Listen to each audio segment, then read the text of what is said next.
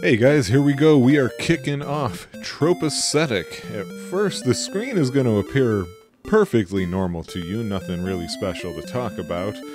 But eventually we will have to figure out a way to keep a live, updated ranking on one part of the screen, and then on another one be like, hey, these are the most recent tropes we found on this one, or something along those lines. We'll figure it out. It's a work in progress. Welcome to Dragon Quest 1. Let's get started. So, my general rule for naming a character is to say, what's the default name? And then just go with that. If there is no default name, I would normally put my name in. However, it turns out, on a whim, I just went onto the fandom website for the Dragon Quest series, and they say, hey, this guy's actual name is Aleph? Aleph? I'm going to go with Aleph. It's a little awkward of a name for me, but alright, that's what it's going to be. How is this going to affect my stats in the beginning here? I don't know. Of course, we're going with the fast message speed, because we're not crazy. Let's talk to the kingy here. Descendant of Erdrick, listen now to my words. It is told that in ages past, Erdrick fought demons with a ball of light. Then came the Dragon Lord, who stole the precious globe and hid it in the darkness. Now, Aleph, thou must help us recover the ball of light and restore peace to our land. The Dragon Lord must be defeated. Take now whatever thou may find in these treasure chests to aid thee in thy quest. Then speak with the guards, for they have much knowledge that may aid thee. May the light shine upon thee, Aleph. Here we go, the game that annoyingly you have to use the stairs button to use stairs. Dost thou know about Princess Gwaelin? Nope. Half a year now hath passed since the princess was kidnapped by the enemy. Never does the king speak of it, but he must be suffering much. Aleph, please save the princess. Does he say anything different if we say yes to his question? No, he just says his last line. He wants that princess saved. What do you gotta say? If thou hast collected all the treasure chest, a key will be found. Once used, the key will disappear, but the door will be open and thou may pass through.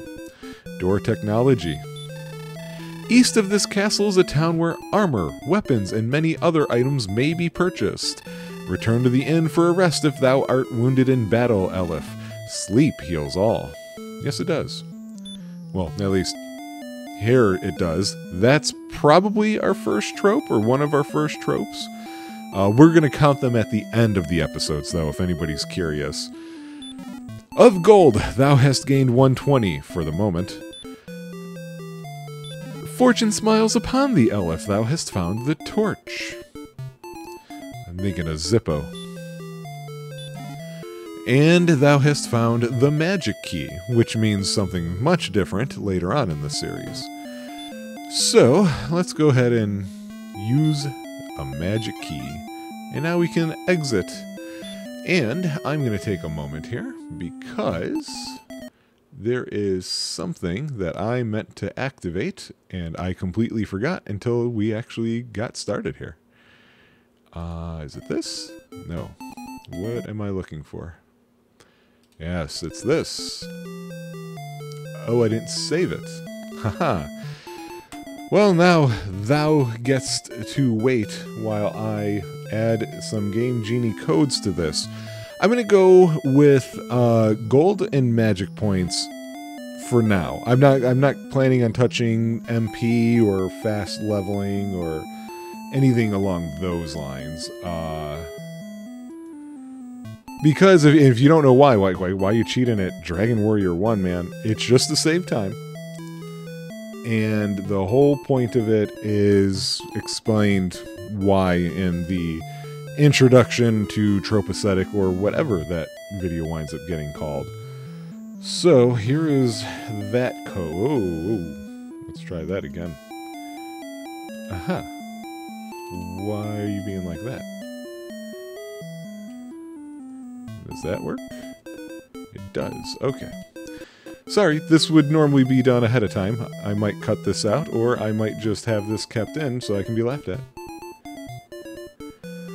We've done both. Oh, wait. Why did that go and do that? Let's fix that.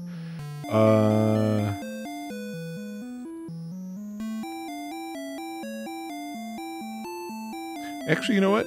Maybe we'll go just MP. Because, I mean, there should be a little bit of grinding. We'll start that way for now. How's that sound? Whoops, talking to nobody. Which is what I'm doing now, too. Hey guys, how's Garden? King Lorik will record thy deeds in his imperial scroll, so thou may return to thy quest later. No, that's what save states are about. If thou art planning to take a rest for, say, King Lorik, no need, guys. I'm not planning on talking to him for a bit. There was a time when Brecconary was a paradise, then the Dragon Lord's minions came. Of course they did. Where, oh where, can I find Princess Gwaelin? Well, she's not here, so you should probably look elsewhere. We are merchants who have traveled much in this land. Many of our colleagues have been killed by servants of the Dragon Lord. Rumor has it that entire towns have been destroyed by the Dragon Lord's servants. We run into one of those. I don't know if there's towns, plural. I just remember one. To become strong enough to face future trials, thou must first battle many foes.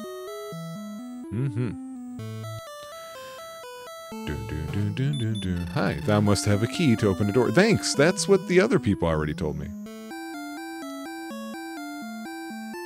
It's pretty good regal sounding music for a castle. I think Dragon Warrior had its music game going right from the start.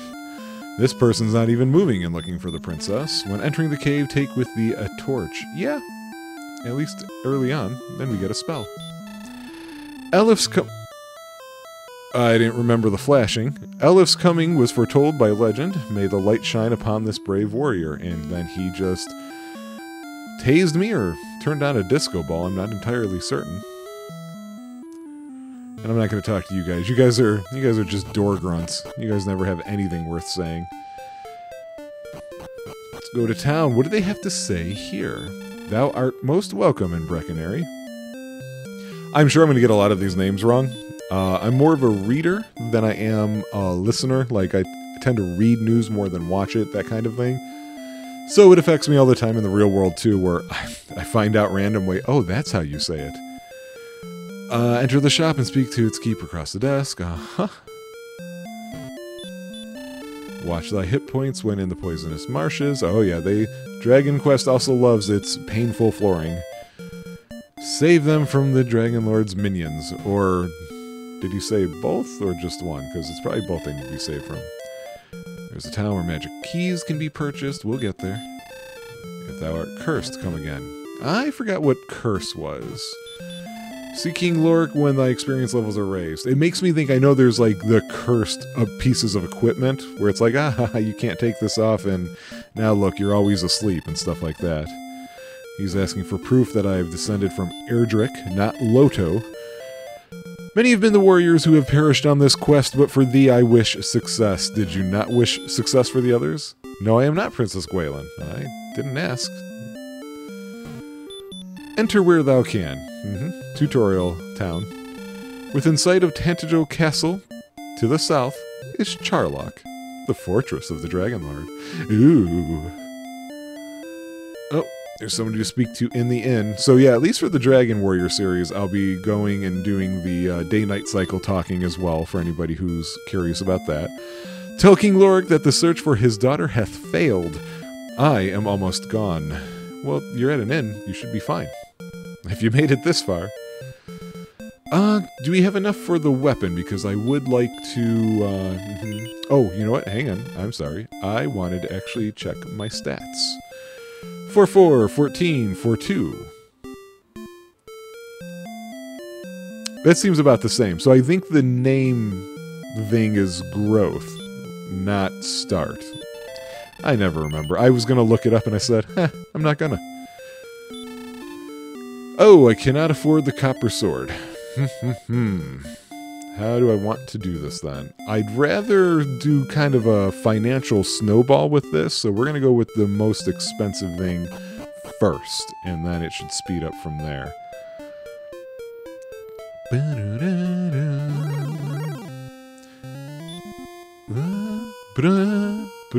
That's pretty good.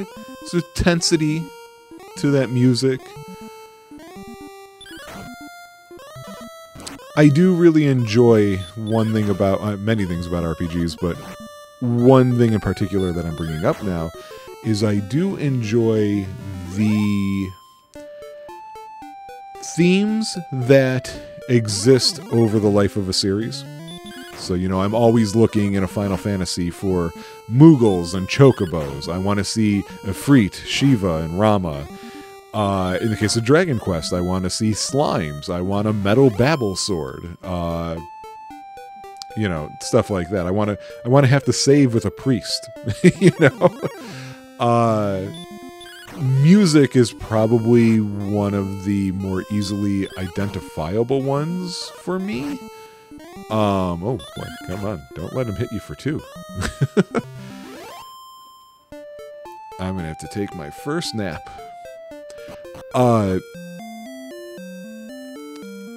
And so in the case of music, all right, so I said Final Fantasy, so we know we've got the prelude that opens things up for you. Not so much the battle theme as the victory theme is one. The Chocobo theme, of course, is great because it's really just, hey, it's the Chocobo theme with a different set of instruments, you know? I feel like ever since voice acting became, or it stopped being, cost prohibitive for developers, I feel like voice acting has gone up. It's gotten so much better than where it started, especially. And music feels to me like it's taken a small backseat, if you will.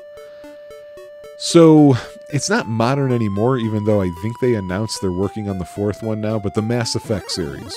Mass Effect has some good music, but as far as themes go, only one theme in Mass Effect really stands out to me, and that's the song that plays when you're looking at the galaxy map. I don't know, little things like that. A good theme is a good thing. I came up with that myself. Isn't that great, guys? A good theme really can do wonders. I need to go up a level soon so I don't have to keep doing this. Once I get the heal spell, this is going to speed up a bit. I didn't want to completely destructively cheat at this game, so I'm just doing the magic one. When PPM covered this, I think we did give her a gold cheat for that as well. I have since sort of rearranged my library a bit, so it looks like that didn't save because of it. Hard to say, because since PPM covered this, Rob and I ran into some strange things. It turns out that there was a full screen optimization that just suddenly started happening and was really messing up the ability to capture this in a way that I quite simply did not like. You know, actually, speaking of capture, let me take a quick glance. Yeah, that's good. I just want to make sure it's still happening, especially for a long show like this. And that actually is my timer. I use the OBS running timer to let me know how long I've been going. Oh, that's a good point. So we try to never have an episode less than 10 minutes. I think that's happened once. 15 to 30 has been what we try to average at. It used to just be 15 to 20, but ever since we got this recorder mixer, oh man, has that helped so much. You guys have no idea. Or maybe you do. So we can do longer episodes now, and you've seen that. Yay, let's see how I've progressed here with my first level. Power 1, okay. HP 6, that's it. Okay, that's not super great. I was hoping for a little more. I am at 8. I do want to go ahead and take a nap again. Very soon we won't have to do this quite as much. And maybe I should snowball up, but I'd rather snowball down. I hope you guys know what I mean when I'm saying snowball. Maybe I should explain that next, because we've got time. You know, we're playing an RPG. We got time to talk, you and I. But for these, the episodes are generally going to be much, much longer. This first one is actually going to be a challenge because this game can be very short for an RPG as well, let alone the fact that now I'm cheating at it and how that changes the face of everything. So it's going to be longer episodes, yet also hard to really define what time we're looking at on these. I would prefer to find natural breaks, segment transitions, that sort of thing, that are just a natural part of the video game storytelling. And that's what makes this one so difficult, is that certain things are going to be difficult. This one doesn't really have that as clearly as this game will in the future. But on the other side, I'm going to be playing a lot of games that I am just more... I've just got a cursory knowledge of. For example, the Ultima games I'm going to try and do on here. For me, Ultima was just Ultima Online, and if Rob and I ever tell you stories about that, we did not know what we were doing in that game. And it showed by the amount of time we put in and the absolute nowhere that we got. So the snowball thing. Let me explain the snowball thing for those who don't know. It's a personal finance rule that has you envision... Really? Come on. Take this guy out. I have gained no money yet. It's why I'm questioning the snowball to begin with.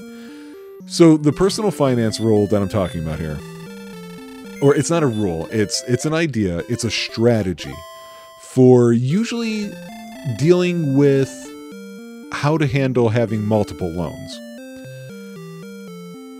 It wants you to think about the idea of a snowball on a hill or a mountain, somewhere high up. It's just a snowflake, you know, it's as tiny as can be. And then it just starts traversing over snow down the side of that mountain or hill. And you know from cartoons what happens. It gathers other snow, collecting to itself like a Katamari ball. And it gets larger and larger and larger. So with that image in mind, let's say you have a credit card that doesn't have to be maxed out, but you know, there's something to pay down on it. A car loan, and what else? A school loan. There's a good one.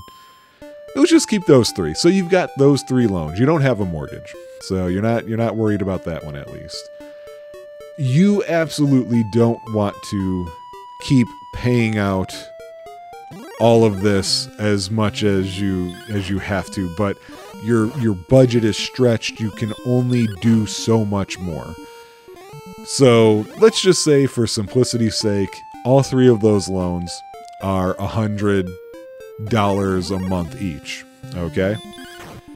And you want to do something about it. You want to pay them off earlier. There's many different ways you can approach it. One of them is a snowball. And that is to say, I can afford $20 more in my budget. Oh good, I went up a level again. Did I not go up a level again? I thought I just did. Okay, never mind. Ignore me. So you could split up that $20 all three ways. That's one method. You can apply that $20 to a rule that says, which one are you paying the highest interest rate on? That kind of thing. Snowball doesn't necessarily focus on that part of the equation. It does, however, want you to pick one of them. And you can go about this two different ways.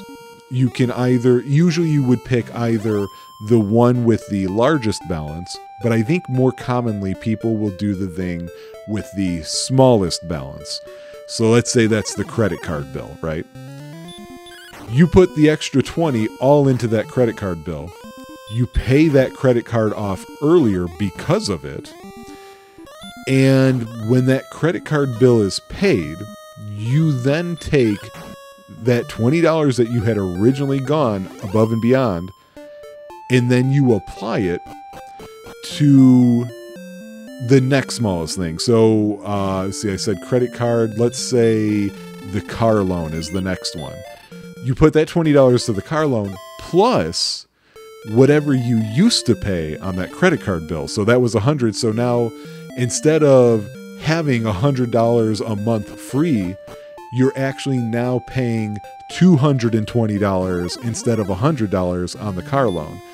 And you just keep picking up momentum then.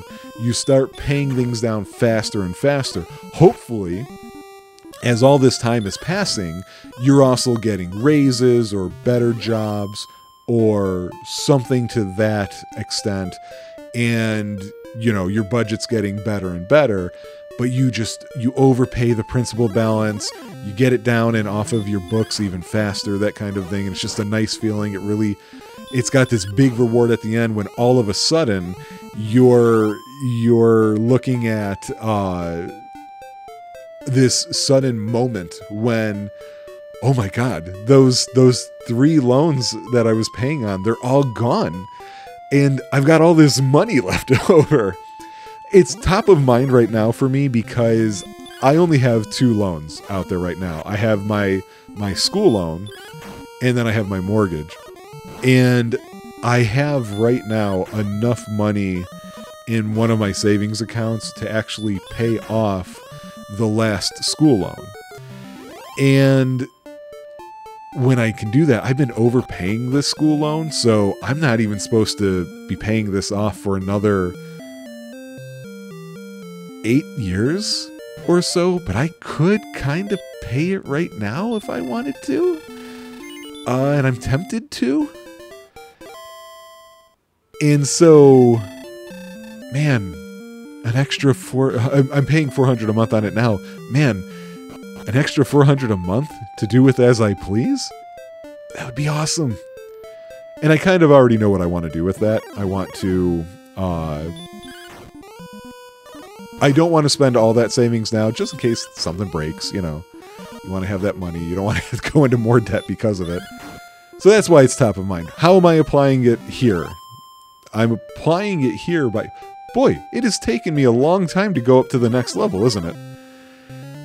It applies here. I could buy the best cheap equipment that I could use, which would be like the armor or something. There we go, finally. Yeah. What do I get? Power by 2, nice. Speed by 2, I'll take it. Hit points only 2. Magic 5, and I learned a new spell, which I believe is heal. It is, so we're going to rest right away again here, so I can have access to that, and I think the cheat should be active for that. We'll find out as we go. So I could go up from cheaper thing up to more expensive thing. And what that will do is you will see slowly but surely battles will get easier and faster to complete, and then it just makes your time spent more efficiently. The way that I'm doing it, I'm going to go with the more expensive thing first.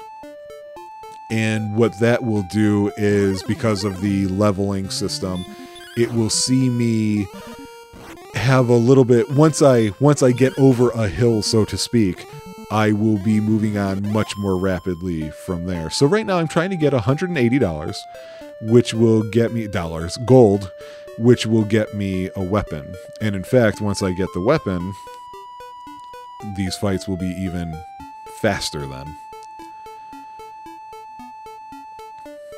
I am kind of just enjoying the old visuals of these 8-bit sprites and what have you. Oh, got an excellent move. How nice. Too bad it was just on a regular slime. I am enjoying the music. It is taking me back a bit.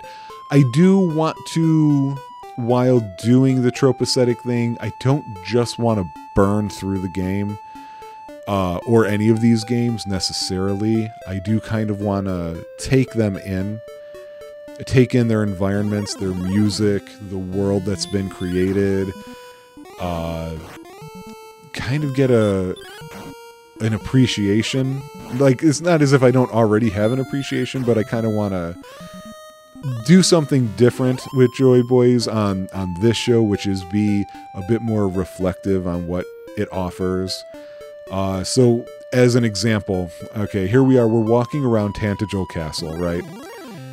And as a little kid, playing this game, when I, started playing games eventually, I always thought it was funny that the place you had to go was just right there. Every other game, you can just assure yourself, if there's a map, where you have to go is all the way across it. That is the journey.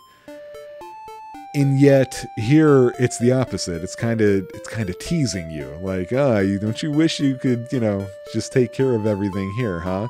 Well, you can't.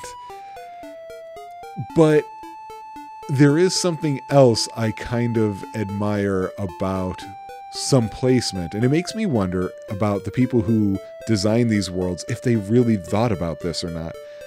But here we are at Tantagel Castle, and our major cities are usually strategically located, whether it was purpose-built or over time it built itself up in this way. We're going to do, after this, we're going to use some magic here and see if indeed that is working. Yes, it is. Okay, so we are good to save time now, no longer needing to actually stop and sleep, except for when I want to up the MP and HP maxes. So, if I were making a game, to be honest with you, I wouldn't think about that. I wouldn't think about that history of these locations. And so, yet here we have Tantagel Castle. I think that's how you say it. And it's in a pretty strong defensive spot. Here we are up against a river. There's a water source. That's nice. It's by this forest, which gives you, hunting and lumber and an ability to grow. The grassland, of course, you would assume for farming. These hills, I don't know, maybe they can mine these hills. If not, they can probably mine these mountains. And the mountains, of course, you can't walk through them. And therefore you assume neither can other armies. So it's defended quite a bit to the east. It's defended to the south and to the north with this pass. Your army coming from the north, you have to come through here, so there's a bottleneck. So Tantagel is a reasonably defended place. So let's start walking around a bit more and see how does that fit the rest of its side. So we said east is good, no question. North, a gap that's necessary. And so we head south, and we know we've got mountains and stuff like that down here, and hills as well. A little bit, I would say this is fairly far out of the city limits of Tantagel and Breckenary. But, there it's got some protection. We come, our first Drakey, and he's attacking me before I'm ready. I don't want to take a chance. Let's heal. Okay. Because I don't remember. Oh boy, did I miss? Or did I just barely hit it? It was one or the other. So we'll check out its west, but I see some water, some more forest to the west. Dude, Aleph, can you take this guy out? Thank you. Okay, we're gonna heal right away so I don't get... Sometimes, get caught in misses and you can get excellent moved against you, or I could just do one against the red slime right off the bat. Oh my god. This happens sometimes, as you all know if you play RPGs. You certainly recognize that. So yeah, here's more water to the west. So we can say for sure that the people who designed this world absolutely, in part, put up these barriers to travel against you. They need you to take a more linear path through the game that they designed. And so that can feel... Oh, am I ready for a ghost? I'll try it. Therefore, you could call that somewhat unnatural, unreal, except for, at the same time, it is kind of how we found ourselves in places. You know, I'm in Chicago, and we're right up against Lake Michigan. There's not a surprise there.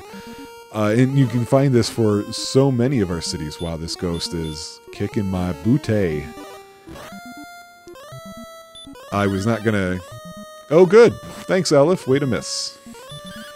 So I don't know. I find that kind of interesting.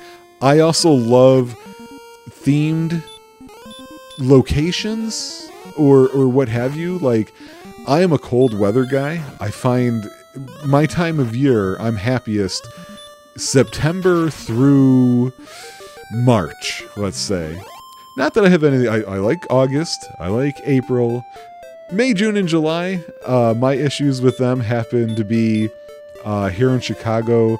May and June is when we start getting some violent storms. And, you know, I don't want lightning. I don't want tornadoes. I don't want hail. I don't want stuff that really hurts people. And then August is fine, though, and April is usually fine. But I prefer cool autumnal weather and winter weather because I just have fun with that stuff. But I love finding those locations in games. I want to see the desert. It's like the Star Wars planet thing. I want to see the desert planet. I want to see the ice planet, that kind of stuff. So, I don't know. Maybe we'll try and... He hit me for 3? Wowza. And if I can go up one more level, that would be great. Then we can finally move on here, because we've been doing this for half an hour now. I'm starting to feel itchy, like, ooh, yeah, okay, I just did a lot of talking. Maybe you found it enjoyable, maybe not. And you're ready to see more game. So I'm thinking, do I want to do a money cheat of some sort? I don't know. I wasn't planning on it, but this can take a long time. So actually, you know what? Yeah, here's what we'll do. Maybe if I didn't walk around, you know, then maybe I could have just... Oh, okay. I was going to say, next level I go up. Let's see if I can find that money cheat that we used in the past. How much stronger am I now that I am a whopping 4? There is a max level on here that is not 99 like you find in most RPGs. I believe it's 30. So I'm more than 10% of the way there. Response speed went up by 2, so my power didn't go up. That sucks. HP 6, MP 11. Yep, that means I learned a new spell. Hurt. That's good. So, you know what? Let's do a couple things here. First, we're in a sleepy sleep.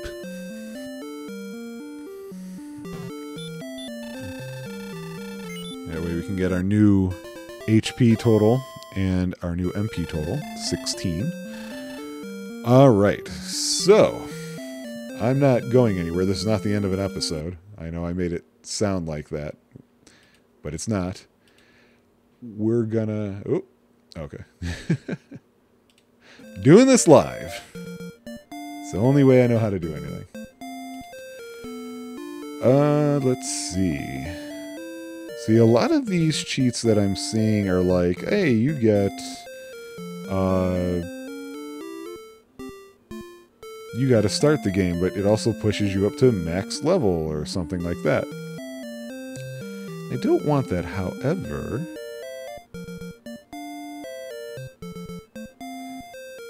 Let me do a quick search here.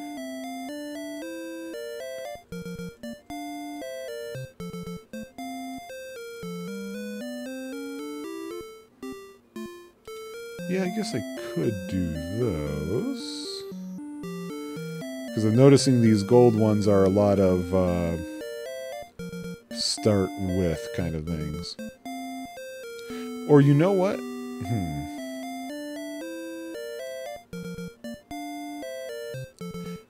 Okay, this is different. We're gonna do something different here. I just saw this. This could be fun.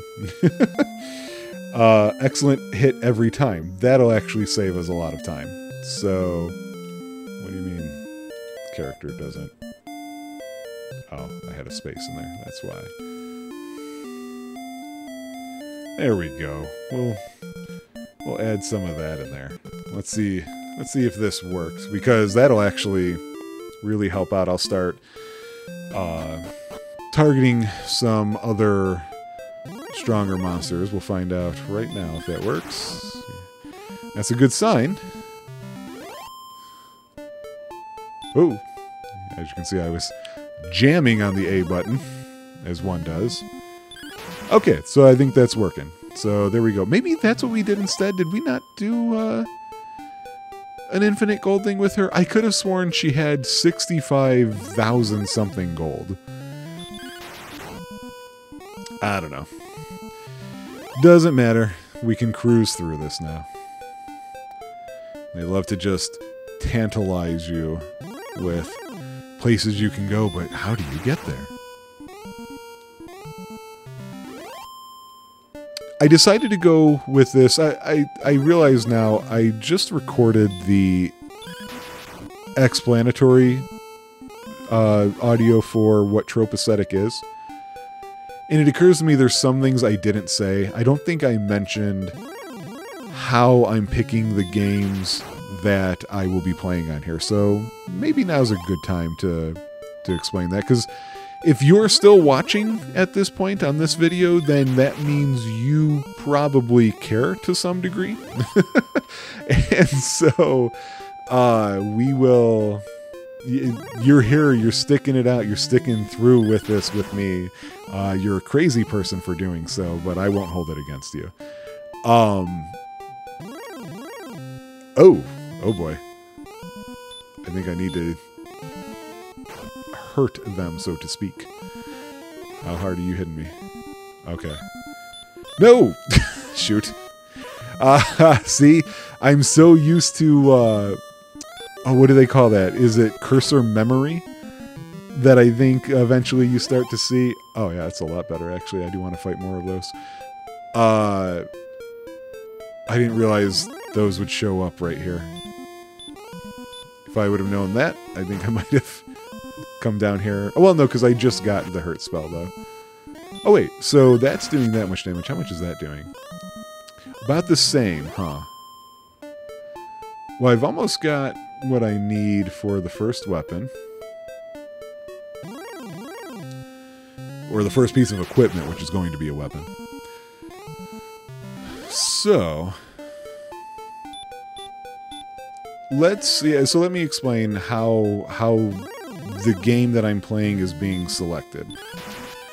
Oh, I can't believe he dodged an excellent move. I didn't know that could happen. I didn't know that was a thing. What a tease. What I have done, any of you who have watched the Dust Off episodes, at least starting with 2024, you're aware that I'm using a website called Picker Wheel that will choose the machine, and then we'll choose the letter, and then from there I'm using a random number generator based on however many games I have that fit those two conditions, and then from there I am figuring out what's the lesser known game that we will be playing. So let's hold that thought.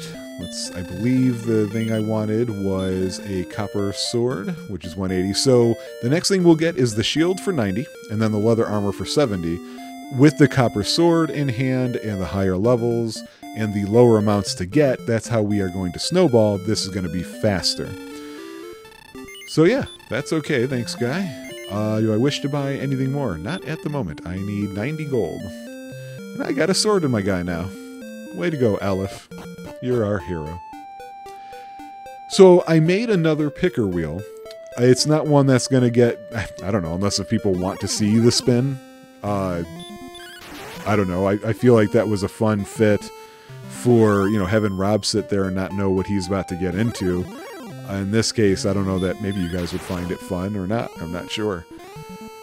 The wheel will get spun, and each slice on the wheel is... Oh, my God, he's dodging me.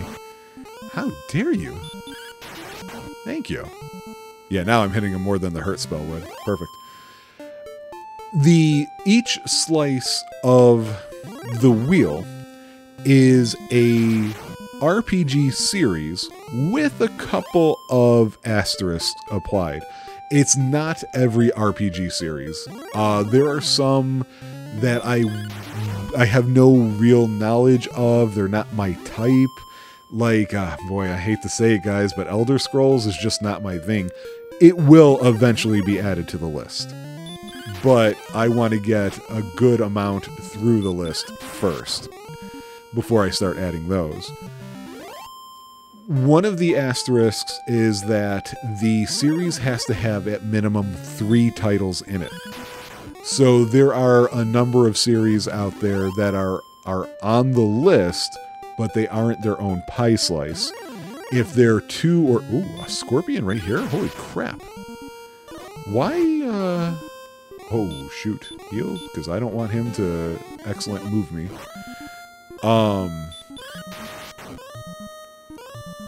So, if there's just an RPG that it's just the only entry within that series, therefore it's not even really a series. I'm trying to think off the top of my head of a good example. Oh, here's a good one that's fairly... I think it's beloved, but people don't really talk about it that much. I'm thinking of Legend of Dragoon. It is shocking that Sony never revisited that. That must have sold poorly. Or something. Something happened. Crap. Where are these guys coming from? I don't think... Obviously, I'm not playing on regular hardware because I don't know how to capture an NES nowadays. I remember coming down here to fight the Drakeys. I don't remember all of these guys showing up, though, so it makes me wonder, is it an emulator thing? Maybe? Back to what I was saying.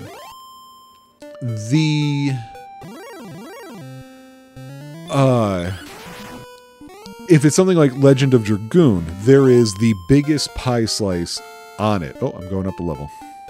Let's see how I'm doing now. Power by 4. Nice. Speed 2. HP 4. MP 4. No new spell. So the largest pie slice, which is probably 15%, is just called Miscellaneous. All of the games within the series or within Miscellaneous are in order of their release date as best as I could determine their release date.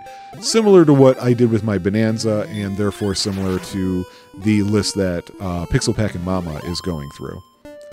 Just because that's how I do everything. Yeah, I see I do have enough to get what I need for the next piece, so I'm trying to head that way now, which is the shield, which will complete our sprite. The other asterisk regarding the series is that 2 of the pie slices aren't actually series, but instead creations. So, or creators, maybe is probably the better way to put that. So, for example, anybody who's familiar with the... Oh, I'm sorry, I'm sure it's not how you say it. The Atelier series? Atelier? I don't know. Let's buy a shield. And then we can get our leather armor, and then figure out what we want to do next. Leather armor is 70. Yay, we got a shield now. Should I sleep? No, we don't need to sleep. We'll wait till our next spell or something when we worry about the MP max. The Atelier series, which I think also includes the Artonalico series.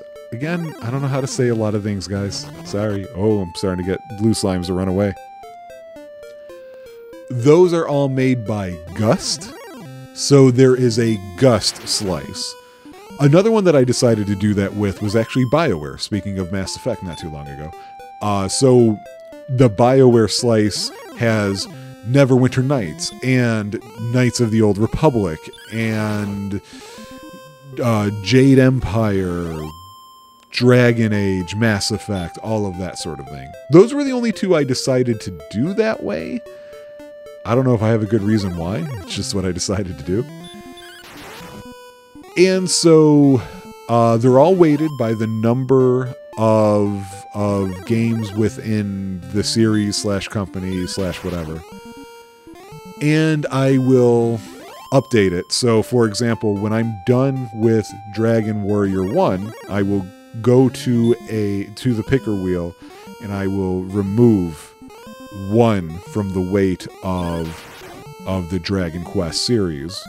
That way everything sort of gets reweighted and we'll have a whole lot more chance of bouncing around a bit. Because you know what? Okay, so I love the Dragon Quest games. They're great. You know, I've talked about them plenty of times before. I don't want to play Dragon Quest 1 through 9 all in a row. I've tried doing stuff like that. I've tried doing it with Dragon Quest, Final Fantasy, Command & Conquer, Resident Evil, all these other series, and I just find that it does get to be too much. You get too much in a groove, and you're just sort of sitting there stuck. There are other little things that I won't be able to remember, strictly speaking, all of the details of. For example, I'm pretty sure that I put Chrono Trigger and Chrono Cross in the Final Fantasy series, but it's not a Squaresoft series because the Saga series is separate as well. So it's messy. The wheel just has the series names on it, and I have a spreadsheet then that I will reference, which tells me, oh, this one is next. While the work to do that, you may be wondering, there is a good reason why. The Pixel Packin' Mama watches our videos. Hello, Mother. I'm sure you just got this playing in the background right now somewhere. As a result of that, we've already done Dragon Quest, and it's one of the, at the moment, few games that she seemed to actually like and actually maybe have an interest in continuing to play. And there are plenty of other RPGs on the list for her to experience. So I don't want to overcover those games. And I don't want her to not be able to watch this stuff because she seems to enjoy it. So it's a little kind of a balancing act. So if I spin the wheel and Suikoden 1 comes up, or well, Suikoden the series comes up, which means that the first one on there to play is Suikoden 1, I know I need her to play that. So I don't want to cover it necessarily early on in Tropeacetic, as much as I can't wait to play it again because I love that game. But, you know, trying to keep things blind for her, and again, not overcover for you guys, because, you know, we've covered a couple games more than once here. Mario Brothers 1 and 2 has been played twice, or 3 times now on our channel, at least by the time I'm recording this. And so that can get old, that can get tiring. You guys probably want to see a lot more, especially because we've kind of finagled ourselves into a thing where we're looking for the lesser known titles. We want to show you guys, man, there's so many cool things out there. Like leather armor. Not like clothes, but leather armor. Okay. So, let me take a look at the runtime on this one. Where are we at here? We're coming up on an hour. I don't think that's a problem. You know, for an RPG, that's not a big deal. So what should we do? Instead of an episode break, I'm thinking let's get something done here.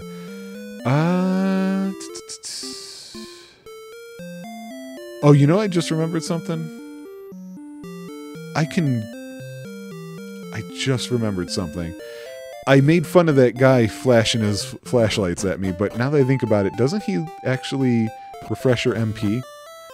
I'm going to test that now. I'm at what, 16? I think that was the deal. I think it took me forever as a kid to figure that out also. Let's find out. Hey, old guy. Yeah, okay, cool. Yeah, that's good to know too, because that's really the only reason to rest for me. Okay, so,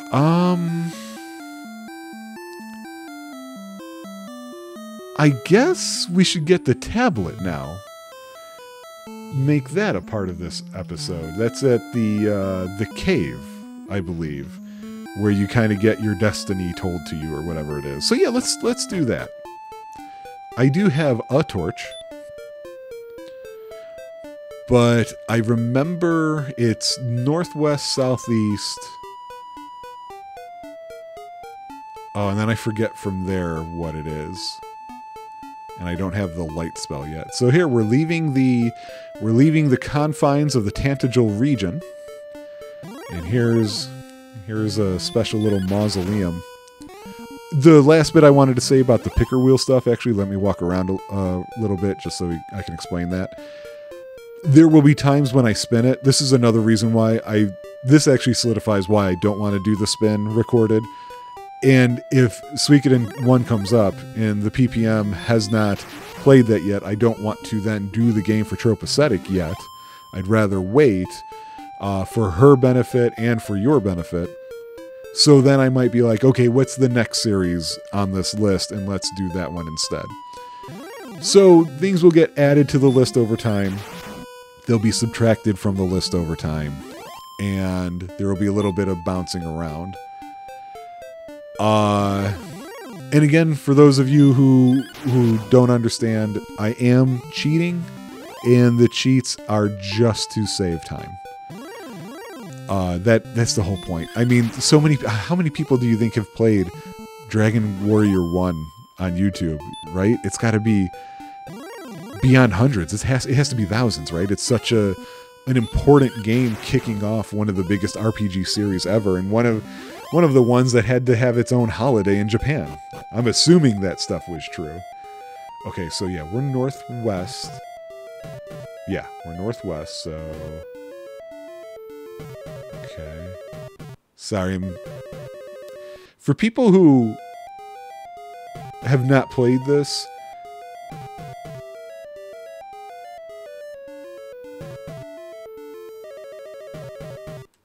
There we go. Okay, there it is.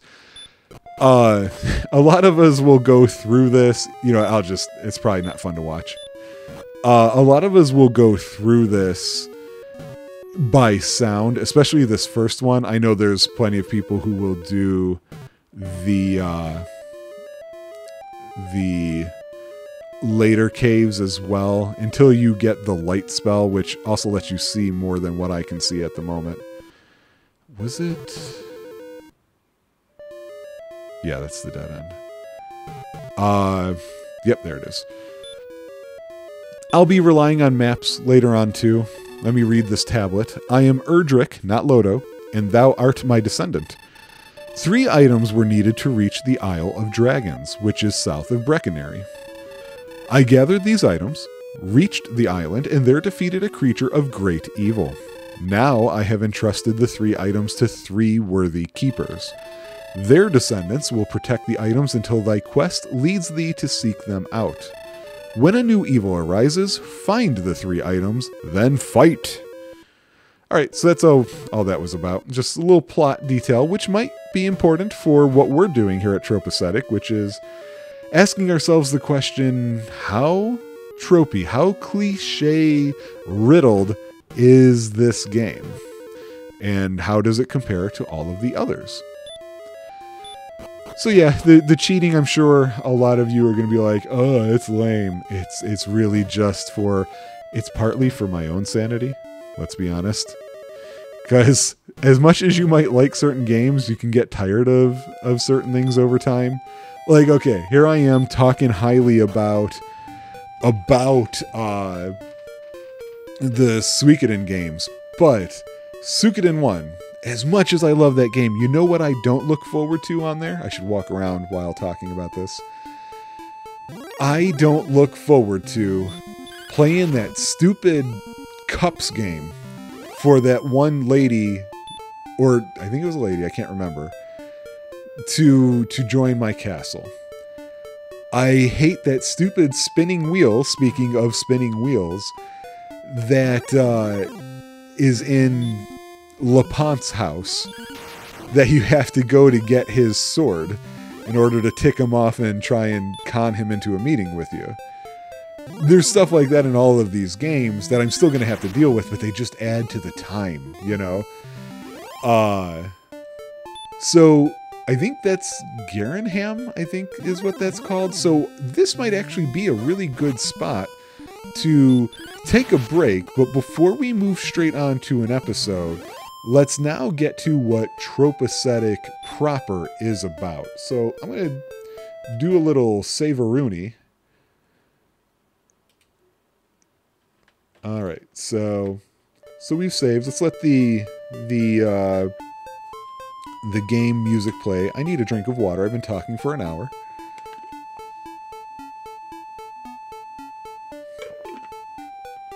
There is a good chance that I'm going to have to adjust the way that I do this, where when I'm grinding, I'm probably going to be quieter and probably start chopping that up to save some time as well, because again, if we're not playing it straight, you might not be so interested. It's going to be a balancing act, because it's also kind of fun to just look at what the monster art is and, you know, how does this skill appear on this thing or that thing.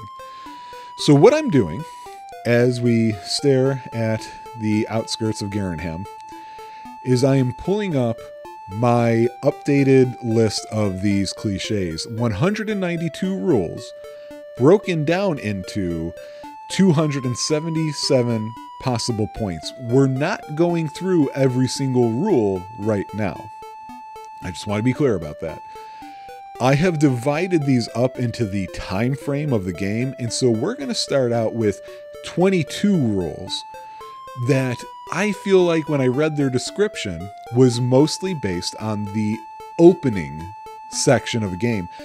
After finishing the opening of a game, we should know if these rules are going to successfully be a cliche point, or maybe not. You know, we'll find out from there. And I will reference the rule numbers from that list if you guys chose to pull it up yourself. So here we go.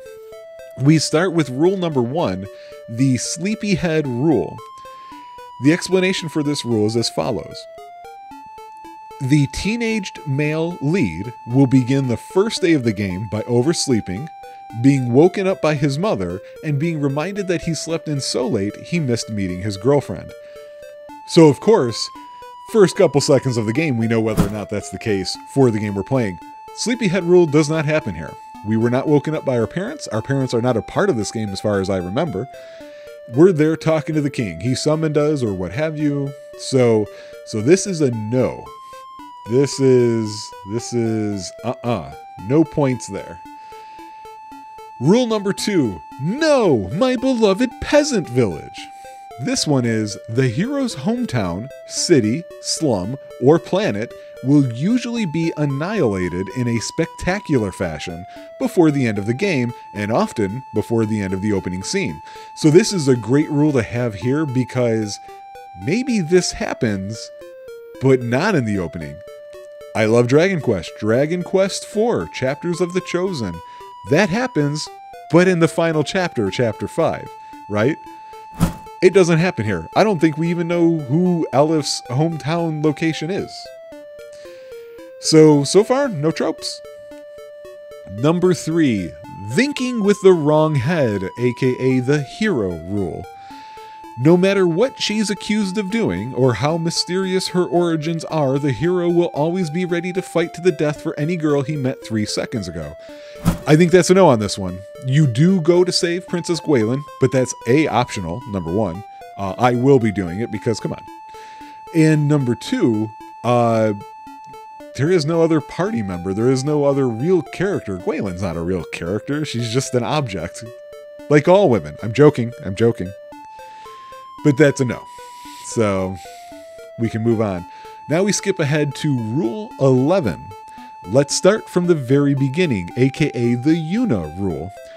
Whenever there is a sequel to an RPG that features the same main character as the previous game, that character will always start with beginner skills. Everything that they learned in the previous game will be gone, as will all their ultra-powerful weapons and equipment. It's going to take a while before we have any rule that can actually, before we have any game that can actually earn a point from this rule, because early on we're going to be playing the first game in a series. So that talks specifically about a sequel.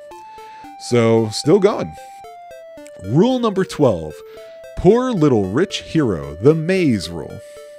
I think that's how he said that. That's the main guy from Thousand Arms, I believe. Which I can't wait to play that again. And maybe actually understand what the hell I was supposed to be doing with those dating games. If the hero comes from a rich and powerful family, it will have fallen on hard times and be broke and destitute by the time the game actually starts.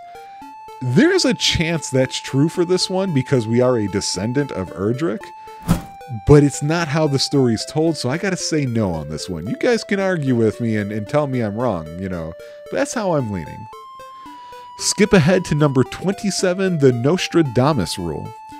All legends are 100% accurate, all rumors are entirely factual, and all prophecies will come true, and not just someday, but almost immediately. Okay.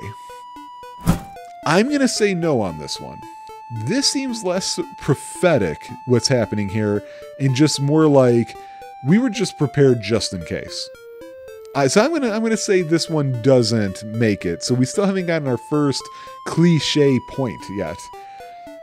If you got a better idea of like what to call those, like if you can give it a specific name, I would love to hear it. Rule number 31. Bed, bed, bed. A good night's sleep will cure all wounds, diseases, and disabilities up to and including death in battle. That's a mechanic that we already have with this first game, so we finally have 1 point, which we have found in episode 1 of Dragon Quest, or Dragon Warrior. Just like Suikoden, Suikoden, I am gonna constantly mix those up. It's habit. It's like Eris and Aerith. Although I will still say Ketchi and not Kate Sith. Rule number 40. Zelda's Axiom. Whenever somebody tells you about the 5 ancient talismans or the 9 legendary crystals or whatever, you can be quite confident that saving the world will require you to go out and find every last one of them. Boom, baby, that's another point, because we got to find the 3 objects to make the Rainbow Bridge. So yes, sir. Moving on. George W. Bush Geography Simplification Initiative, aka Rule number 41. Every country in the world will have exactly 1 town in it, except for the country you start out in, which will have 3. Okay, so that makes me think a lot of Dragon Quest 3, actually. I'm gonna say no, but let me pull up the world map, which I actually already have open. Let me just take a gander here. So, I'm gonna say no. Or you know what, I'll put a question mark here. I don't know that this map is actually broken up by country. So I don't know that we can quite say whether or not that's going to be the case. If we count, so you've got Tantagel Castle, Erdrick's Cave isn't a town, but you've got Garenham and Breckenary. If that is considered a country, then that might actually make the rule true, but we have to find another country and then see how that lines up with the map. So I put a question mark there. We can revisit it. Rule number 92, the figurehead rule. Whenever someone asks you a question to decide what to do, it's just to be polite. He or she will ask the question again and again until you answer correctly. So I've seen that, and I'm sure you have too if you're an RPG player, quite a number of times. We haven't really run into that. The only time we've gotten a question answer session quite like that, it was with that guard. I'll put a question mark there in case something with Princess Gwaelin happens that way, and I just don't remember, but I'm leaning no. All right, next we have rule number 97, the 3 females rule. There will always be either 1 or 3 female characters in the hero's party, no matter how many male characters there are. That's a no on this one. This is just a 1-person party, so we can move on from that. Rule 101, the law of productive gullibility, aka the Ruby rule. Whenever anybody comes up to you with a patently ludicrous claim such as, "I'm not a cat, I'm really an ancient red dragon," there's an at least 2/3 chance they're telling the truth. Therefore, it pays to humor everyone you meet. Odds are you'll be glad you did it later on. I don't think that happens in this game. So I'm going to say no to that one. Rule 107, the Arbor Day rule. At some point, you're going to have to talk to a tree and do what it says. Well, we haven't talked to a tree yet. I don't remember that happening, but I'll put a question mark in. We'll see what happens.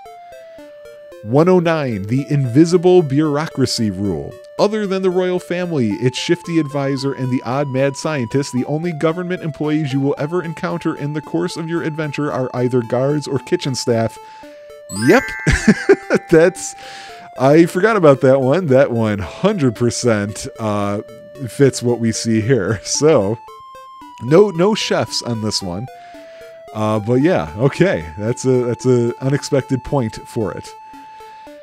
Rule number 120, the Little Nemo law. If any sleeping character has a dream, that dream will either be a 100% accurate memory of the past, a 100% accurate psychic sending from the present, a 100% accurate prophetic vision of the future, or a combination of 2 or all 3 of these. I don't think there's any dream here. So we move on to number 121. We're nearing the end of this opening segment of rules, looking for cliche points. CP. Rule 121, the Child Protection Act, aka the Rydia rule. Children 12 and under are exempt from death. They will emerge alive from cataclysms that slaughter hundreds of sturdily built adults, often with barely a scratch. Further protection is afforded if the catastrophe will orphan the child. Happens a lot, not in this game. Rule 122, the missing master hypothesis. Almost every strong physical fighter learned everything he/she knows from some old master or friend. Invariably, the master or friend has since turned evil, been killed, or disappeared without a trace. Doesn't happen in this one. That's our descendant, not quite the same thing. Rule 151, the Gender Equality Addendum, aka the Rin Rule. In the unlikely event that the main character of the game is female, she will not be involved in any romantic subplot whatsoever beyond getting hit on by shopkeepers. We play as a male. In this case, that's Elif, so no. Just a couple more left. It looks like 4 more. Number 155, evil may live forever, but it doesn't age well. Even though it took the greatest armies in the world and all of the world's greatest magicians to seal away an ancient evil in an apocalyptic war, once said ancient evil breaks free, 3 fairly inexperienced warriors can destroy it.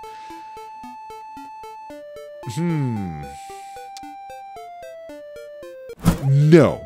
I'm going to say no on this one. That's pretty close to what kind of has happened here, but no, I'm going to say no on that one. You guys argue with me if you think what Erdrick/Lodo did and is doing here counts. Maybe there was a text line from that tablet I read and I'm not thinking of, or maybe there's been a change in the future versions of this game that sort of addresses that. I have barely touched 2. I know it happens kind of in 3, but the end game is still kind of a mystery for me on that one, so I feel like what I've got here, I'm just saying no. Rule 166, the key item rule. Never discard, sell, or otherwise remove permanently from your possession any items you begin the game with or acquire within the first town. This is especially true for items that seem to have no practical use because of ... We'll get to it in a second. Well, actually, no, we'll get to it right now. Rule 167, the law of inverse practicality, aka the key item corollary. Any item that you can acquire will have some sort of purpose. Those that seem to be useless and have no practical value at all always tend to have great power later on. The earlier you get the item, the later in the game it will be used. The longer the span of time between acquisition and use, the more powerful the item is. No on both of these. We don't really have... We have key items in Dragon Quest 1, but not in the way that they're talking. Last rule for the opening segment of the first Tropeacetic, Dragon Warrior 1. Rule 169, Gilligan's Prescription. Any character who has amnesia will be cured before the end of the game. They usually won't like what they find out about themselves, though. Now, I know you guys are saying, hey, Brian, that says end of the game. Why did you put that into the opening segment? Because we need to address right off the bat, does anybody have amnesia? Final Fantasy VI, you know that Terra has amnesia right off the bat. We don't have any characters with amnesia here. So, where does that leave us? Where are we now? We have ourselves three cliche points in the opening segment of this game. So, I will leave you here for now. And in the next episode, we will try and get a little more done. Definitely more grinding because we're outside Garenham and there's more equipment there. And then we'll end up doing the next time frame of rules. So far, 3 out of 22 is not very... it's not a very... Or I guess we should just say 3 out of 277. Not even really hitting more than 1%, right? So... stick with me. Let's see how Tropeacetic, one of the earliest examples of a major RPG, is when it comes to tropes. Thanks for joining me. Hey guys, welcome back to Dragon Warrior and to Tropeacetic. We have a 3-point game at the moment. I took a break, just, get some water, walk around, that kind of thing, from the last episode, and I remembered something. Oh, right. I don't remember how many keys I'm going to need to unlock doors. I don't remember how much they cost. So, while I couldn't do the start cheat gold stuff, check this out when I fight this Drakey.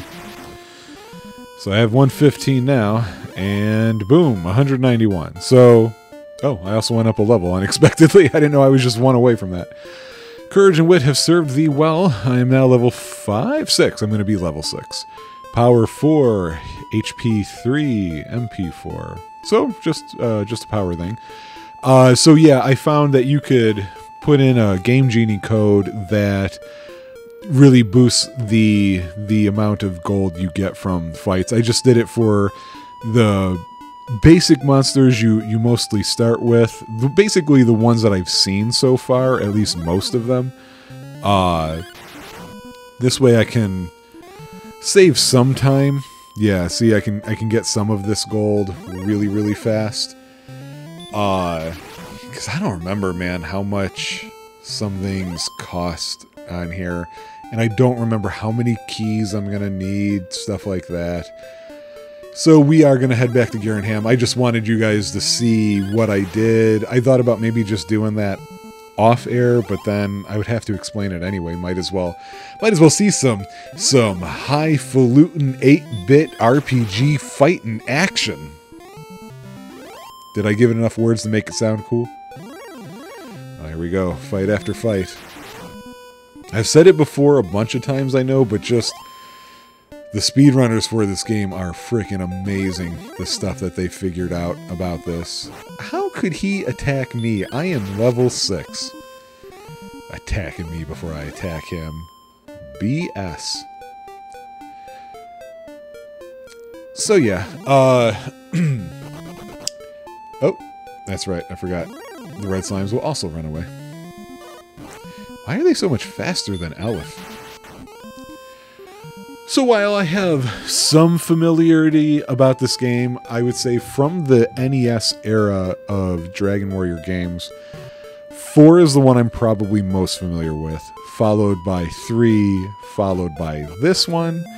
The one that I know the least about is 2. It's the redheaded stepchild of the series for whatever reason, but for Tropeacetic, I'm going to have to force my way through it, and maybe I'll finally have an appreciation for it, because I don't know why it doesn't grip, the way the others did.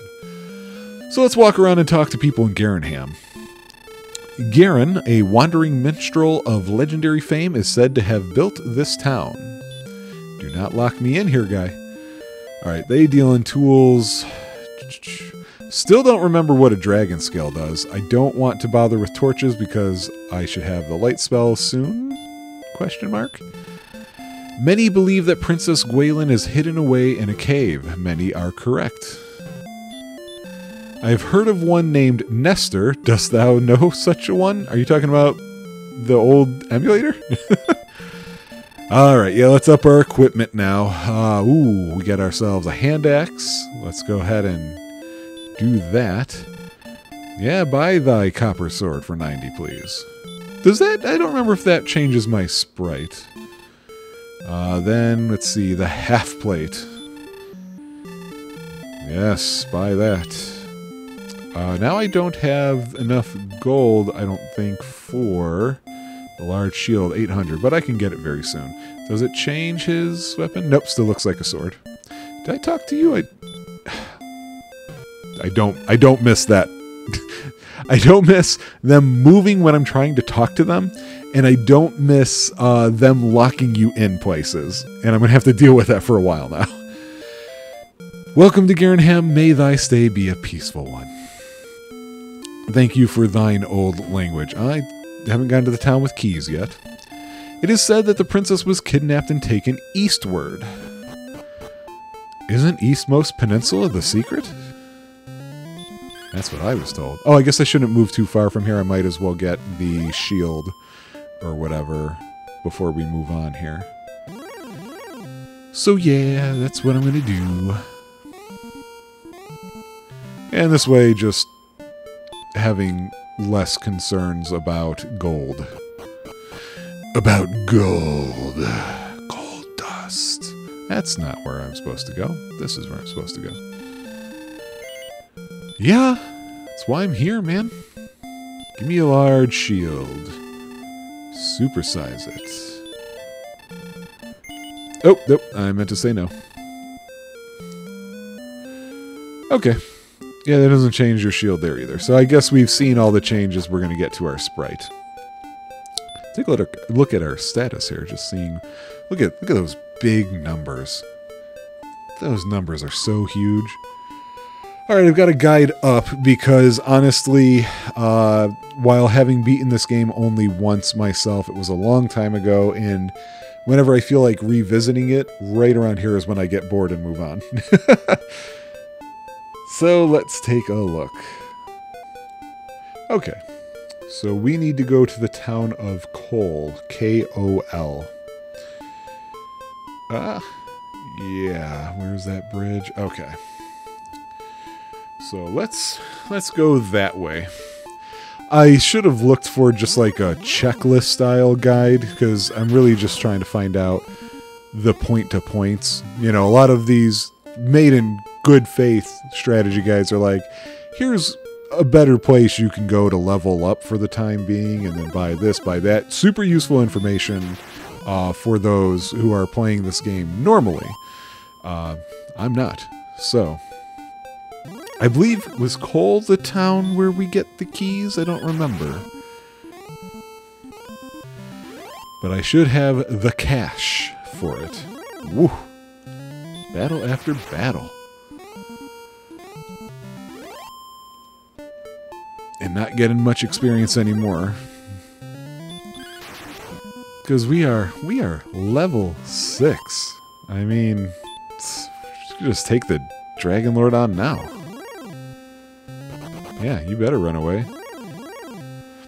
I've always had a thought where I appreciate the the idea that you can be too scary for a monster to fight you. But in the case of random encounters, I wish the encounter just wouldn't happen.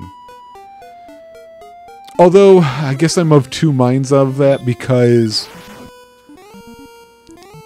you know, sometimes you're trying to get some sort of rare drop or trying to do something and maybe you do still want them to appear. I don't know, it's a tricky balance. Making video games isn't easy. It's even harder when the people running them are all about making money. And gobs of money. Which, I mean, hey, I want them to turn a profit. I just don't want them to keep turning higher and higher profits is my whole thing. So yeah, I feel like we're going to be good on gold.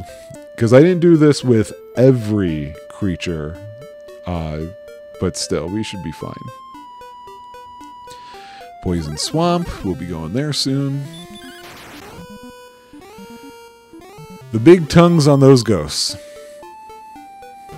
They feel less scary, more icky. What the hell was that? I think Santa Claus was on a test run and just fell onto my roof.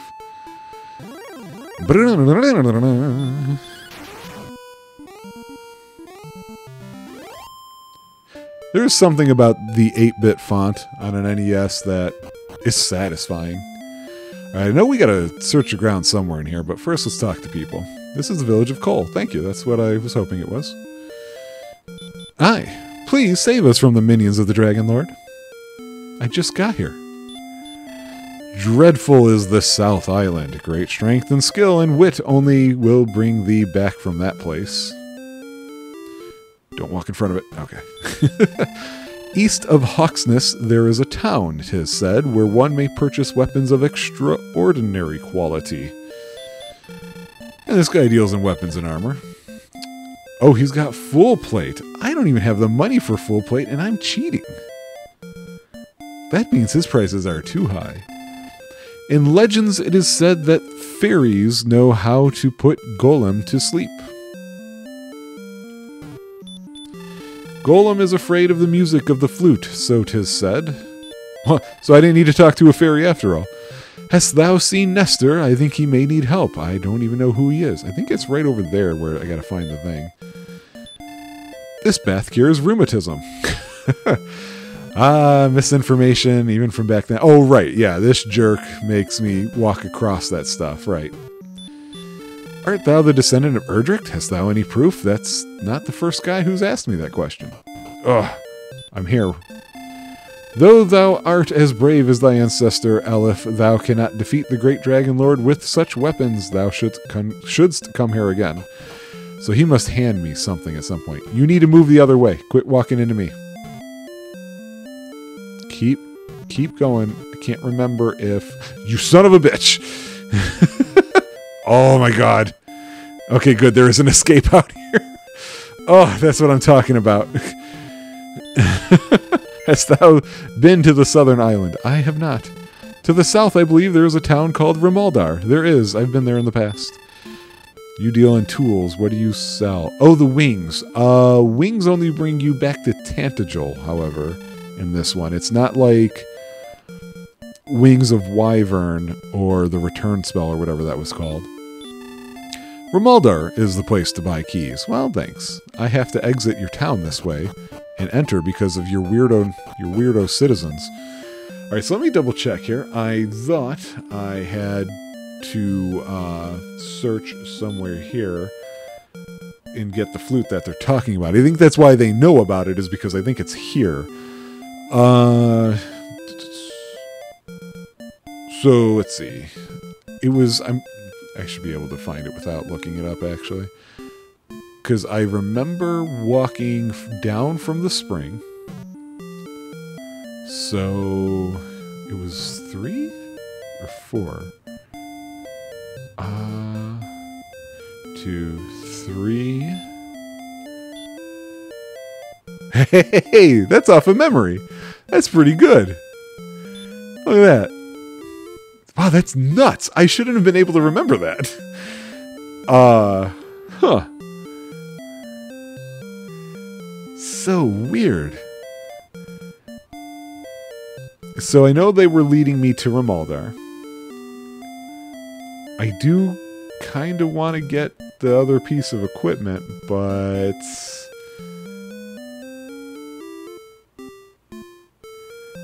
I'm going to go to Rock Mountain. Where is that at? There's a swamp cave, Ramaldar. Looking at the map if anybody's curious. I thought there was a mountain for me to go to. Oh, that's over by Tantagel. You know what? I might as well buy the... Did he have it? No. It's in the other thing. We'll just walk it. We need the gold. We need the gold. So look, this place has kind of got a protected back, but it's not a kingdom. It's just a town in the woods. A magic drakey? I have seen you guys plenty of times already. Oh, you know what? It looks like some of the early monsters are still here. Why don't we save ourselves a little bit of time here. Yeah, there we go. Now we've got what we need for the shield. It is nice that we've gotten to a place with these RPGs that the grinding, at least this kind of grinding, has sort of gone the way of the dodo. I completely understand why they had to have it early on, but still, it's nice to be away from that.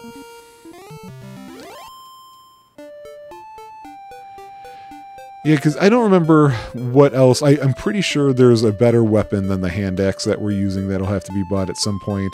Again, I don't know how many keys I'm going to need. I'll probably get the wings in a bit. Get a couple of those. I also want to walk a little bit more. Just maybe I can get up another level because I would like to have that light spell soon. I don't want to constantly walk through walk through caves and just look at a map and listen for the weird sound and what have you.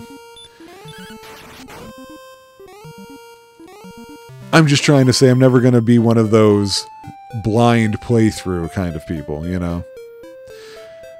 Plenty of respect for them. I don't know how they have the patience. I don't. I especially don't have the patience when it's something once I visited the game again after having dealt with it.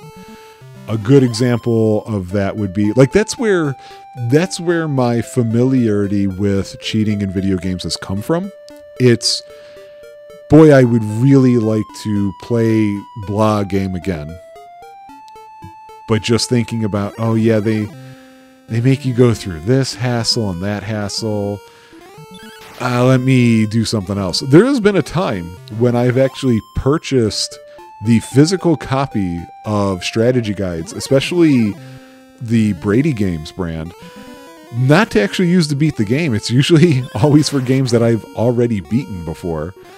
And the idea is just, I want to kind of revisit the game, but at a speed.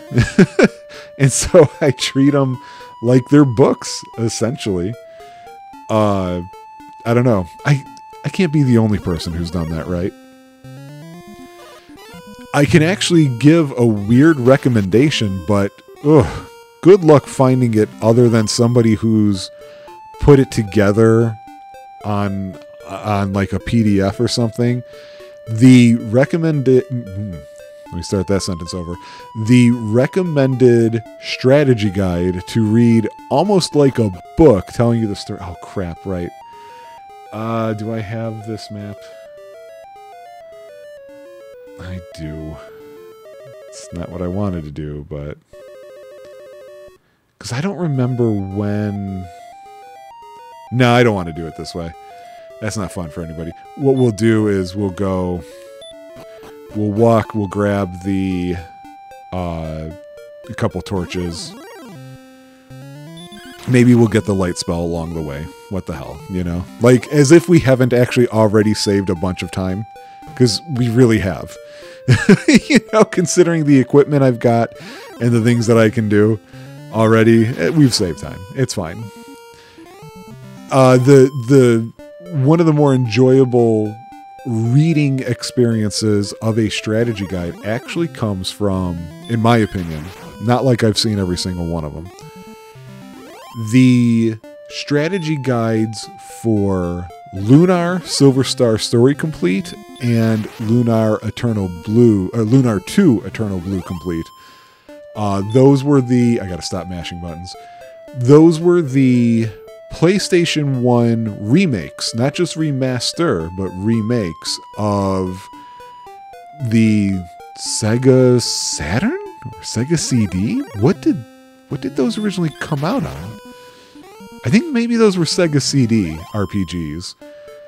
And incredible work was done in that package to begin with. Like, we think of collector's editions of games now. That was the only way you could buy those Lunar remakes on the PlayStation 1. And you could also purchase separately. It didn't come with the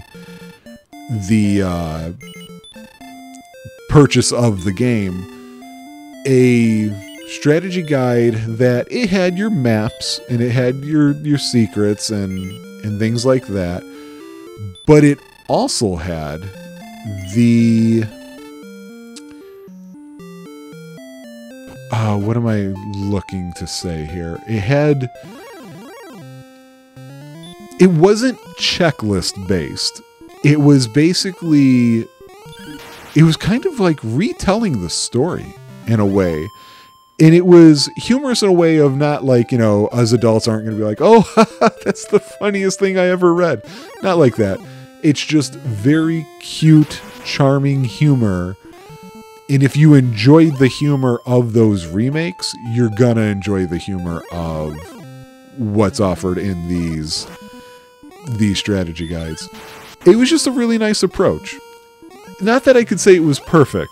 There was one thing that wound up being a bit of a problem, which is it was binded into these pseudo leather, fake leather kind of covered books that were just too small. They weren't your normal strategy guide sized things. And the binding made you really worry about damaging it, for one. And for two, it wound up being more expensive than necessary because more pages were needed because the pages were smaller. I don't know why they went with that, to be honest with you. I'm sure there was a combination of a cost strategy for one.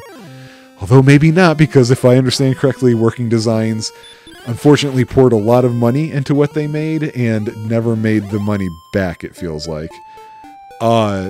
So that's one thing that could be at issue. Another thing is maybe they, I don't know, it's so hard to say. I'm not really sure. Oh, right. I don't start where I thought I started on here.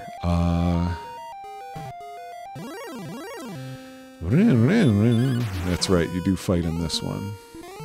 It's not Erdrick's Cave. Wait, am I not in the cave I think I'm in? Because I did end up exactly in the wrong spot right away. Hang on. I may not be in the cave I think I'm in. It's no good saving time when you're not actually saving time. Ooh, there's a lot of fights in this. Despite watching those speedrunners many times with this one, I never learned what they were doing. Okay, so hang on. I have a map here. Let me pull it up. Okay, so we're definitely not there. I thought this is where we were, but that doesn't work out. I don't think I'm in the cave I think I'm in. Nope, that's over by Cole. Oh wait, is this the grave of Garenham I'm in, and not the Rock Mountain Cave? Let's see. No, I don't think so. Obviously, we're not in the Dragon Lord's castle. That would be silly. No, I think this is it. I'm just not where I think I am.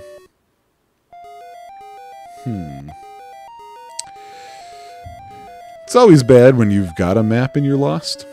So... Oh, no. I remember. That's right. You gotta go to the right in order to go to the left. That leads to a dead end, though, but I can walk past those stairs. And wasn't there something over this way? Maybe? Druin. Oh, good. Some more experience from those than everything else. Wasn't there? Yeah, here we go. Treasure. Oh, come on. Move, guy. Move, guy. Game doesn't want to move. Oh, good. An herb. You know what? We're just using it now because I don't remember what the limit is for the inventory on here, because it's not super clear the way that the screen was devised. But hey, I'm not complaining. It's just, it was early, man. They were figuring stuff out.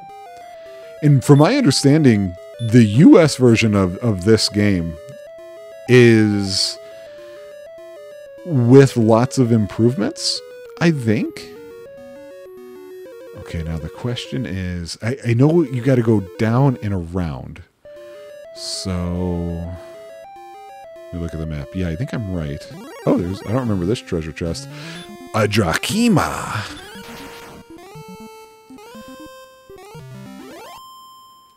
Come on, guy, go up a level. Get some more magic spells in you. Oh, good, I got gold.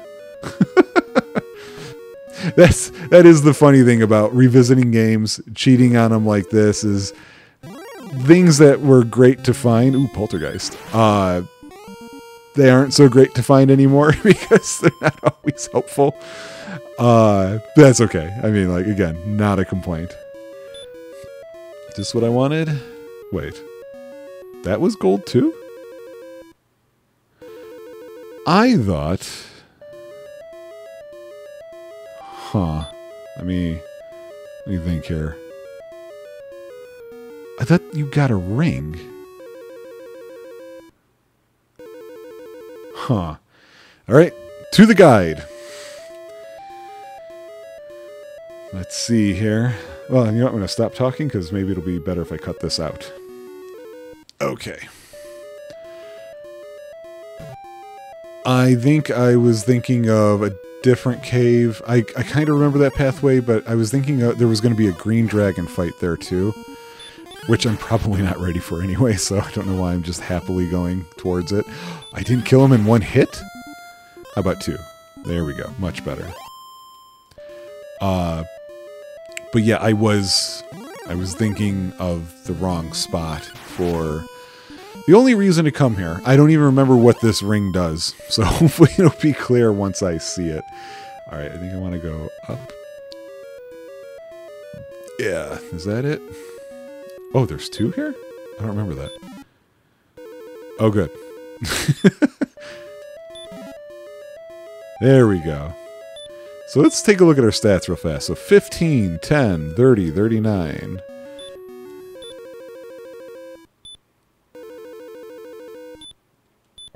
$15, $10, $30, $39. I don't remember what the fighter's ring does. I expected so much more from that. It's supposed to give a small bonus to speed and strength. It didn't. Or maybe it... I don't know. It didn't. That's all I know. Alright, we're going to head to the swamp. We're going to get out of here. Oh, come on. There we go. Okay. I don't remember the double treasure chest thing for some reason. Ooh. How droll. Yeah, I'm getting to the point where I'm not one-shotting these guys. I see that. Normally I feel like you'd be, what, between 8 and 10 to go through this.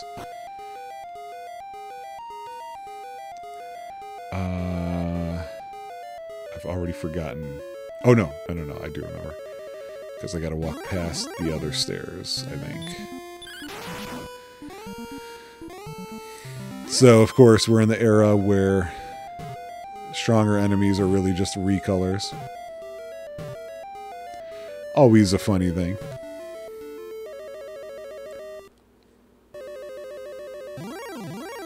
It's a different way of thinking about nature when you see a bird and you just think they're all the same species but slightly different coloring. Oh, I missed my turn.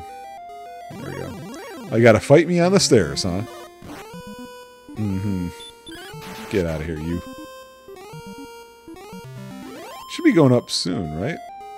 I never know. I always feel like this game, I'm expecting levels way before they're going to give them to me.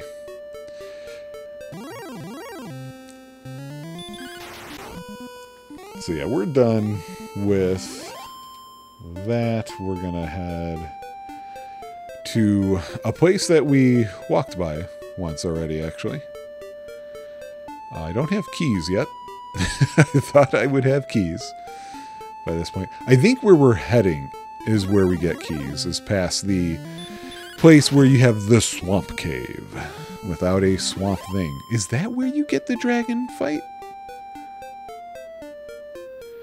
Maybe that's why I was thinking of it? I don't know.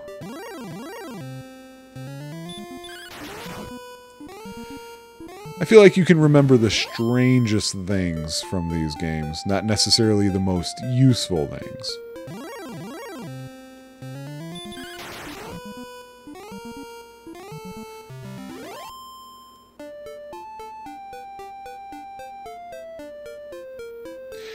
I'm talking about, in the first episode, RPGs that have land features and civilizations that make some sense.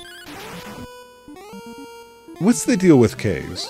Are caves really that common? Have I had the opportunity to easily explore some old cave and I just don't know it? I know there are caves you can go to, obviously. I'm talking about, like, as common as they are in RPGs. Because they're really common in RPGs. Oh, hey, here we go. Level 7. Power 2, speed 7. Woo! Oh, new spell. What's the new spell? Sleep. Okay. Not too shabby. Not as useful as I would have liked, but we'll take it. Take it one square-shaped step at a time.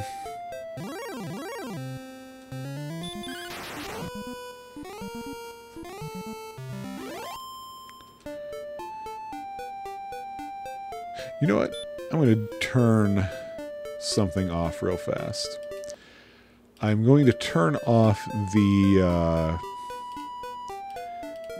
super boosted gold cheats. My reason for that is, hey, look, all 7s. That's cool. Never have I once been able to do that in Final Fantasy VII. I've only seen what happens from YouTube videos. Of all the times I've played that game, it's just never happened for me. Anyway, considering how high that number is getting, part of me worries that it might get too high. Because it's not like so many other gold cheats in games are, hey, look, you got all 9s for however many places there are for the number. And just leave it at that. I did get the thing. I do want to actually have him sleep. Buy some wings. And then probably do a save.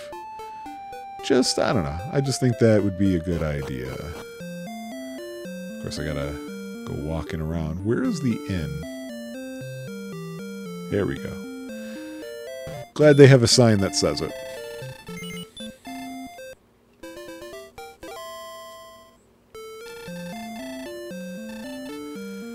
There we go. Let's head over this way. Hey man, can you talk to me now? I've got a flute. It's good enough for Link.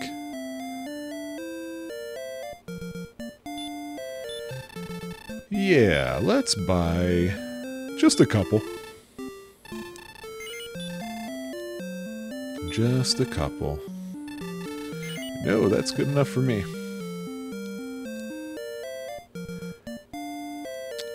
Let me check where we at time-wise on here. Oh, only 35. Okay. I didn't think we had gone on that long yet, but, you know, I don't want to go over much, you know, especially because, as you guys saw at the end of the first episode, it takes a little bit to actually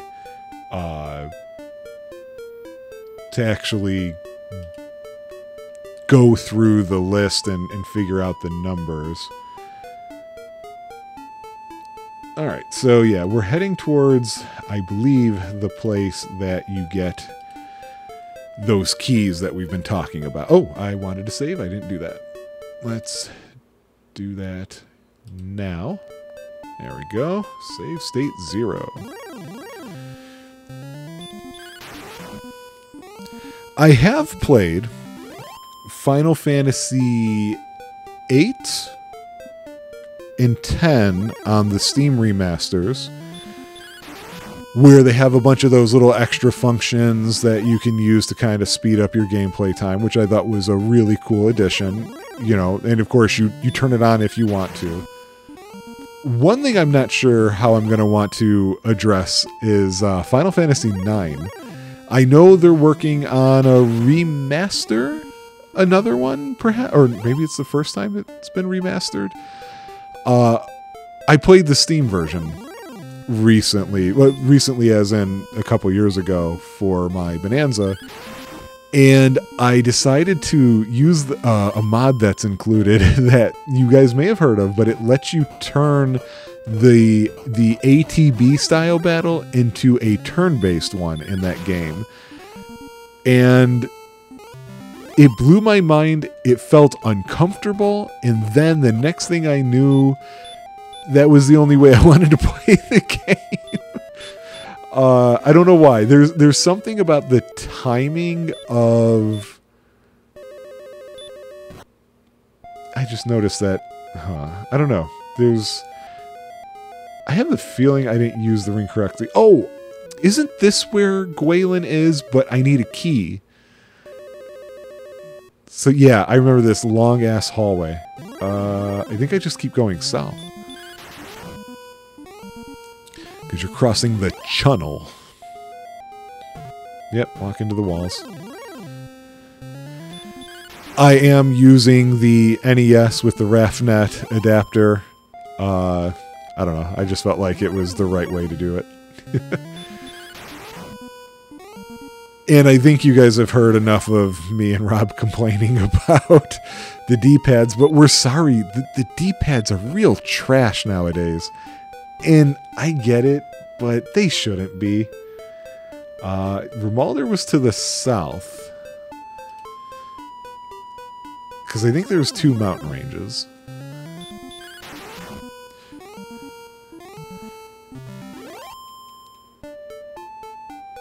Let's take a look-see.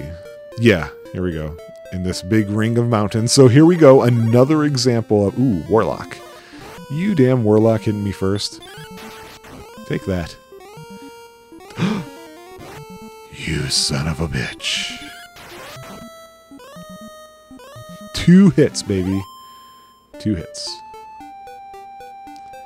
Yeah, so look, now, this is a skeleton. I remember always doing this.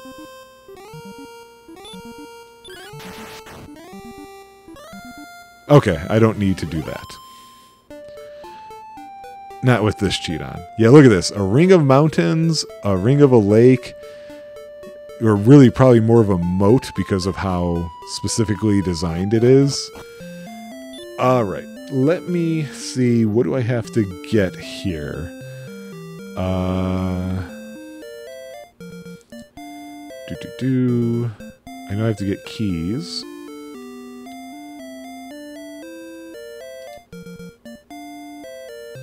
I wonder if this guide says how many keys you need. Oh, he's talking about a lot of stuff here. And I'm not really into that right now. How about we just experience Rimuldar ourselves for the time being? Lady? No, I have no tomatoes. I have no tomatoes today. Yeah, I remember reading that before. What does that mean? You are Aleph. It has been long since last we met. Really long. I don't know who you are. Oh, look. NPC being a jerk. There you go. Get out of there. Get away from here. The scales of the Dragon Lord are as hard as steel. Nope. Don't you even. Yeah, he was going to block me. Keep moving. Yeah, I've got money. Ho ho! Not a lot. I mean, might as well get this, right? Yeah, that's fine. How much was a broadsword? Okay, I have enough for that. No other shield or anything, so... Wow, all that money that I had, it's gone. You know what? Screw it. I'm putting those cheats back on. I don't want to get back into another scenario where we have to, overdo everything. The scales of the Dragon Lord. Oh, I talked to this guy. Hi. Who art thou? Leave at once, or I will call my friends. You'll never call them. It'll never happen.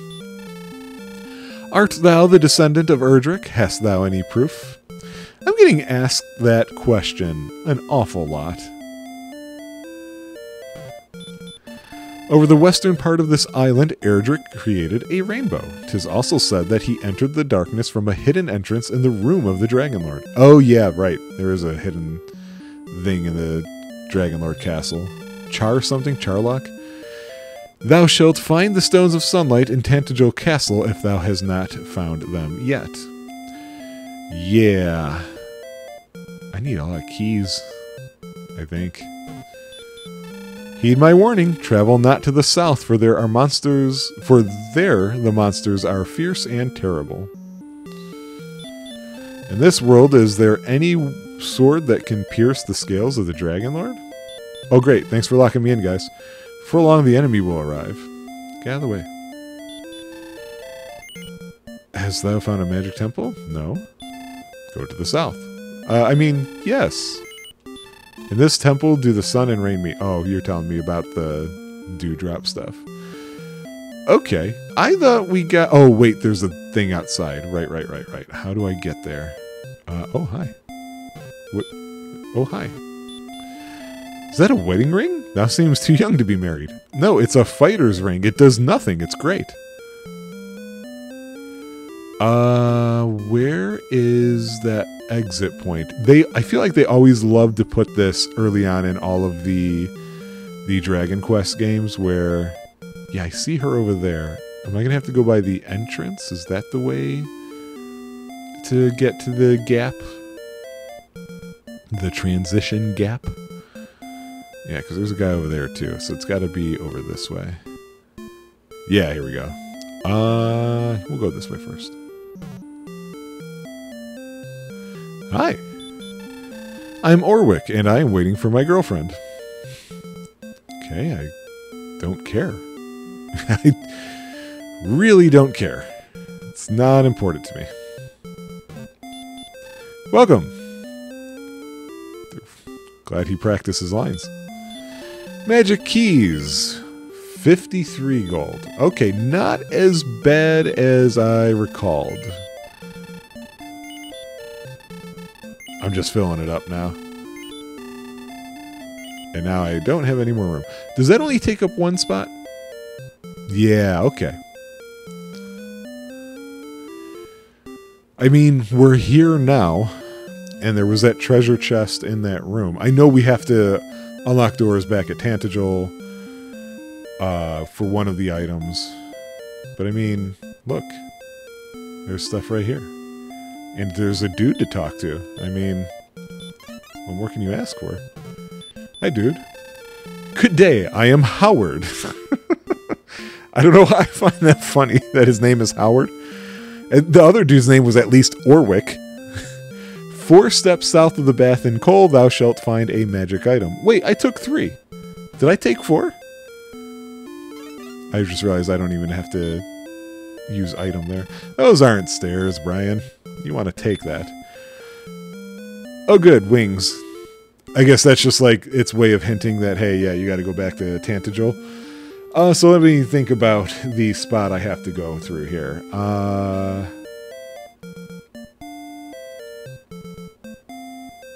Oh, wait. No, now that I have the... I should probably just go straight to... Well, okay. Here's what we're going to do. Where are we at time-wise? 45 minutes. Let's spend some time grinding, see if we can't get another level or 2. Because I think they said south is where... Ooh, wolves. Yeah, they're hitting me pretty good. Okay, 2 hits. But yeah, 16 experience, that's not bad. So we're gonna do a little dancing around here. Oh, he dodged me. Because I'm thinking...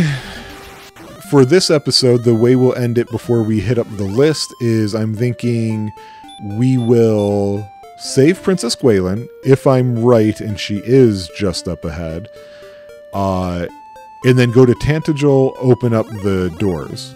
And that'll be a good break spot. We'll go over the list, see, you know, what do we see on the list? Well, I'm missing a lot. I'm clearly under-leveled for this spot.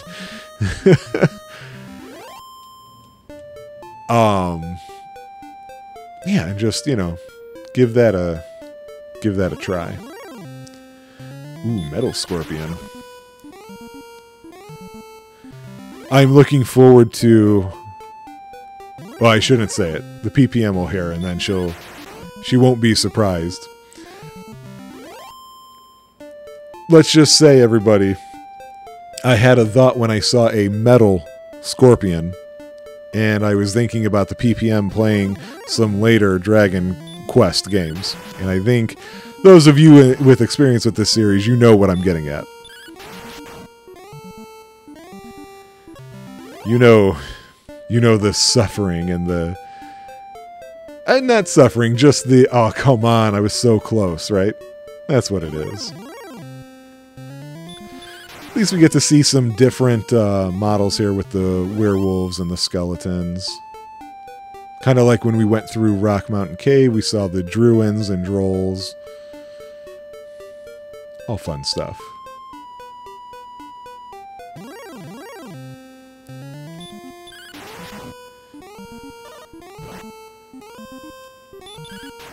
I'm thinking, you know, cheating on these games the way that I'm going to be doing so, what kind of unexpected things am I going to run into? I don't think I've told this story on any other episode, but be warned, I might be about to repeat myself here. During my Bonanza, when Chrono Trigger came up, I decided to do the normal thing where I was cheating with infinite gold to avoid, or at least reduce, grinding. Because at least there are other benefits to grinding when it comes to their moves and whatnot. And I recall going to one of the time periods, and there was a clearly meant to be priced out of your range sword. I think it was like Demon Sword or Blood Sword. I said, oh, heck, I'll take it. And I did, and I remember one-shotting boss for... Oh, Goldman, I forgot about these guys. Because there's another one, too. Ooh, he hits for a lot of damage. I've got magic armor, boy. You can't be doing that to me. Ooh, a wraith. Crap. They were not kidding about... Yeah, it's not going to get me ahead, is it? I don't have heal more. Yowza. Okay, I need to heal up. But I'm getting a lot more experience, so I'm hoping... You know what? I'm going to do that real fast, too. I should pull up an experience chart just to see what the levels are. That'll help guide me a little bit, I think, on where am I at? Is it worth like waiting and what have you? And plus I can see when that light spell is going to come up. So where we at experience, we've got 701, and we are level 7. So yeah, I'm about 100 away from 8. Oh, it's 9 that I get the light spell. And I gotta be 1300 for that. I'm trying to remember what my point was. Oh, I remember it did take some of the fun out of the way, at least until you get to the point where that sword wasn't so overpowering. So I'm going to have to keep that in mind, because I'm sure I'm going to money cheat again at that point. Again, just to save that time. But it's just one of those things that I'm going to have to take into account.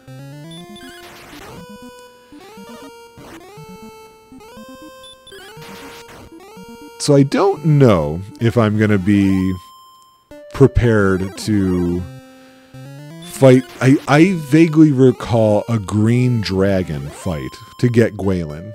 And so if I'm right about that, I feel like that's a thing you're normally level 12 for when you do it. Just going to show exactly how much grinding you have to do in some of these games. We'll see. We'll see what happens. We get to experiment, you know? That's what it comes down to. Wolflord. Okay, good. 20 experience. Alright. If I can keep one-shotting him, I'll take more of those, please.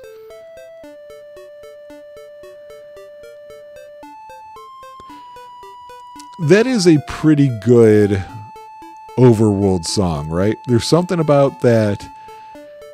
Like, I want to see how that sticks up with a lot of the others. It feels like the right type of overworld RPG music has to have some sort of droning bass to it that's patterned and just like March feeling. Not the month, but like to actually March. And then you need that high-pitched, like, sound in the wind because you're moving somewhere. I don't know what I'm saying. All right, I got up to 8. Let's see, power 3, speed 3. All right, and so we're not anywhere near where we're supposed to be for a. Yo, yeah, go ahead and stop spell me because I'm not using spells. Not right now, at least. But yeah, it's interesting. I do wonder how some of this music is going to hit me as I go through these. Especially for the games that I have spent less time in.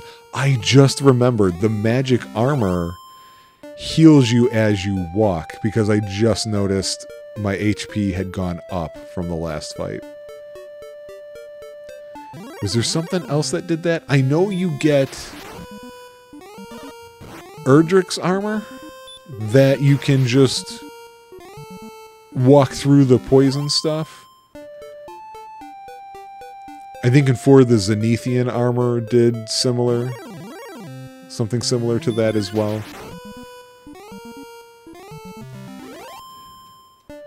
Alright, we're coming for you, Gwaelin.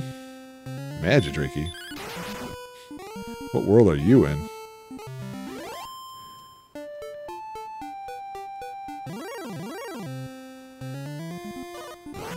I don't know how a scorpion is still outrunning me.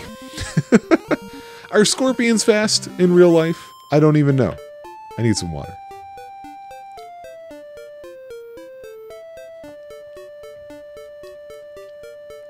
Like, I feel like they look as if they would be slow. Because finding out that there's, like, fast scorpions as well, that would suck.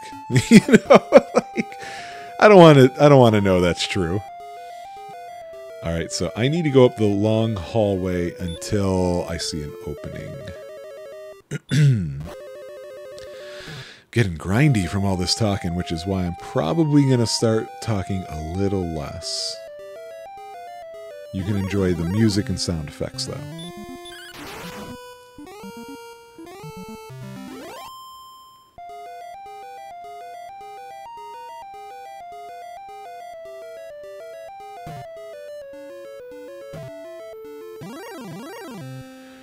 Yep, there it is, Green Dragon. Attacking me right off the bat. 17! Ho ho boy. Oh, okay. I thought I just screwed up there.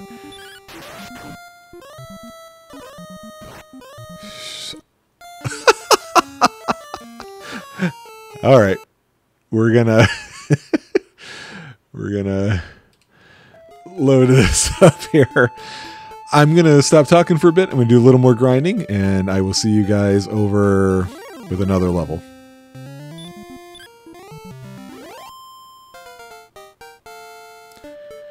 Alright guys, coming back in real fast, moving on from level 8 to 9. Let's see how I've been boosted here. Power by 8, speed by 2, that's a lot of power added. And new spell, which let's see, I think it's Radiant. It is the Light spell. I don't have a way of just using these and getting them out. Yeah, okay. Should we try? Here's what we're gonna do. We're gonna try the Green Dragon one more time. I assume we're gonna lose. Okay. And assuming that I'm right, we will actually end the episode here. Go through some more of the rules list, see what we've come across, and then we will make saving Gwaelin and going through Tantajil Castle's, treasure rooms in a separate episode. Alright, I used up my torches to get them out of the room, and let's cast Radiant. Oh, look at that. It's like we're walking through a real dungeon now. It definitely makes a huge difference, in my opinion.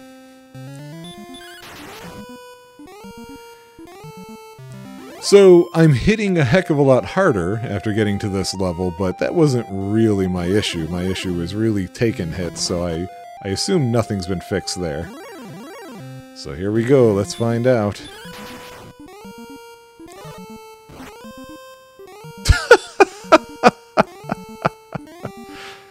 Does this do anything to him? Oh, okay. Oh, I didn't realize. I don't remember that being the thing. Okay. Well, let's go through. I should probably heal before I run into anything. I don't know if you have to fight that dragon again when you cross that spot. I could see that in some video games. Hey, that looks like a princess. That looks like a ghost.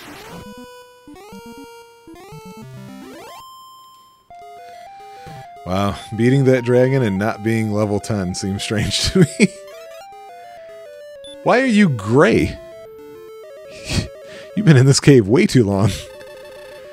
Thou art brave indeed to rescue me, Elef. I am Gwaelin, daughter of Lorik. Will thou take me to the castle? You can say no, I think, but we're going to say yes. She embraces me. And we get a little song with it. I'm so happy. Oh yeah, that's right. I gotta carry her now. So I think I can still leave and just use the wings, which is what I plan on doing.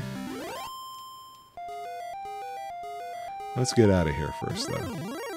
I guess I'm taking the long way. I don't know. It's just kind of what happened. Oh, my radiant spell is vanishing. So now let's see if I can just use... Oh, they are called Wings of Wyvern at this one. Okay, so we are going to take ourselves a little break here for the episode.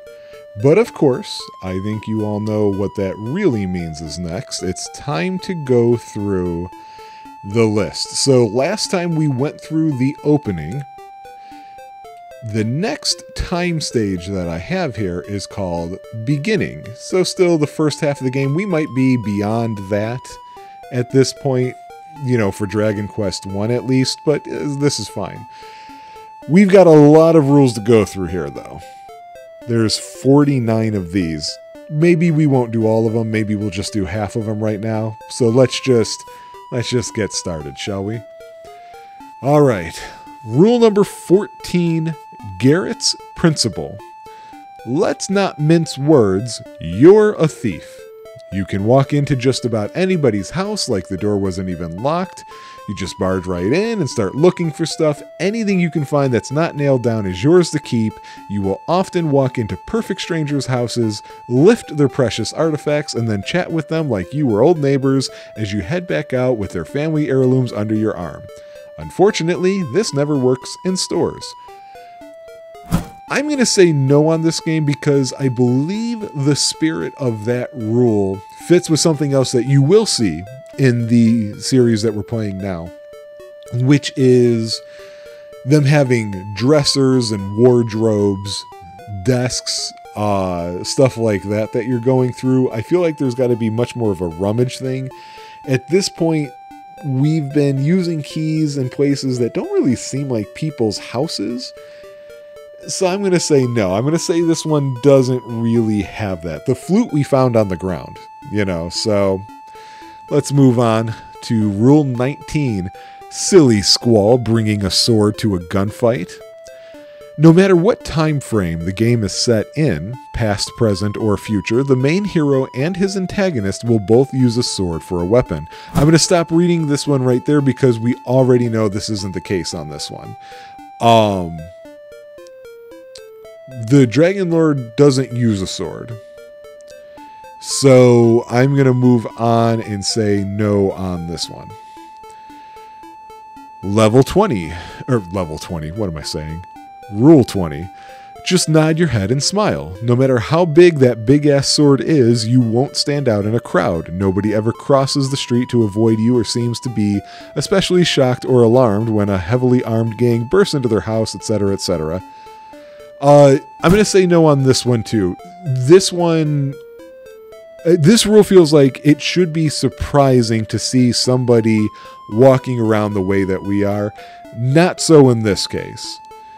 We're meant to be like this in this world. This is how... There's all those other guards we're talking to who are dressed similarly. I'm going to say not in the spirit here. So, that's another no. Rule 21 is Eris's corollary, but this is about the main female character, in which case we don't actually have a main female character, we have a main female NPC. Not the same thing, so we say no to that. Rule 22 is the MacGyver rule, so this is about other protagonists or other people having crazy weapons. We're talking about a lot of the Final Fantasy VII stuff, like the megaphones that Ketchi uses and so on. Not the case here. We can move on. Number 24, capitalism is a harsh mistress. Once you sell something to a shopkeeper, he instantly sells it to somebody else and you will never see the item again no matter what. This is going to show up in a ton of these. And this is true here. The things that we're selling aren't necessarily showing up there. This is kind of a weak yes, but I'm going to say yes. It does happen to fit what we're doing here. Level 25. Stop calling it level. It's a rule. I'm just thinking about levels now. Dimensional Transcendence Principle. Buildings are much, much larger on the inside than on the outside. Super common in games, but not in this one.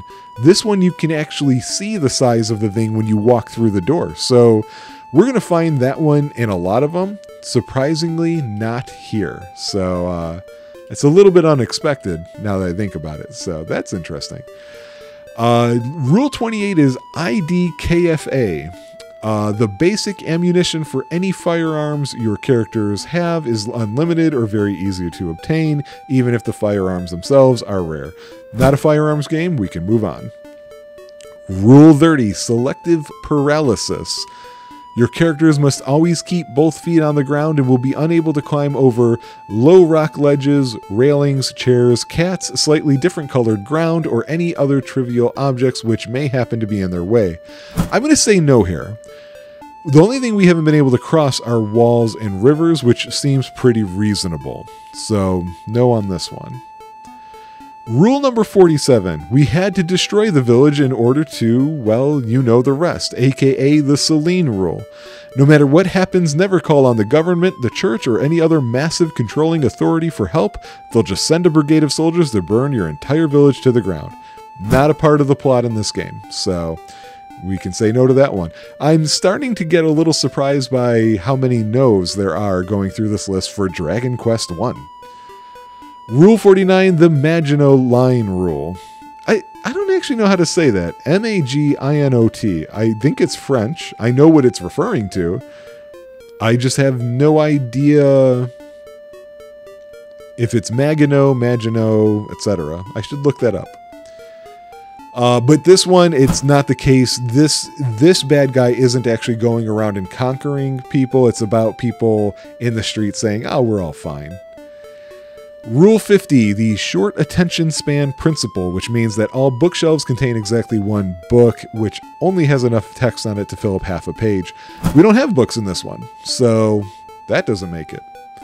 Rule 51, Planet of the Apes rule. All cities and countries have ancestors that were wiped out by their technological advances, not in this game. Generally speaking, not in this series, actually. We're going to find that in a lot of other RPGs, but not Dragon Quest. So now we've got Rule 60, which is a possible 3 points. This rule is the good, the bad, and the ugly rule. Part 1 is that any male character who is ugly, malformed, or misshapen is either evil or so moral, spiritual, and or wise that it's a wonder no one's proposed them for sainthood yet. We only got one character and we don't know if we're handsome or not. Part 2 of it is that any male character who has a physical disfiguration, I can stop there. We don't have anything like that. And the last part, Part C of this rule, any female character who is ugly, malformed, misshapen, etc. Again, I don't have to keep reading it because we already know doesn't fit this one. Maybe we will get through all of these. Interesting. All of the beginning form, at least. Rule 62 is the 1,000-year rule. So I don't think I have to describe that one too much. It's about there being a prophecy exactly 1,000 years ago. That, again, doesn't fit the plot in this one. All right, next we have Rule 79, which is the xenobiology rule. So this one we might have to visit later on. This is talking about the predatory species of the world and the representation that they have in here. So there is, let me actually get a count for you. This is for a possible 21 points for this rule. This is a big one. So, were there any giant spiders? No, at least not yet. So I'll put a question mark here down on this one to let me know at the end of the game we need to revisit it. Giant scorpions, yes. We can absolutely say we've seen those. Giant snakes, actually, no snakes so far. So question mark there. Giant beetles, no. Wolves, interestingly, no. I'm going to say werewolves and wolves are not the same thing. So for the time being, no. Squid, no. In fact, I don't know. Okay, you guys can argue with me on this one if you want. I'm going to say no for the time being. Unless if you think, what were those, Druins? They looked kind of squid-like. I'm going to say no at the moment. Fish that float in midair, not so far. Gargoyles, no. Golems, yes. We have seen the Gold Man, and there is also the golem we're going to have to fight later on. So I can already say yes on this one. Carnivorous plants. Unless if there's something about slimes we don't know, I'm going to say we haven't seen them yet. Chimeras. No, we haven't seen a chimera, at least yet. No griffins, no cockatrices, no hydras, no minotaurs. Burrowing things with big claws is non-specific, but nothing I've seen yet. Things that can paralyze you, we haven't dealt with that status effect yet. Things that can put you to sleep, yes, I think the mages will do that to you, so we're going to say yes for the time being. Things that can petrify you, different than paralyze, not so far. Poisonous tentacles, no. And dragons, always dragons. Oh yeah, it's Dragon Warrior, and we just took out a green guy. So we got a few out of that one, but we're always going to run into a lot to talk about there. Rule 90, Guy in the Street rule. This one says, no matter how fast you travel, rumors of world events always travel faster. When you get to anywhere, the people on the street are already talking about where you've been. The stories of your past experiences will spread, even if no witnesses were around to see them. Ooh, this is tricky. Generally speaking, we might find out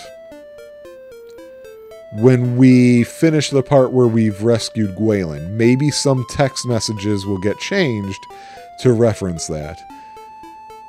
I think it's easier to apply this rule to the later RPGs where after certain plot events, the NPC text changes, which I don't know is the case here. But I'm going to say yes anyway. And the reason why I'm saying yes is because I've already commented about how each village I've gone to, there seems to be one person being like, are you really the descendant of Erdrick? I don't buy it. So that's an iffy one, but I'm putting it in. Rule 96, I'm the NRA, the Billy Lee Black rule. This is one of the rules I referenced in the introductory episode to Tropeacetic, where here's the wording of it. Opposition to gun control is probably the only thing you could get all RPG characters to agree upon. Even deep religious faith and heartfelt pacifism can't compete with the allure of guns. I don't know precisely what they mean by this one, and the fact that I'm not familiar with Billy Lee Black, I don't know which game that character comes from, is probably hindering my understanding. What I have done is I've left a note to myself on this one to treat it as whether or not there is a pacifist character. And in this game, we're not dealing with that. So yeah, we're almost done with this group of rules, so we'll just plow through here. Rule 102, the perversity principle.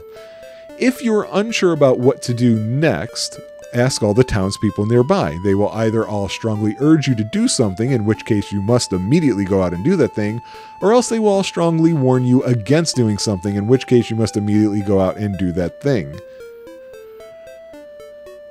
Huh.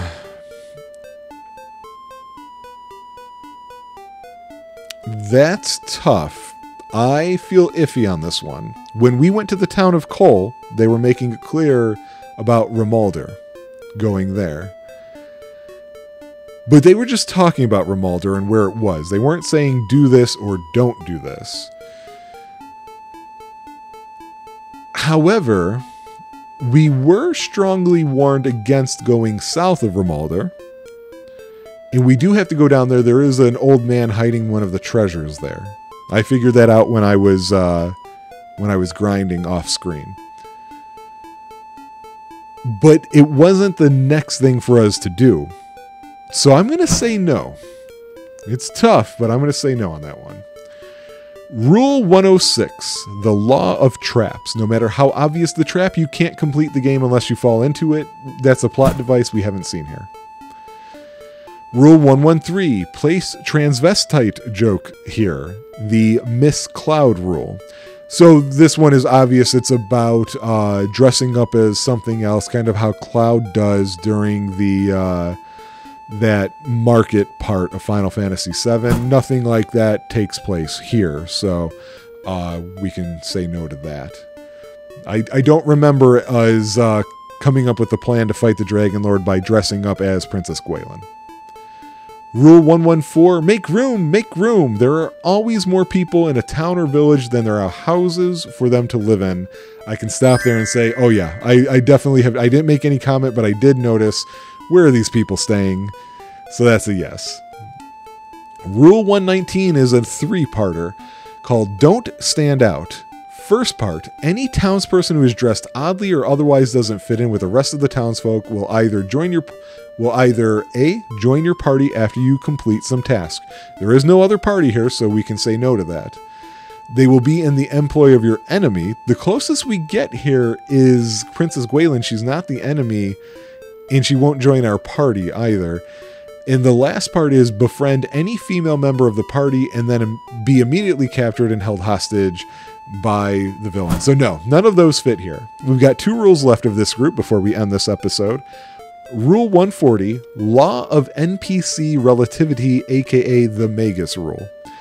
Characters can accomplish superhuman physical feats, defeat enemies with one hand tied behind their back, and use incredible abilities until they join your party. So I can stop reading there because there is no other party member, and I just pressed the wrong button.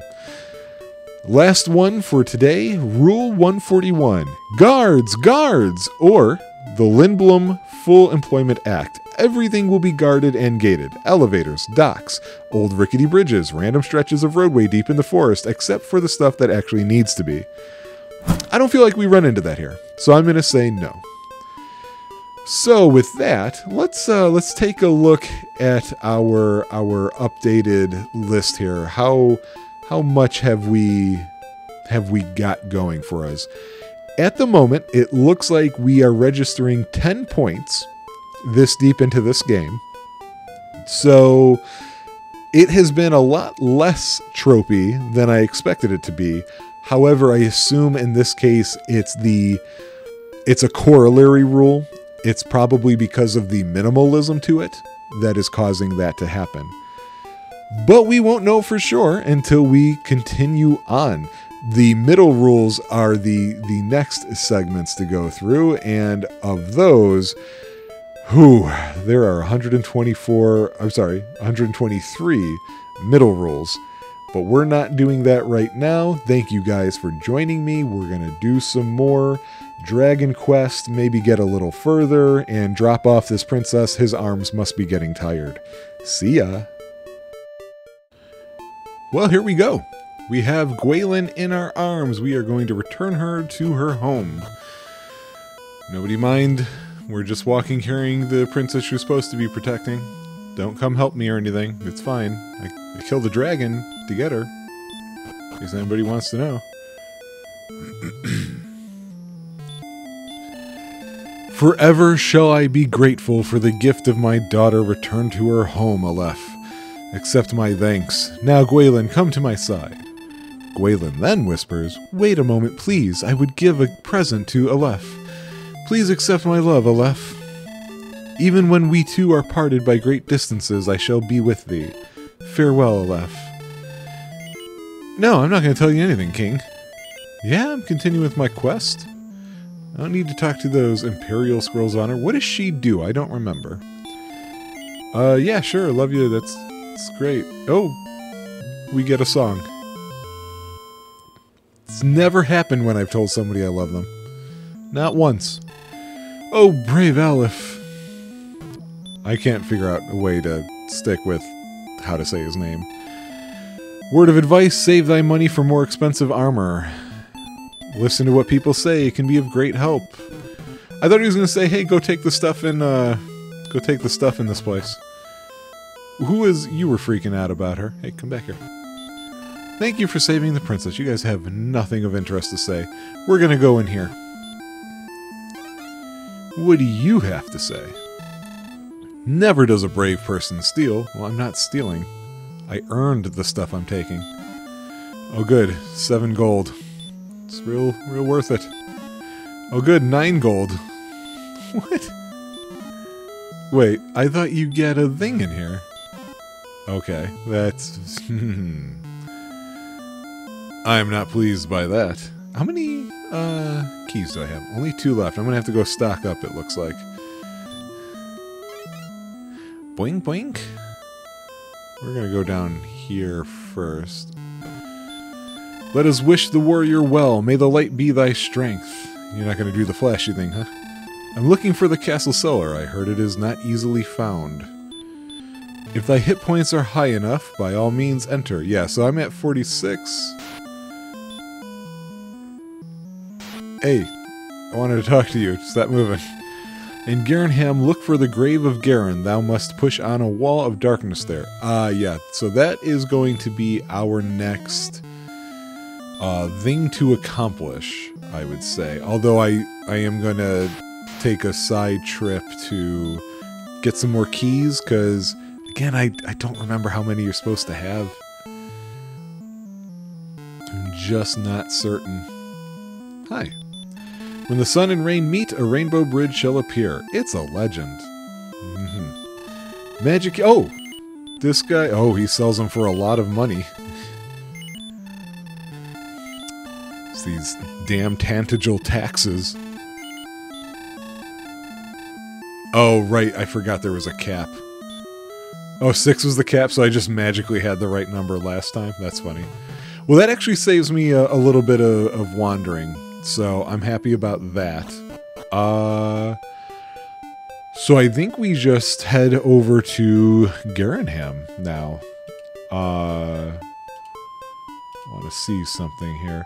So yeah, Garenham, I recall, was a bit of a grind. Well, normally it's a bit of a grind for this game. Not sure how it's going to be playing it this way.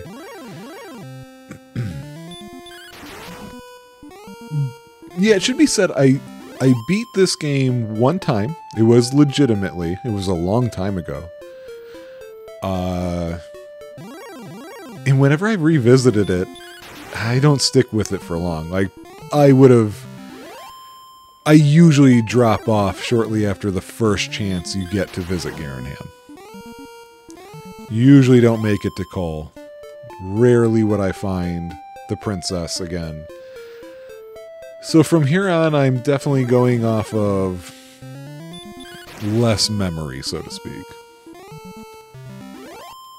Which is why I'm going to really need help when I'm playing DQ2. You know, that's just not one I know very, very well. I think the furthest I played into that was to get the 2 party members in there, and then just kind of stopped. Oh, get out of the way of the door, you stupid NPC. Wink, wink. Alright. Whoop. I want to talk to you. Once there was a town called Huxness far to the south, but I do not know if it still exists. Foreshadowing. They say that Erdrick's armor was hidden long ago. I suggest making a map if thy path leads into the darkness. Yeah, no, I've got a map up here at the side. I hate people! Go! Leave me! I thought, yeah, one of these we can walk through, but let's take some stuff. Oh good! More useless... useless treasure. Oh good, an herb. An herb. And another torch. Jeez. What do you guys gotta say? I'm too busy. Ask the other guard. He's gonna say the same thing, right? Yep. You guys are funny. You guys are real funny. Which one is this one? This takes us to Duder's grave. That's his name. The harp attracts enemies. Stay away from the grave in Garenham. Don't you tell me what to do. I am the hero of this game. I will mess you up, old man. I'm doing a little savey save. Okay, so yeah, I'm gonna just go off of this map I've got here, just because, I mean, it's not a super detailed map. If anybody's curious, I have a walkthrough from Game FAQs that I've just looked to make sure what is the next town, am I right? But most of the stuff that I've been looking at, and just like glancing here and there, is the maps from RPGclassics.com. Anybody who remembers RPG Shrine, it's from that place. So, it looks like to the lower right, there is a door, and that'll take me to some stairs. So, that's where we're gonna go. When I say not super detailed, I don't know that they put where treasures are on this one. So, in case they didn't, we're not getting too much experience from these guys. In case... Oh, wait, I'm going the wrong way. That might lead to a situation where I'm missing something. Actually, you know what? Now that I've said that out loud, how about I actually look and see what they say you're supposed to find in this grave. So we are supposed to find... Oh, we're supposed to buy a silver harp. Although it says herb and small amounts of gold and a cursed belt. I think he meant to say items to find. So... Let's do this here. On one of the maps, they actually... I can't tell the way that it appears on here. So yeah, that was the wrong way. I didn't mean to go there. We're going to go up and around.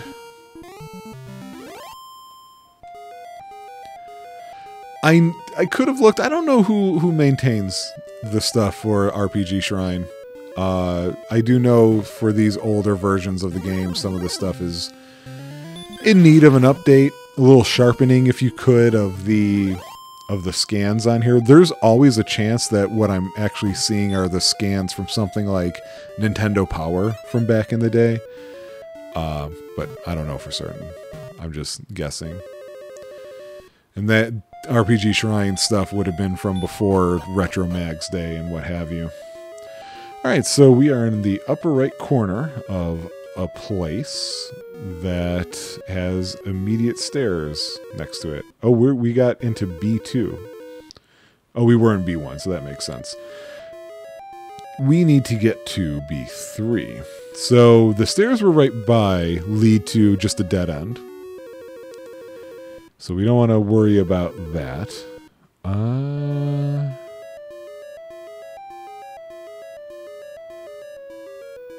I'm trying to figure out how... I don't know that I can work my way backwards on this map. They didn't do that thing that you normally see, which is A to A, B to B, etc. I have some Suikoden 2, I think it was, a strategy guide from there. It might be a Prima one. I'm not certain on that. And, you know, anybody who ever followed that kind of stuff knows that Prima has a bit of a history of wrong information. So, I know that they have, boy, what do I want to say for that? They've got stuff that I just know is not right. I'll just leave it at that. Okay, so that brought me to the center. This is a dead end, I believe. So, yeah, you know what? We're going to go back up.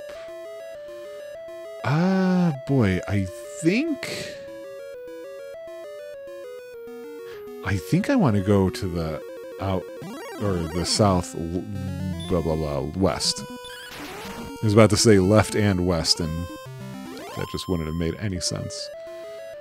I think I got a lot of experience from that dragon fight, so I might be about to get to 10 pretty soon.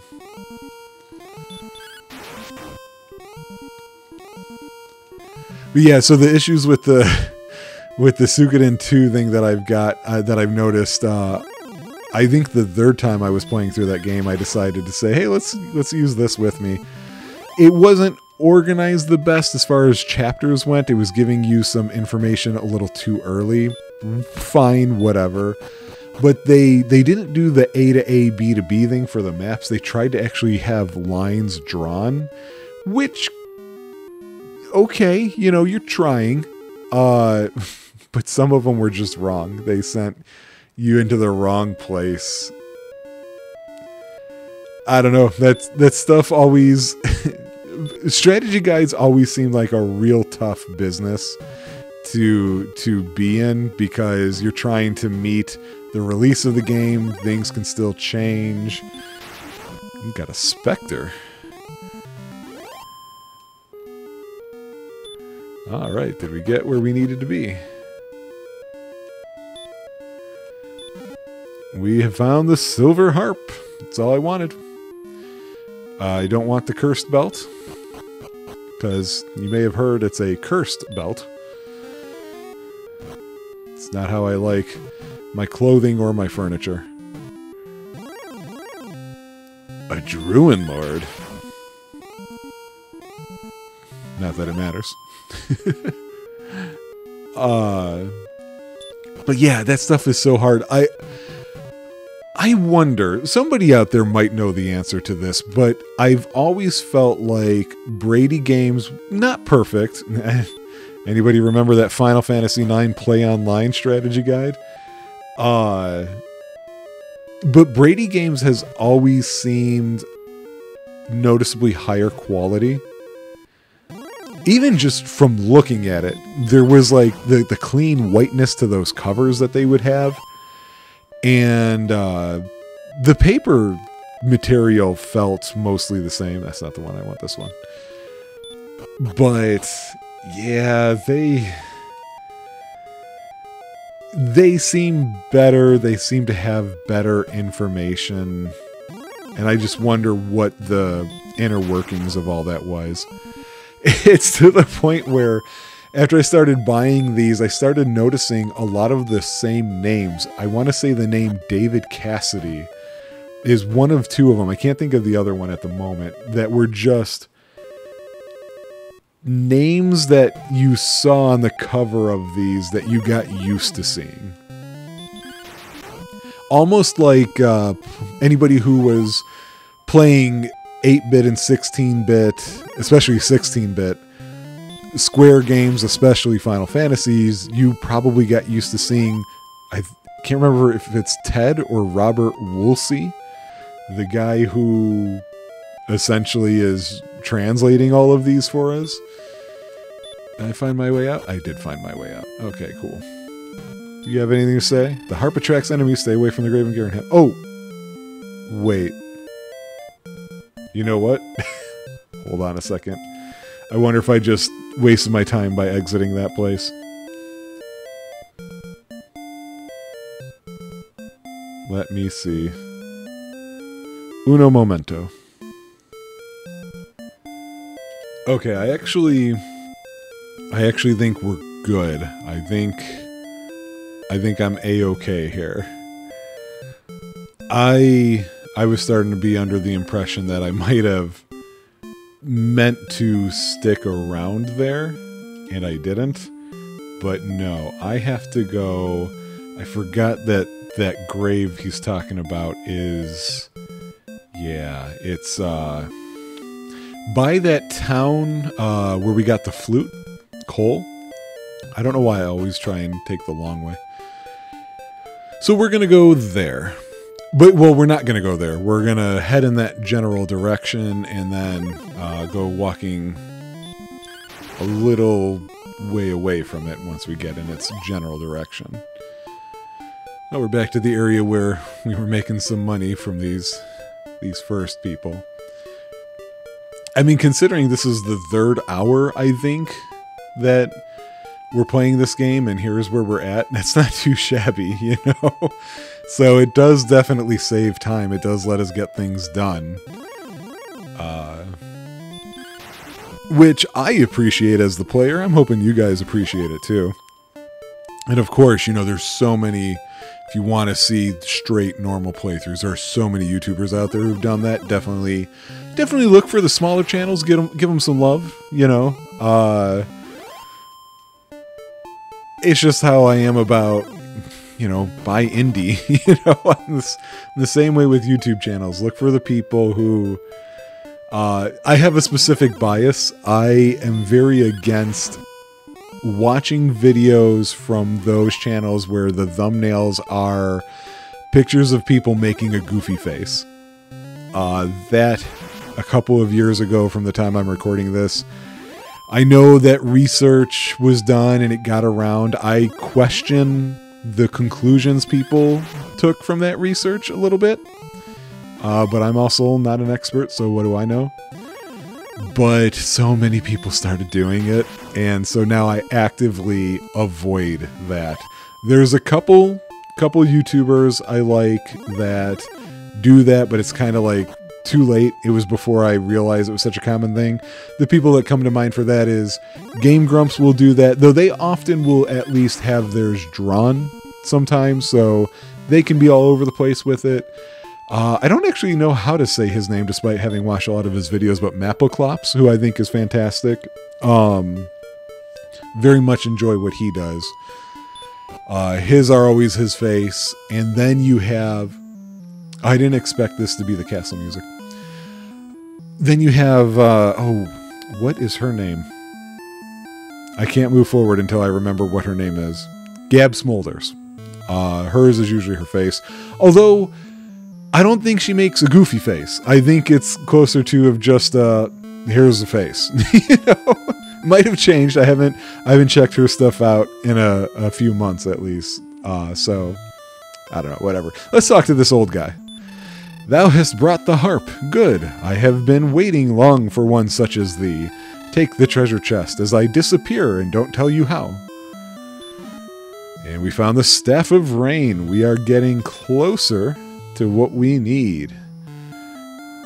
Stupid fighter's ring? Okay, I just adjusted its position. I guess it's working.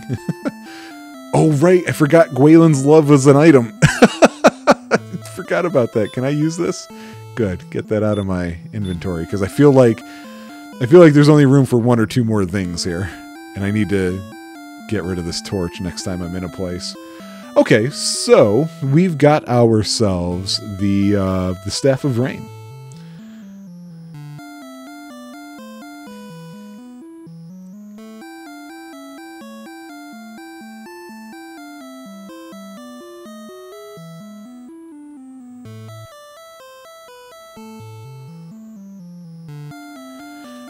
Let's see. That's actually something that's a good idea. I cannot recall if I opened all the doors in Cole.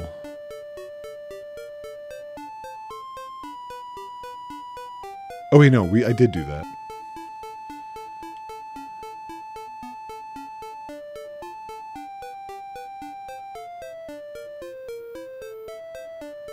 Yeah, hang on one second.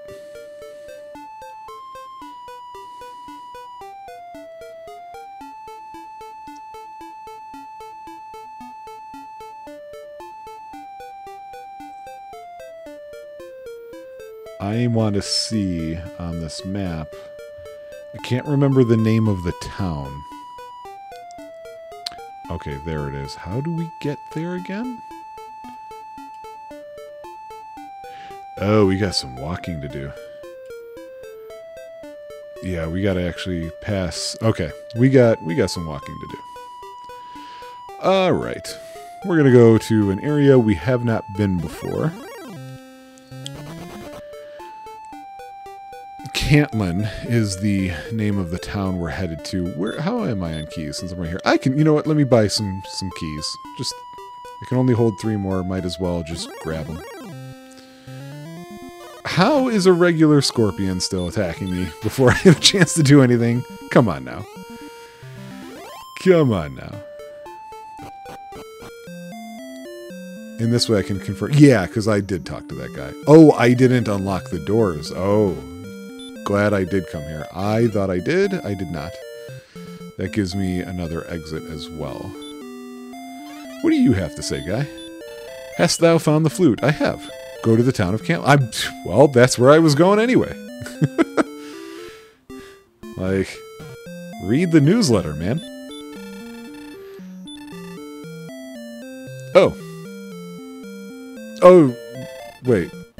Oh, it's Rimalder I get the keys. You know what? I'll just get the ones in Tantagel, even though they're more expensive, because... should I talk to this guy? I don't know that it's important to do so. No, he's still just calling me brave, so, okay. Please don't hit on me, sir. Yeah, we'll just build up some money here. I don't know when the next level is. 1800, maybe? I could look, but I'm too lazy. Oh, Magidrakey. I don't mind paying the premium when I'm cheating.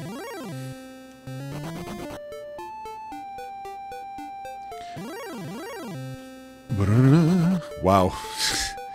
Guys, don't even approach me. Yeah, see, this one's dumb. He doesn't get it.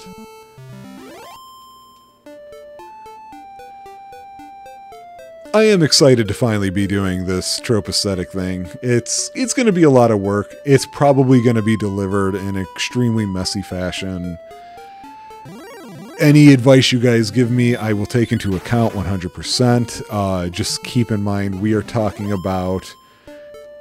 I've made comments about how Rob and I usually will record things a few months in advance. Pixel Pack and Mama tends to be several more months in advance than that. This is going to be way beyond that. Just because I think it has to be. I think it has to be in order to make sure it can be done, that it can work. Take that for whatever it is. So yeah, any good ideas out there that I go, yeah, I want to do that and I know how to implement it. Also, it's going to take a long time before we actually get to it. One thing I don't know yet, and Rob and I were talking about this, is I know for sure Tuesdays are going to be the primary day for episodes of Tropeacetic. We can call them Tropeacetic Tuesdays and, pat ourselves on the back. But some of these, I worry that for the type of game... Okay, note to self, I need to always make sure I have one key on me. 1, 2, 3, 4, 5, 6.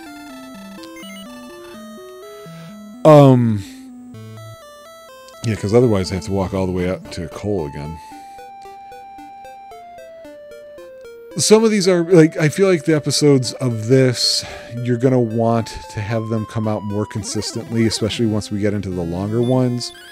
I'm alleviating that some bit by, trying to make this something that happens quicker with these grinding improvement cheats. But it might be a Tuesday and Saturday thing. It's really hard to say. Because another problem that we get into is the amount of hard drive space that I work off of. Because for this, you got to actually definitely work off of a solid state drive. And that's the primary drive on the computer that we use. But we back everything up on external hard disk drives. I would like those to also be solid state ones, but you get a lot more memory on the HDDs, and they're so much cheaper in comparison.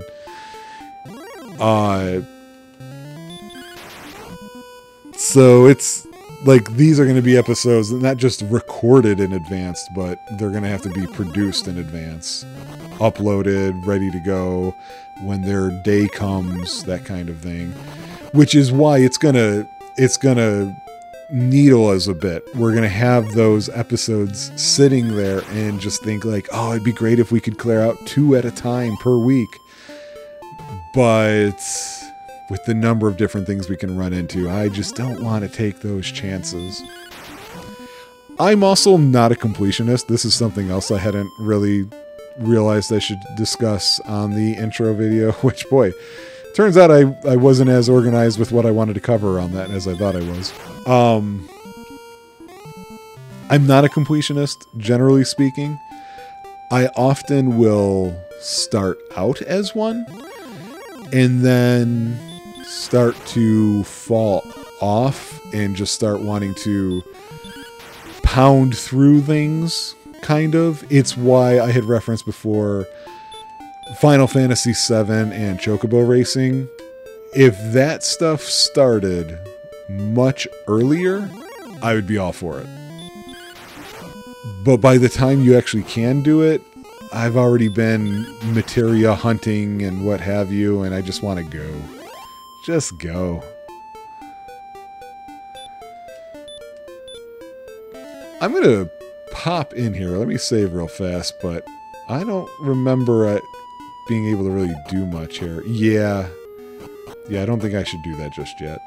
That's the destroyed town. So now I got to find the bridge. Oh, the knight.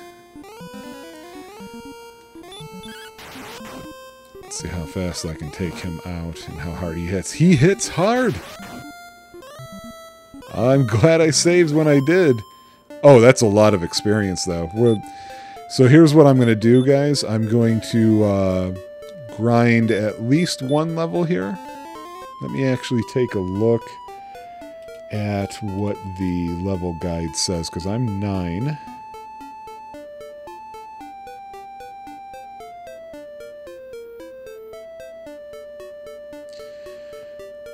Yeah, I'm going to definitely get to 10. Probably not 11, though. We'll see. So I'm going to have us do a rough cut here, and I'll be back in a second. Hey guys, we're back. This is us getting to 10. I actually think I am going to grind to 11, but I wanted to show the levels here. As a side note, I think we had a conversation with Rob while playing something else where I said sometimes cheating at games the way that I do it just to save time causes a game to be more difficult. I just twice got taken out by a Magiwyvern that got the jump on me, put me to sleep, and took me out in 2 hits. So it's a real thing that happens. Let's see how much more powerful I will be at 10.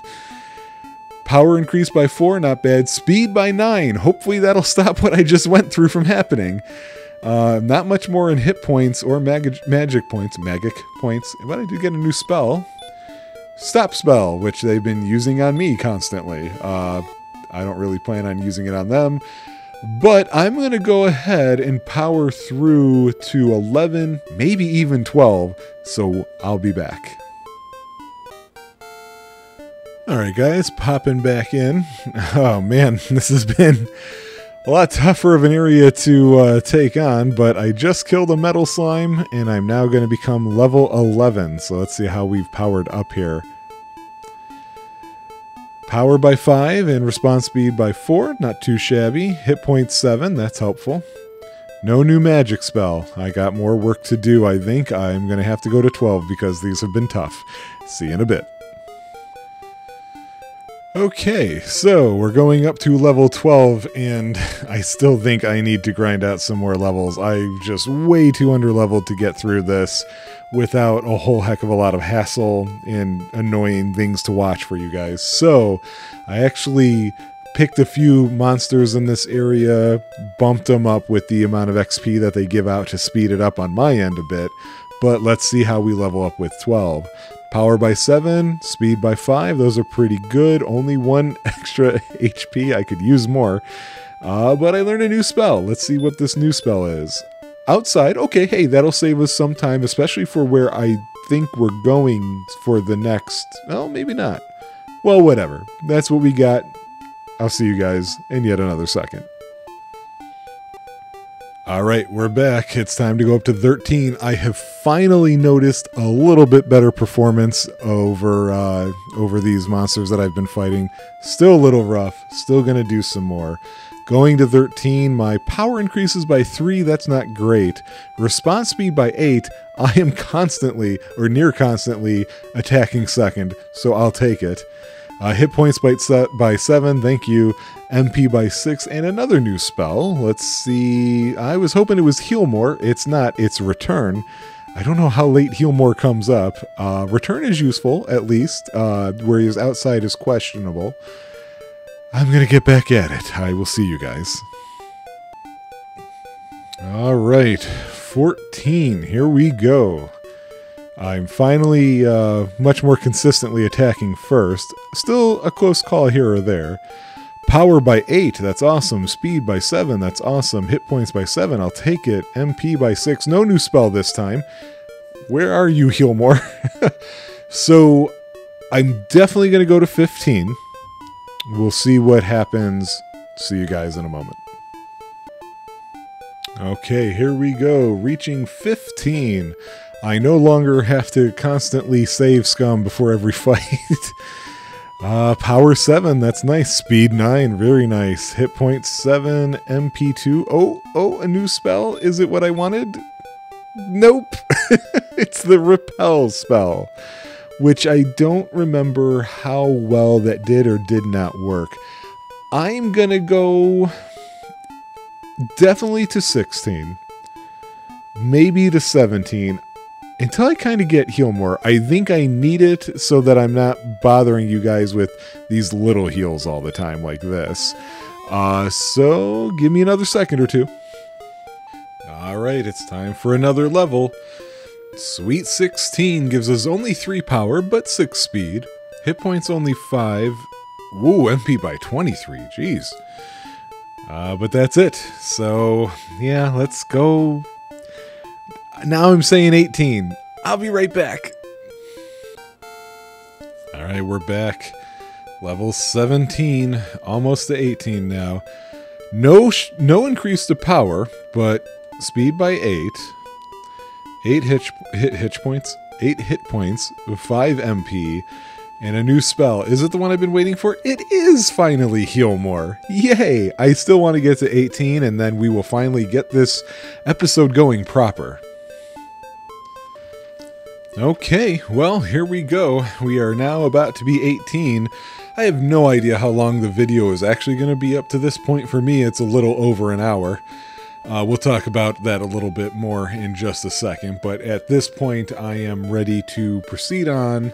Now that we are 18, which I think might actually be over-leveled for what we need to be, but boy, that suddenly became rough there, so I had to do all that. Wow, power went up by 12. That's a crap ton. Speed is a solid 6. A lot more hit points at 13. Magic up by 8. Not bad. So let's heal ourselves up here.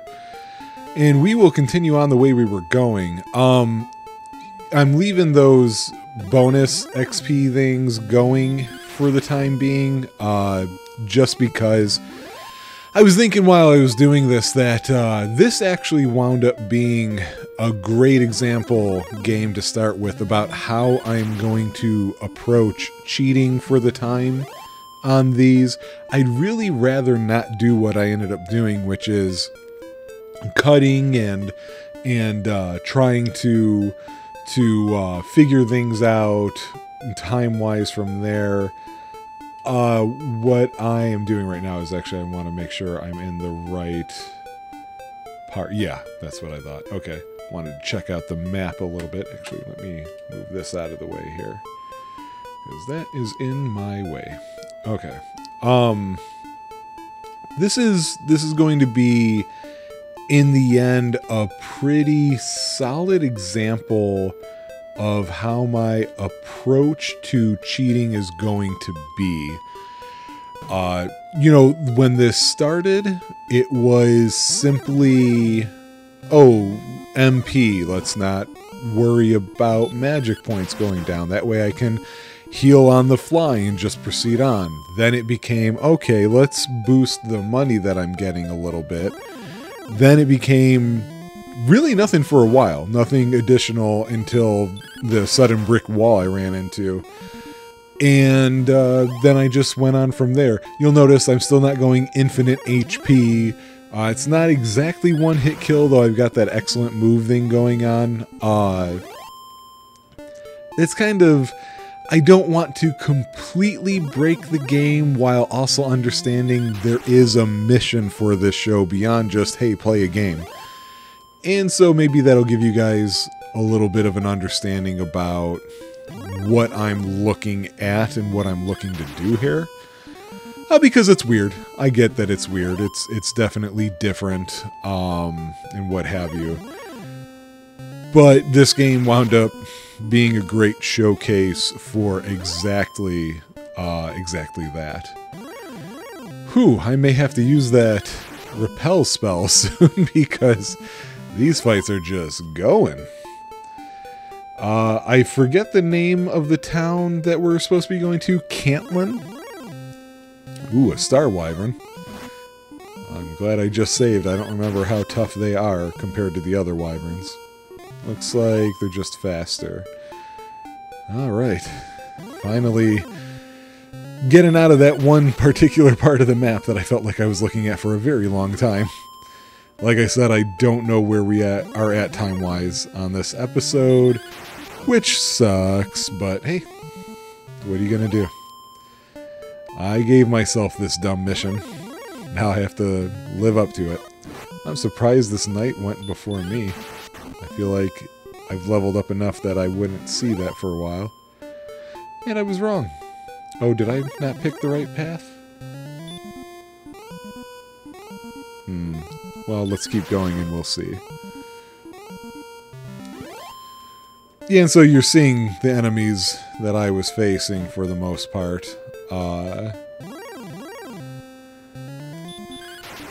So nothing too crazy. You know, it's mostly recolors that we're dealing with at this point. And of course, early on with the Dragon Quest series, you don't see spell effects per se. So wait, was there a thing at the tip here? No, I remember now. Okay. I don't remember if you get into fights going through this. You do! Asked and answered. A&A. Oh, we're going up to 19, because of that cheat still being on. Power only by 2, speed only by 2, so we must be getting a spell. HP 14, MP 7, and we learned a new spell. What did we learn? Because I do want to heal more. Hurt more, okay. Honestly, I haven't been using the hurt spells on here. It's something you use quite a bit playing the game normally. But for me, no. Wait.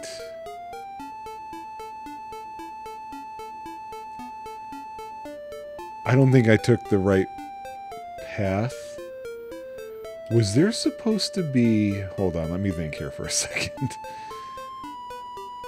No, I think I'm confusing that with something else. I think I'm going the right way.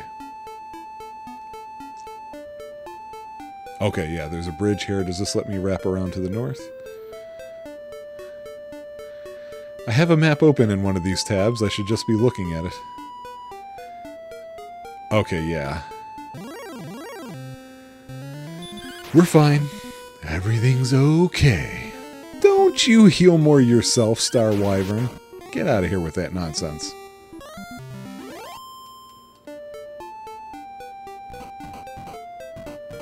Yeah, there it is. Oh, the golem. Right.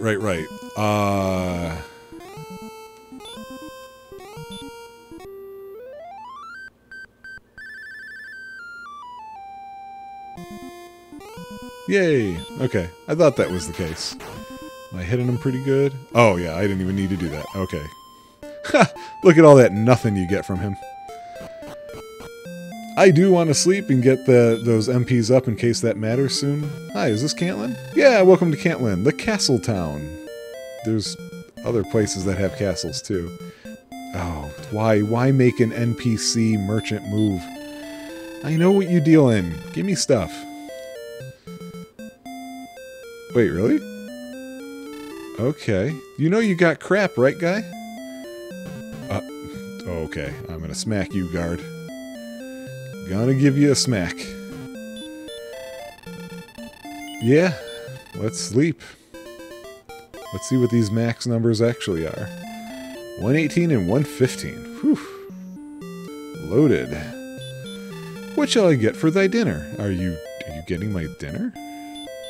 'Tis said that the Dragon Lord hath claws that can cleave iron and fiery breath that can melt stone. Dost thou still wish to go on? Well, yeah, I have to. Thou art truly brave. No, I'm cheating. It's cool. It's not as scary when you're cheating.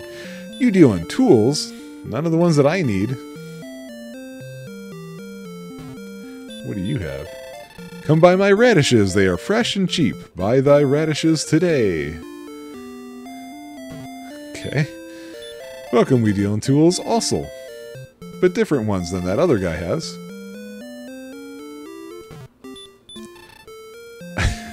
I know nothing. Alright, that's Jane Snow over there. Oh, good, I can use these.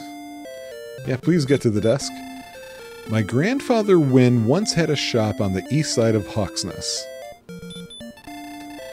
Okay, thanks for wasting my time. Is there a door into this building is my question. Might be hidden. Oh, freaking guard, get out of the way. Okay, yeah, it is just like a guard outpost thing. It said that many have held Erdrick's armor. The last to have it was a fellow named Wynne. Oh, well, so now I know why I know about Wynne. Magic keys. 98 gold. Highway robbery. Is that... okay, yeah. So we're good. We deal in weapons and armor. Yeah, do you have good stuff? You do! Oh, okay. You got the flame sword and the silver shield. Flame sword first. Yep, take this stupid broadsword. Yeah? Do I look like I have a silver shield? Excuse me? How much was that?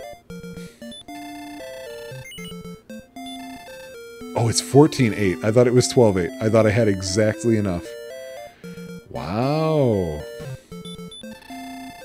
Some fairy water for 38 gold to keep the... oh, no, that's just for repelling. No.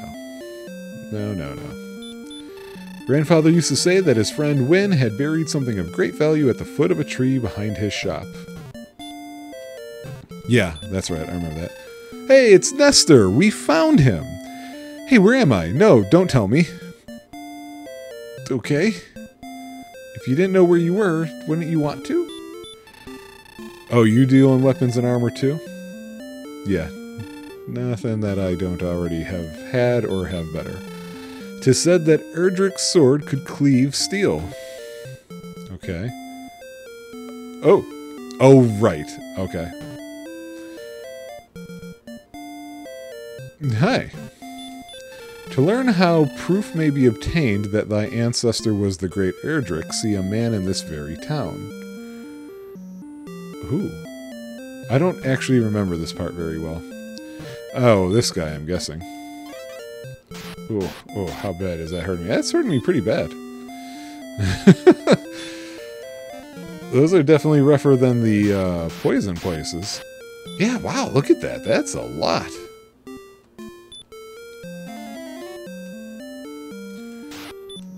Let us wish the warrior well. May the light be thy strength. Thou may go and search. From Tantagel Castle travel 70 leagues to the south and 40 to the east. Is that talking about the cave south of Ramulder? And is that the only reason I had to talk to you? Do you realize how inconvenient this was?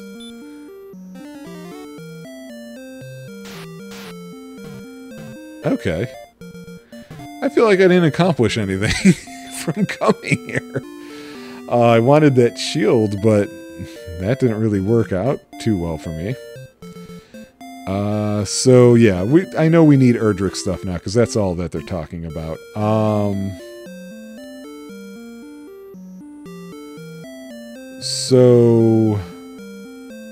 I guess it's time we go to Hawksness, right? So yeah, that's what we'll do for this episode. We'll end this episode after we hit up the Hawksness area. So I guess this was worth coming to just because of the flame sword. I'm having a hard time finding the value of that trip.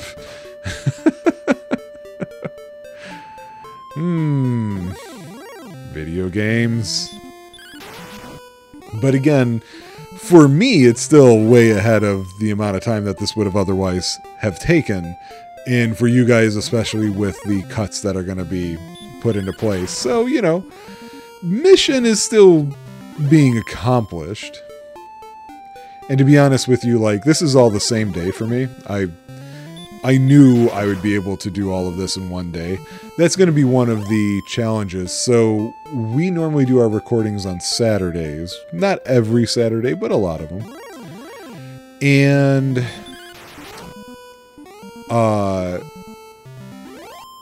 the for playing RPGs and actually getting stuff done, the best days are going to be the Saturdays we're not recording, and then Sundays, which are usually I don't have much going on purpose for a Sunday.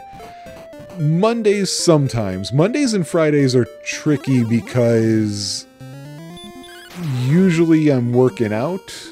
Tuesdays, Wednesdays, and Thursdays I'm definitely working out, and that's not gonna happen because work and what have you. Sometimes I'll have a Monday and Friday off. That'll help me out there. Saturdays, maybe I'm working out. That's usually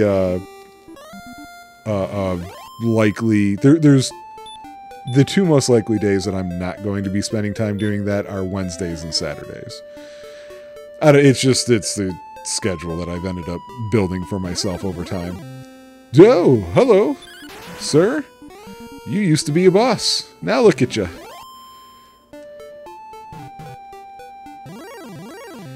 So it's just tricky. Like, Sundays is going to be when I have to get most of this done, but when I start one of these games, I'm going to want to proceed as much as possible to get them done within a reasonable time, so I know how many episodes are we dealing with exactly. Going through the record that we're keeping of how did this game or that game score. So, like, we're not done with Dragon Quest 1 yet. However, we can go ahead and say this game is going to start off as the Alpha and the Omega. It's going to be both the most Unleashed tropey game until we finally play the second one. It's just how numbers work. Yeah, thanks for finally waking up, Aleph.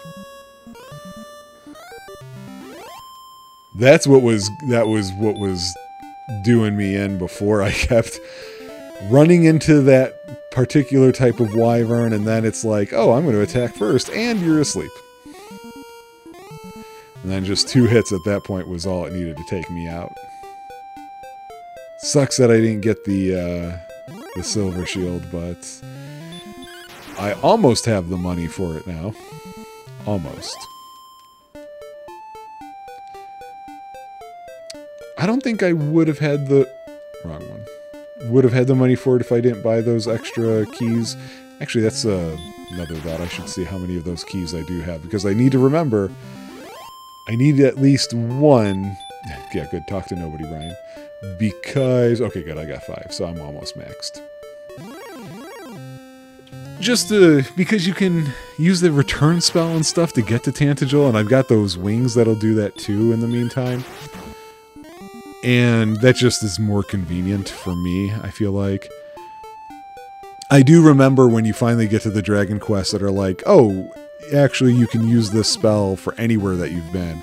And you're like, yes, thank you. It's very helpful. And of course, Dragon Quest will give you vehicles over time. Final Fantasy does that too.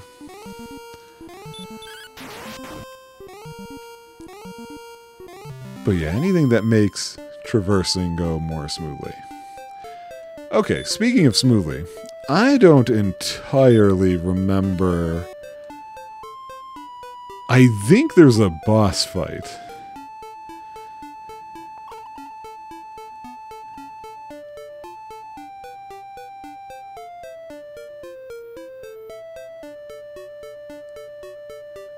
There's a tree we need, right? We need to see the tree. Oh, maybe... No, I might as well build up the gold. And any experience that I get too. Yeah, I don't remember this well enough. I'm definitely going to have to go buy the guide, or the map at least, when it comes to the Dragon Lord's castle. Yeah, it's this one, because the tree's in the back. Oh, werewolves. The damage band, the min-max part of this is really wide. I'm hitting the same enemies sometimes in the 50s and sometimes in the 70s. Yep, there it is. The Axe Knight. How dare you attack first? Look at my excellent moves. You really gonna put me to sleep? You're gonna be that kind of guy?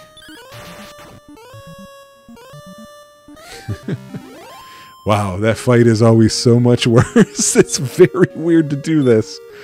There's the armor, and now I don't have to worry about the crappy... oh wait, does he just put it on? He does just put it on. Okay. I do want to heal more. Just in case. So let's exit this town, and then we will take a moment and take a look at our list. We're not going to go through all of the middle ones because there are so many to go through, but we're going to get a chunk of them out of the way. So yeah, we'll stand right here, do a little save. Okay, so now I'm looking at the middle time frame ones, and like I said, there are 123 of these rules. Yow, that's a lot. So we got to go all the way down to rule number 4 to get started here. The cubic zirconium corollary. The aforementioned mysterious girl from one of the previous rules will be wearing a pendant we can stop reading because we don't have that character. There is no FF6 Terra character or what have you here. Rule 5 is the Logan's Run rule. RPG characters are young, very young. I'm going to stop reading right there because we're not given the age, in game at least, of Aleph. So, moving on there. Trying to, not take too long on these. We can skip the next one. Rule number 6 is this single parent rule, and you can already get an idea of what that's about, but we don't have a parental situation in this particular game, so let's not waste time reading the ins and outs of that one. Rule number 7 is Some Call Me Tim. So this one says that good guys will only have first names and bad guys will only have last names. There's more to it than that. However, we're not going to go on from there because the bad guy in this game that it goes on to talk about, ours is the Dragon Lord. It's more of a title than a name, so it's not going to fit here. Rule number 8, the nominal rule. Any character who actually has a name is important in some way and must be sought out. However, if you are referred to as part of a possessive noun, such as Chrono's mom, then you are superfluous.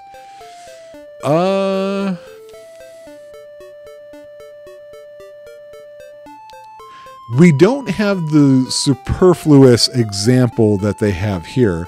You have King Lorik, you have Erdrick, you have Aleph, and you have Princess Gwaelin. And the few people who've had a name are important in some way, so I'm going to go ahead and give this one it, even though it doesn't have the second half of that. So so episode 3, we got that one right there.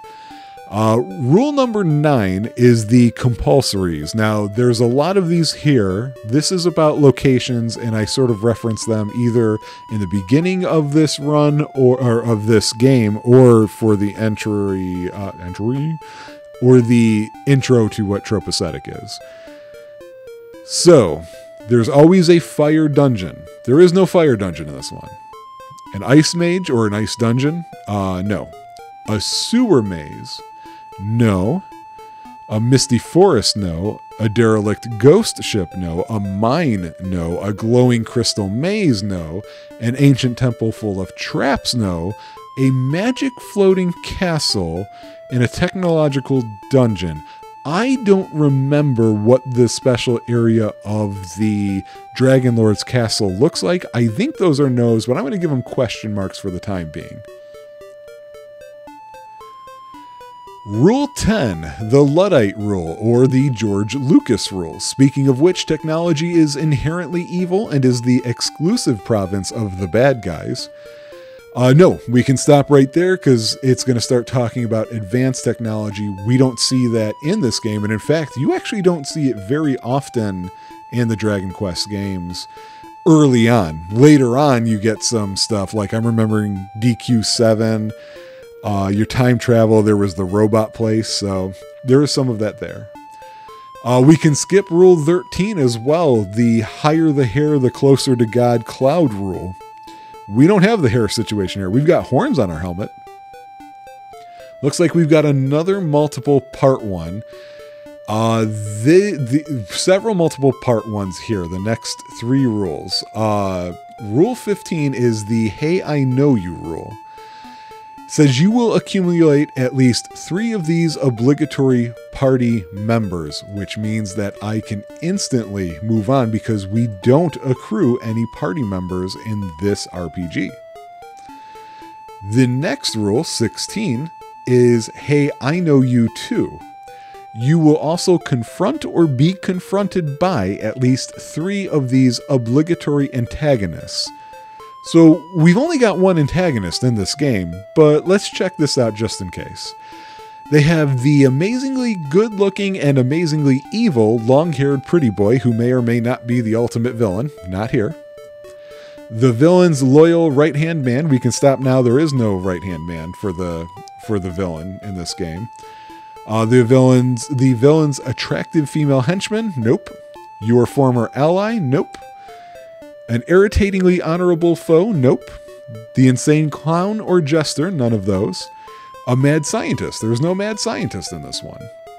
Or an adorably cute little creature. Nope. We can move on to rule 17, which is, Hey, I Know You 3. Furthermore, expect to encounter most of the following obligatory NPCs.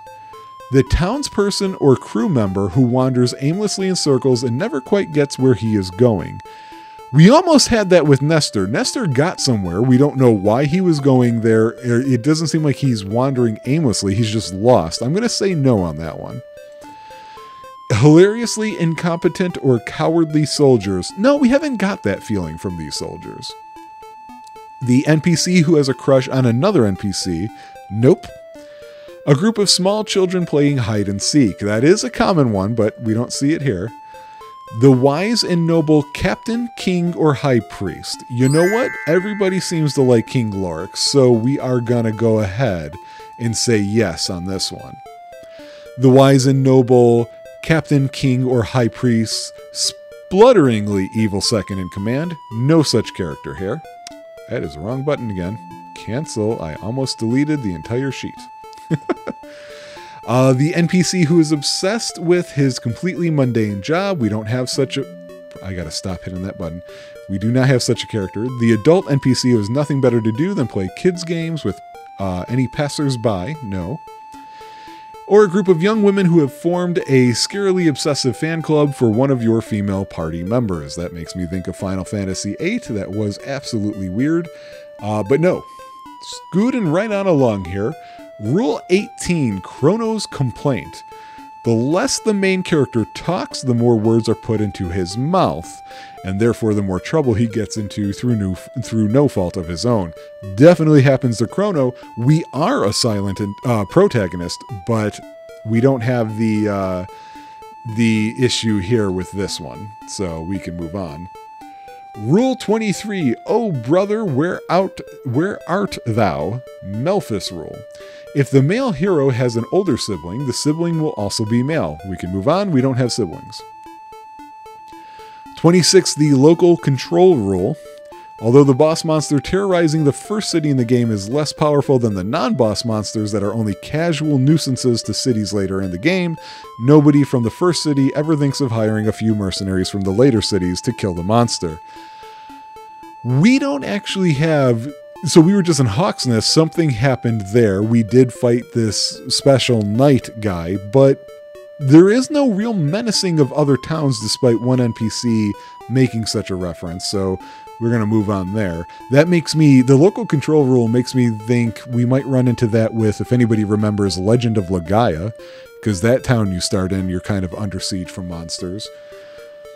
Rule 29, the indestructible weapon rule. No matter how many times you use that sword to strike armored targets or fire that gun on full auto mode, it will never break, jam, or need any form of maintenance unless it is critical to the story that the weapon breaks, jams, or needs maintenance.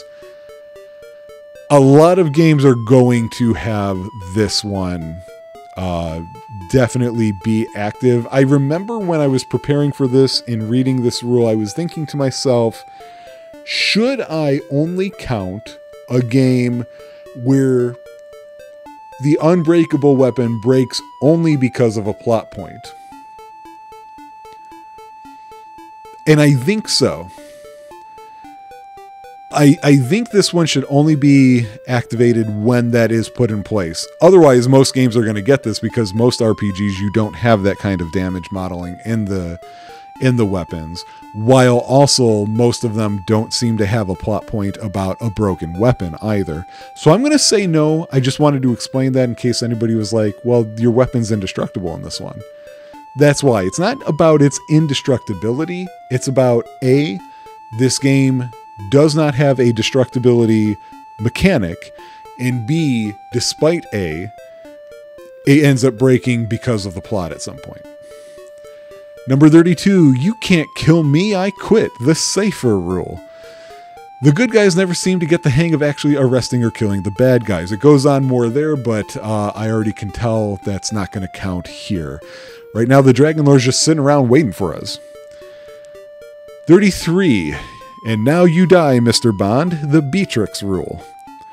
Fortunately for you, the previous rule also applies in reverse, so again, we're not interacting with the villains in this way, so we can move on from there. Number 34, Zap. Most villains in RPGs possess some form of teleportation. I'm not going to read on from there. We don't actually have this. I'm thinking a lot of Galleon showing up in Lunar, and then just zapping himself away, but not in this one.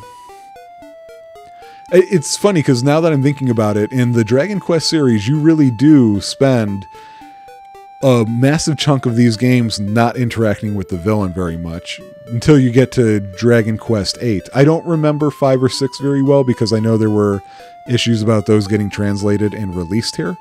So I don't know that I've ever played those now that I think about it. But 8, you do run into that crazy clown guy, Dual Magus, I think his name is. Number 37, the fake ending sequence. I don't think there is one of those here, but I'm going to put a question mark in case I've forgotten something. The full rule is there will be a sequence which pretends to be the end of the game, but obviously isn't, if for no other reason than because you're still on disc 1 of 4. I hear you, Final Fantasy VIII.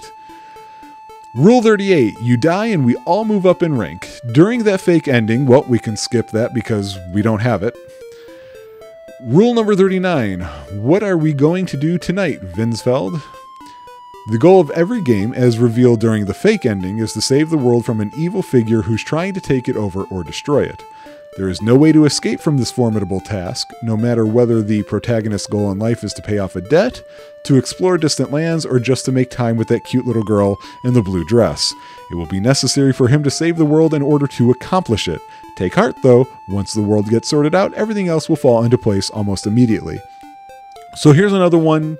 A specific way that I'm taking this is that to earn this point, your mission can't be from the beginning to fight the great evil. Instead, your mission has to be, I got to rebuild my finances, or I'm trying to do something completely unrelated, and maybe even kind of be dragged into the heroism a little kicking and screaming. In this case, you're the descendant of Erdrick. This is what you're meant to do. 44. Not invented here. Trade of technology will not exist. One place in the world will have all the techno gadgets, while all the others will be harvesting dirt. Not in this game. We need that technological city location with a lot of the normal basic towns elsewhere. 45 is the law of cartographical elegance. The world map always cleanly fits into a rectangular shape with no landmasses that cross an edge. So, this one's going to be tough to apply because I feel like, generally speaking, that's usually the case. There's not going to be many that don't do this. And this world map, you have to be able to find a world map that you cannot slice a vertical or horizontal line clean through it without crossing a landmass, is the way that I'm treating it. And looking at the world map for this one, there is no such line that you can do. Or there is a place where you can do that, and that's how the world map is oriented, is what I mean to say. So yeah, we got another point here. Go ahead. I don't know why this is continually losing that. Okay. Quienes más macho, the Fargo rule, is rule number 46. Every powerful character you attempt to seek aid from, and we can stop reading because we don't seek anybody's help. Rule 48, Zidane's Curse, or the Dirty Pair rule, an unlucky condition in which every major city in the game will coincidentally wind up being destroyed just after the hero arrives. That was Burmecia in Final Fantasy IX, I think. That specifically I remember happening. Doesn't happen here. Rule 52, the Insomnia rule. A free stay at the inn is never really free. Can skip that one for now. We aren't going to have that kind of plot device.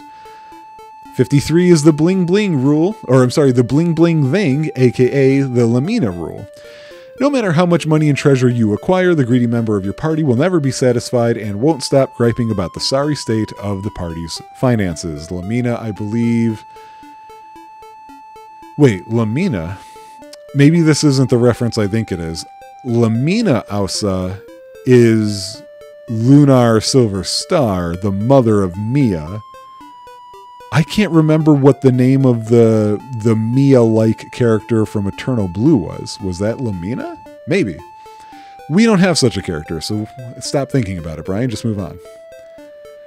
Number 55, Houdini's Postulate. Anyone, whether they are in the player's party or not, who is placed in any kind of prison, fortress, cell, or detention block, will escape immediately. Not such a thing that's going to happen here. We don't have that kind of level of plot at the moment. 56 is Siegfried's Contradiction. Just because someone is weird doesn't mean they're important. Just like Siegfried of FF6. Don't have that issue here. 57 is the Natural Monopoly rule. No city will have more than 2 shops unless it is crucial to the story that there will be 100 vendors which you must visit in a certain order. Certainly untrue on this one. We went to Cantland. There were tons of shops and they had different things, but there was no requirement to visit them all. 58, but they don't take American Express. Every merchant in the world, even those living in far-off villages or hidden floating cities, cut off from the outside world for centuries, even those who speak different languages or are of an entirely different species, accepts the same currency. That is true in this game. However, I'm going to say no, because up to this point, we had a question from episode 1 about, are there other countries? I still feel like Tantagel Castle is the only castle in this world other than the Dark Lords, or the Dragon Lords, I mean. And so I feel like this is all taking place in just one country. And as long as I'm postulating that and sticking with it until being told otherwise, of course the same currency is being accepted. So no issue there. Number 59 is the apathy principle. Your group is the only bunch of people trying to save the world. All other would-be heroes will either join your party or else turn out to be cowards and or conmen. I'm going to say no, we don't run into other heroic figures so much, and the ones that we do are the descendants that are handing you these objects, and they are handing them to you. So they're trying to save the world as well. They're waiting on you. Number 61, the henchman quota, the Nana, Saki, and Mio rule. That's Grandia, I think. One of your antagonists will have 3 lovably incompetent stooges. We can stop right there, not the Dragon Lord. Number 64 is Ayn Rand's Revenge. Outside the major cities, there is no government whatsoever. Of course, perhaps that explains why it's so difficult and dangerous to get anywhere outside the major cities. Let me read that again. Outside the major cities, there is no government whatsoever. You know what? That's kind of true. Yeah, we're going to go ahead and say that.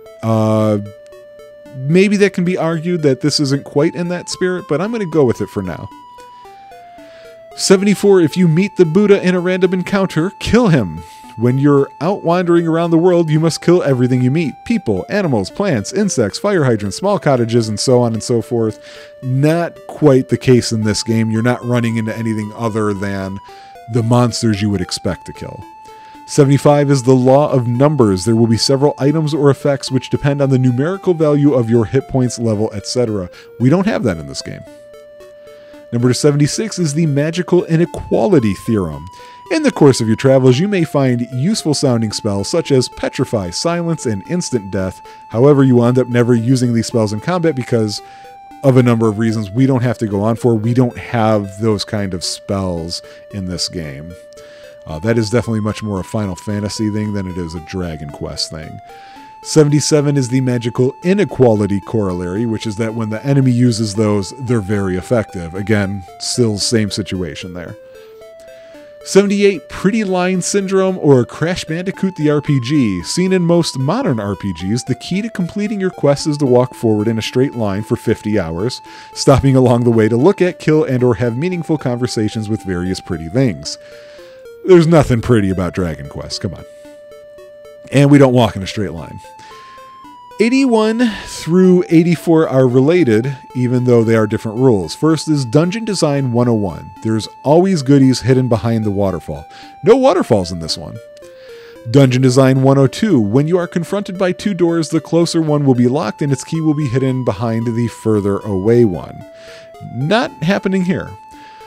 Dungeon Design 103, or the wallpaper warning. Your progress through a dungeon will be indicated by a sudden change in decor, different wall color, different torches on the wall, etc. Nothing different at this point. Rule 84 is Dungeon Design 201, or the interior decorators anticipated your out-of-body experience, which means that most dungeons will include hidden passages which are nearly impossible to see from a bird's eye view, yet would be blaringly obvious from the party's perspective. Doesn't happen here. Reminds me, well, actually, hold on. I need to back myself up. You know what? This game actually does have that.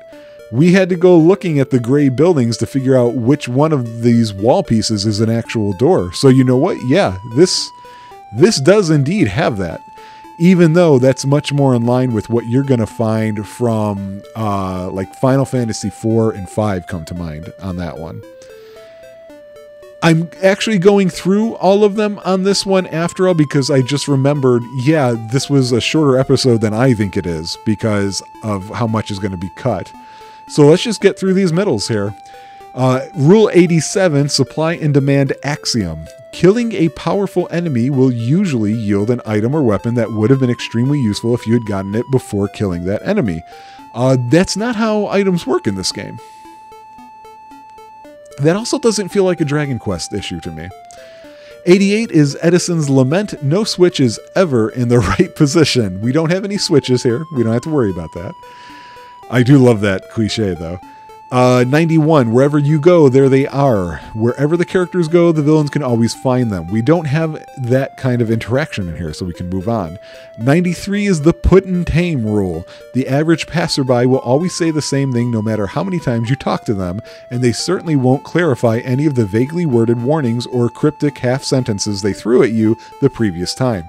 Here's one where I made a note to myself that I said to treat it as based on whether or not the NPC says something else after major plot events.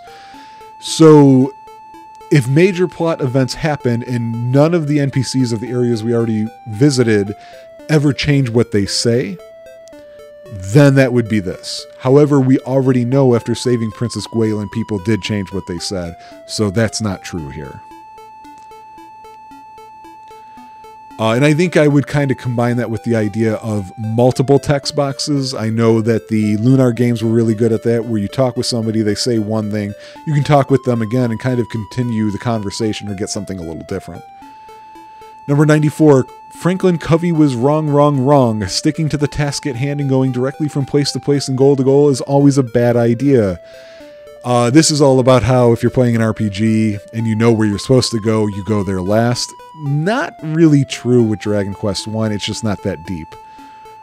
95, Selective Invulnerability Principle. RPG characters are immune from such mundane hazards as intense heat, freezing cold, or poison gas, except when they're suddenly not. Surprise! Not the case here. We don't have those kind of biomes. Number 98, and the one we do have, the poison does actually impact you. 98, experience not required. In fact, actually, when you consider you can't see in a dark cave, this game is the opposite of that particular cliche. 98, experience not required. When the main character is forced to do some complex or dangerous task for the first time, even though he has never done it before, he will still always do better than the oldest veteran. We don't have those kind of mechanics or plot points in this game. Rule 100, getting near the end of the middles, I believe. Science magic equivalence, aka the Citan or Citan rule. Citan. I think that was that the second main character from Xenogears? No, I don't think that's right. Although Mage's specialty is magic and Scientist's specialty is technology, these skills are completely interchangeable. That actually makes me think of Luca from Chrono Trigger. Rule number 1, and so that's a no here. Rule 103, near-death epiphany, the Fey rule. Oh, hey, speaking of Xenogears. If the party is not dealing damage to a boss character, then there's a better than even chance that someone will suddenly become enlightened and figure out how to do so. Not going to apply here. The Wutai rule, Final Fantasy VII, no matter what their mythology, include a land based on ancient Japan. No, not here. Japanese game that sticks with the, well, for the US release, it's the old English way of speaking, but they keep it medieval this whole time. 105, Law of Mooks. This is a two-parter. Soldiers and guards working for the evil empire are, as a rule, sloppy, cowardly, and incompetent, and the members of the heroic resistance faction are, as a rule, dreadfully weak and undertrained and will be wiped out. We have neither of those in this game, so we can move on. 108, you do not talk about Fight Club. Any fighting tournament, we can stop right there. There's no tournaments or anything in this one. 110, the miracle of automation. Similarly, any factory, power plant, or other facility that you visit during the course of the game will be devoid of any human life except for the occasional guards. We don't have those kinds of facilities. 111, principle of archaeological convenience. Every ancient machine you find, stop and move on. We don't find anything like that here. 112, they don't make them like they used to, the SID rule. Modern day machinery, we can stop right there. 115, law of scientific gratification. If the hero needs a new invention to progress, he will find out that somewhere in the world someone has spent his or her entire life perfecting this invention. Not a thing here. 116, you always travel in the right circles. Whenever you meet a villager or other such incidental character who promises to give you some great piece of needed knowledge or a required object in exchange for a seemingly simple item, be prepared to spend at least an hour chasing around the world, exchanging useless, innocuous item after item with bizarre strangers until you get it. Boy, that's so close to happening here, right? The thing is, we're not trading innocuous items, so it's not the bar of soap from Suikoden 1 situation, so I'm going to say no. 117, talk is cheap rule. Nothing is ever solved by diplomacy. We don't have those kinds of plot points here, so we can move on. 118, stop your life, the Setzer rule. No matter what kind of exciting dynamic life a character was leading before joining your party, we can stop right there. Rule 124 is the Gojira axiom. However, this is going to feel like it would be a multiple pointer, but I decided to keep it as one. This is about giant monsters capable of leveling cities. I'm not going to read any further. We don't experience that in this game. Rule 25, you couldn't get to sleep either, huh? If any character in the game ever meets any other character standing alone at night looking at the moon, those two will eventually fall in love. We don't have that here. We don't have a lot of the plot-based ones here, you know. 126, absolute power corrupts absolutely, the Althena rule. If a good guy is manipulated to the side of evil, we can stop. That doesn't happen in this game. 127, all is forgiven, the Nash rule, Suikoden, I think. Which is sort of related to the previous one, so we can move on from that. 128 is the first law of fashion. All characters wear a single costume which does not change over the course of the game. The only exception is when characters dress up in enemy uniforms to infiltrate their base. So I've got two thoughts on this one. The first one is, I don't think on its face that works here. We see our sprite change once we start getting some equipment. But I think what's more important here is that this one needs, I think, both conditions to be true, which is your sprite always looks the same except for a plot point that requires you to dress up as something else. That doesn't fit here either. The second law of fashion is that any character's costume, no matter how skimpy, complicated, or simply outlandish, is always completely suitable to wear when climbing, and it's going to start talking about biomes that we don't experience. We can move on. Rule 130 is the third and final law of fashion, and this is about futuristic settings, so we can already say no to that. Almost done here. 131, the first rule of politics, the Chancellor's Axiom. Any advisor of a major ruler, we can skip, we don't have one. Second rule of politics is the Scapegoat's Axiom. Related to the same thing, we can move on. Last rule of politics is that kingdoms are good, empires are evil. No, I don't think we have that dynamic going here. I can't really count that for what the Dragon Lord is doing, so I'm going to say no. I think you need more established locations, like the Figaro Kingdom versus the what the heck was the name of the empire with Gestalt in Final Fantasy VI? I think it needs to be that kind of give and take in the story.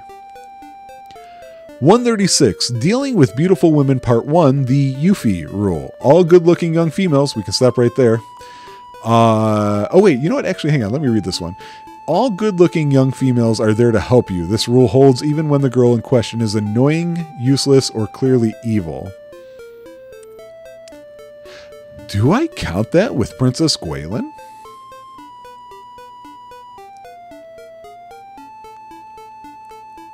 I'm going to say no. You guys can absolutely tell me I'm wrong and this should count as one, only because I think this is based on much more fleshed out characters. So I'm going to say no to this. I can be swayed, I think. Rule 137, dealing with beautiful women, part 2, the Rouge rule. All good-looking middle-aged females are out to kill you.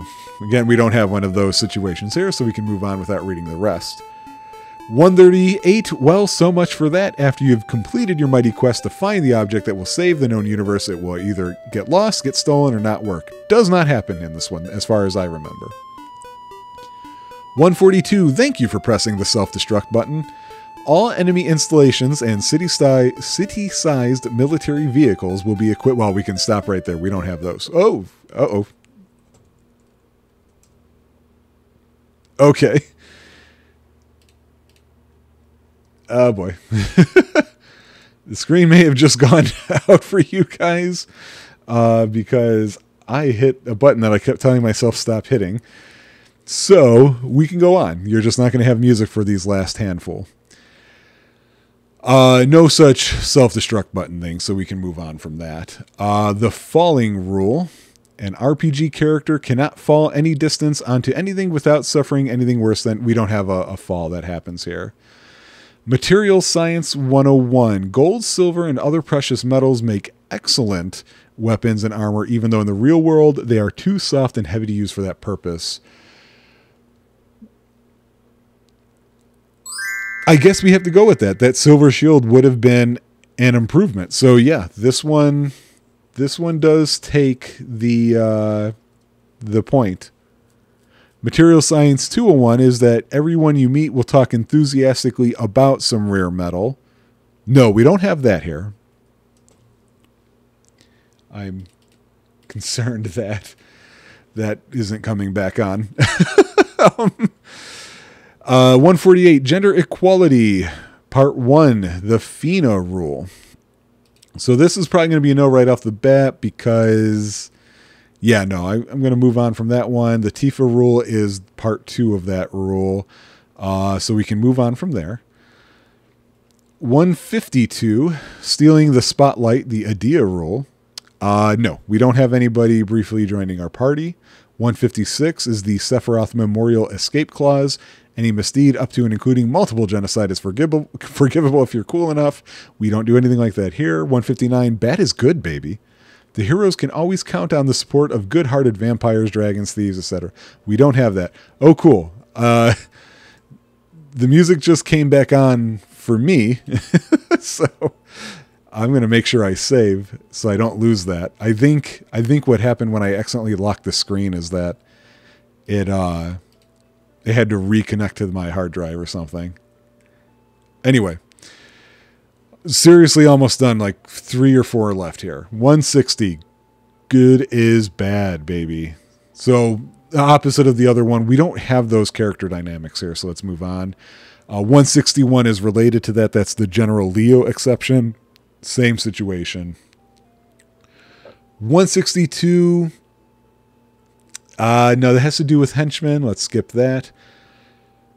163. All the time in the world, aka the Renoa rule. Unless there's a running countdown clock right there on the screen, you have as long as you want to complete any task, no matter how incredibly urgent it is.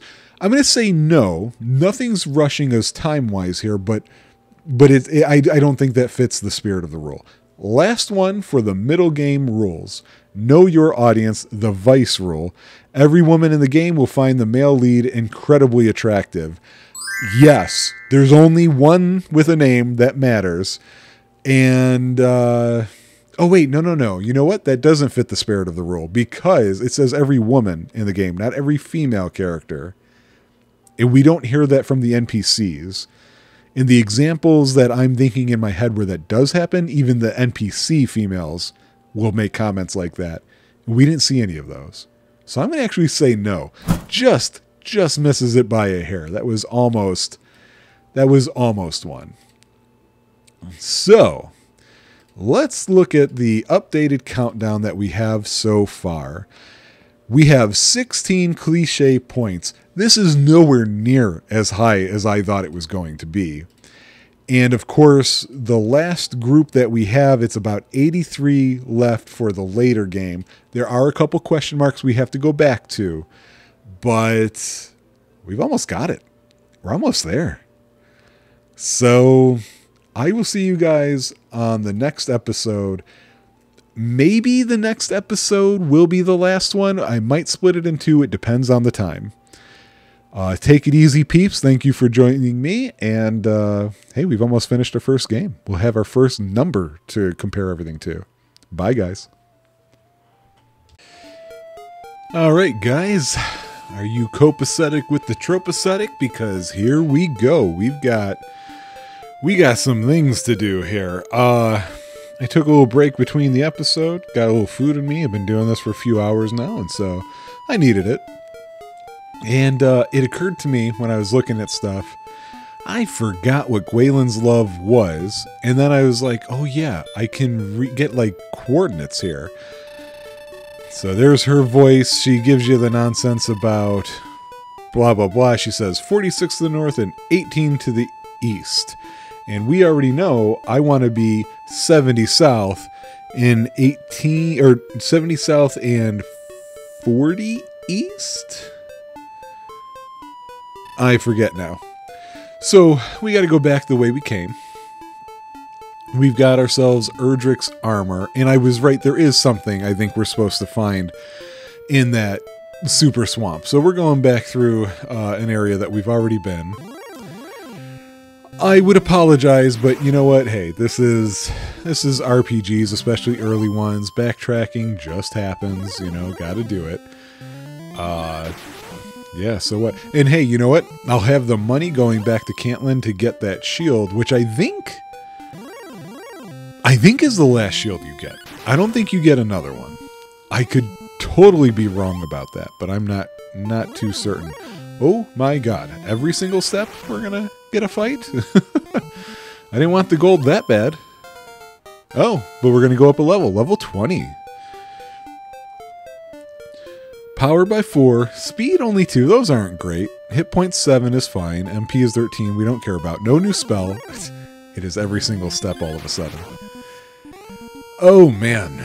So I know some of you who are watching this, you're probably thinking, hey man, it's an awful lot of just talking and going over that list at the end. Is there any way to make that better? Well, if you have a suggestion to make it better for sure, let me know. You know, I'll consider it and see what I can do. I think the issue here is that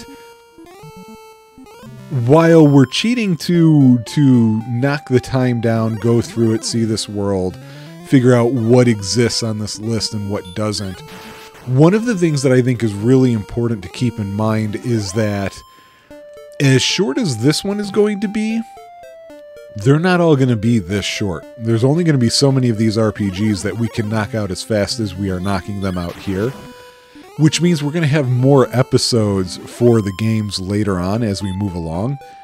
And when that happens, we find ourselves with a lot more end episodes. We can go through just a few at a time, and it'll be easier. Then I will also have more complex plots and gameplay mechanics, which will mean we'll more likely have more of them to actually talk about, because there's a bunch of those, especially in the end of the last episode, I started to read and just stopped because I already knew. I knew real fast it just doesn't apply to this particular game. It is what it is. So I think the numbers are 70-40 that I'm looking for. I think it's in this swamp that we're supposed to find something. So we'll get to the edge of it here and take a little look. So, let's see what Gwalen has to say now. Okay, wait. Oh, is it north? Oh, the castle is 68 to the north, 45 to the west. I thought it was... She's saying where the castle is from us. I thought it was where I am from the castle, so I was looking at that wrong. So I need to go down 2 and left 5.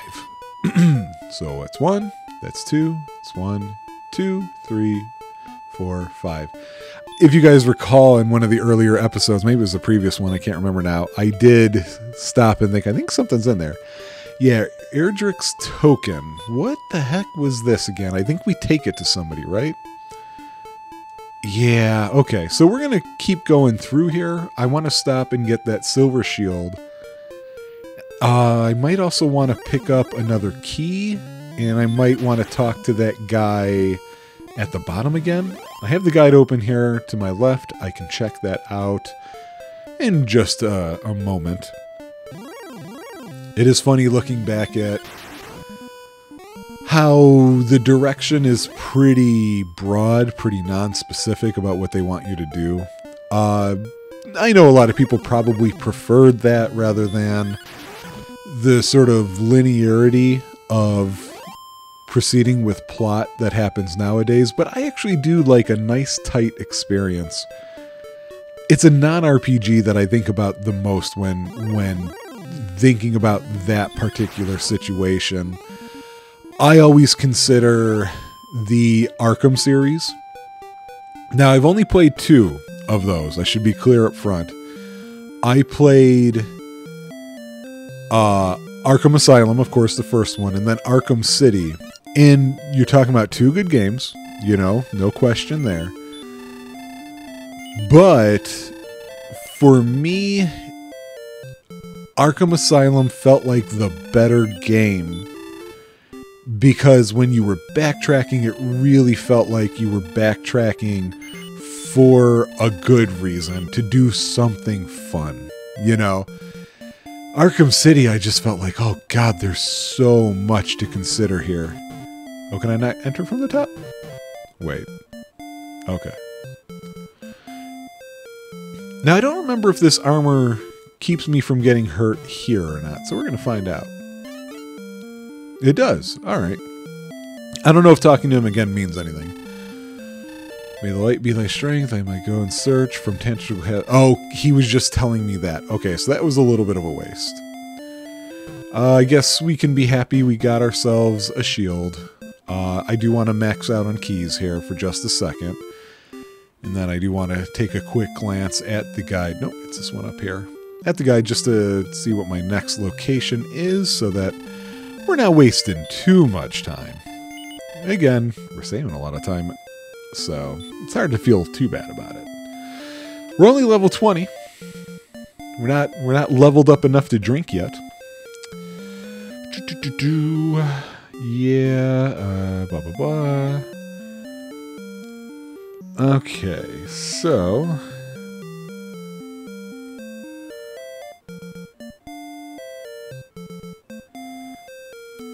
So he says we're going to go to Charlock Castle next in the guide.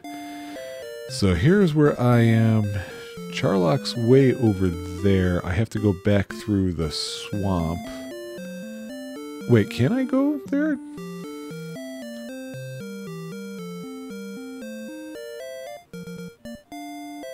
Yeah, okay. I think this is right. I haven't been following... So here's one of the things that we might run into here and there. I am not following these guides and looking at them constantly, which means I might have not done something that would otherwise be done at this point. As a result of that, maybe I forgot to get something. Because we've only gotten a couple of the important items. The flute we've already made use of. I don't think we need to know the Gwaelin's love locations anymore. We got the token, which I think we turn in somewhere. Oh, I should have used the wings to free up space. You know what? Let me just do this just to get these out. We don't need them. We've got the spell equivalent. And I'm going to use the torch and then the spell for radiance once... You know what? I don't want to use repel at the moment. Let's get some gold up in case we're going to need to buy anything more. But got to free up that space. Dragon Quest on the NES is a great series for looking at little quality of life improvements. Being able to see, it takes a couple iterations to see what is the difference between this piece of equipment and that one to know whether or not it's worth it. Who can equip this thing or that thing isn't clear right off the bat. Little pieces of information like that. I love descriptions of things in an RPG. One of my favorite examples of this is Tales of Destiny. There is just something about all the food items, reading their descriptions, like it makes me hungry. Not gonna lie, that can make me go, oh, I could go for that so bad right now. But I still love it all the same. The scorpion attacked before I did? Are you nuts? Yeah, okay. Thanks for the gold, guy. Jeez. Alright, let's use this torch. And so, I think we're all good as far as our inventory is concerned. So then you guys can all laugh at me when it turns out I'm wrong.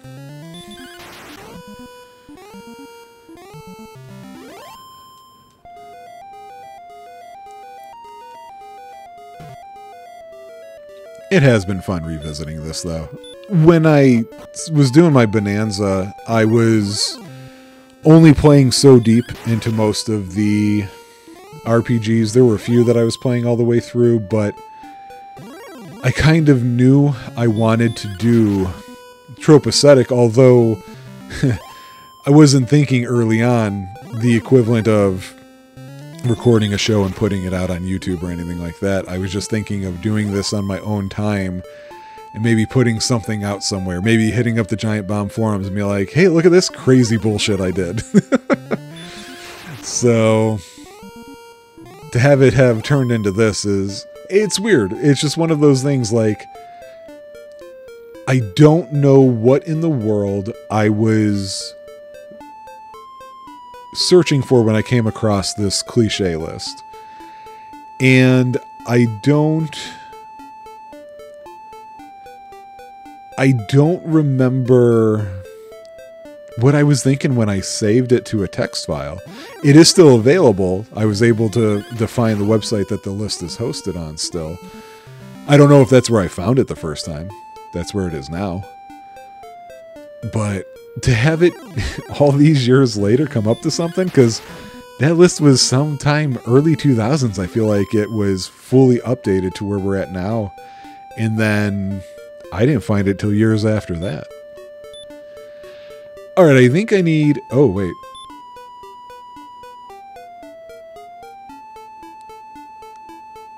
I forgot something. What did I forget? Don't I need the dewdrop? All right, hang on. We're gonna...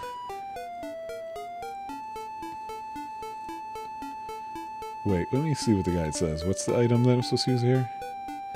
Yeah, the rainbow drop. Where is the rainbow drop?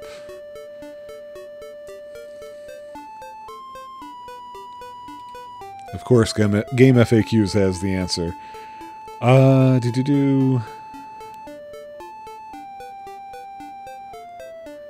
need to have the Sunstone, which I didn't get, the Staff of Rain, which I do have, and the Mark of Erdrick, which I think is the token to go to the Sanctuary. So I have the Staff of Rain. I need the Sunstone. Where is Sunstone? Google. Stone is hidden down an out-of-the-way staircase in the southeastern section of the castle. Tantegel? Did I come here for no reason?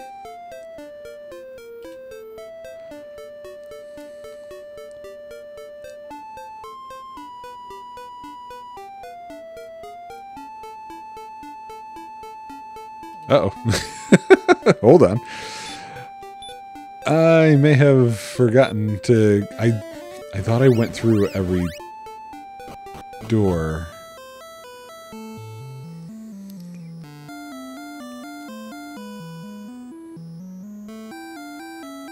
Yeah, I talked to that guy, didn't I?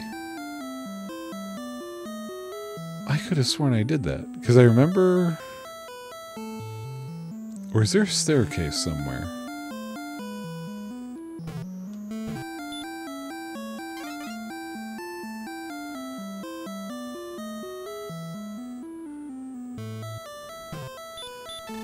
Oh, you know what? Hang on. Is that somewhere I can walk outside? Give me a key. No, because you won't sell me more. Okay, the question is, can I walk? Yep. Darn it. There's stairs over here, aren't there? Yeah, there they are. Shoot. I should have done this a long time ago. Hey, look at you, old man. I have been waiting long for one such as thee. You passed me by 3 times, dude. Take the treasure chest. Get out of here, moron. Yeah, oh look, the Stones of Sunlight. Okay, and now I gotta go back to Rimalder, which is fine because that is essentially the direction I was kind of headed. We will go ahead and do this for just our sake. I feel like I accidentally cast that spell earlier when I was doing that grinding off screen, and I feel like Repel wasn't super strong, at least not where I was, although now it's actually doing a great job. You never know with spells like that. Sometimes they're absolute, you will not run into anything. Then other times it's just the tiniest little drop in the encounter rate. It's whatever. It's whatever. It's nice that they include it. Usually for this game in the form of holy water, I think. Okay. Oh. Yeah, no, I'm not done repelling. I don't enjoy the... Yeah, so see, it's not absolute. I didn't think so. Although it's working a lot better for me now than it was earlier. I partly wonder if the level you're at compared to the level of the monsters in that area has some sort of impact. Don't attack me in the first place if you don't want to attack me at all.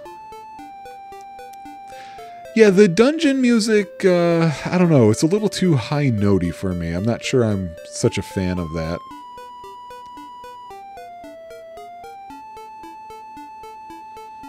The rest of the music I think is solid. And of course, the main themes of Dragon Quest have always been pretty good. Oh no, I didn't want to come to Rimuldar. I wanted to go to the shrine. Oh, all I was thinking in my head was Rimuldar.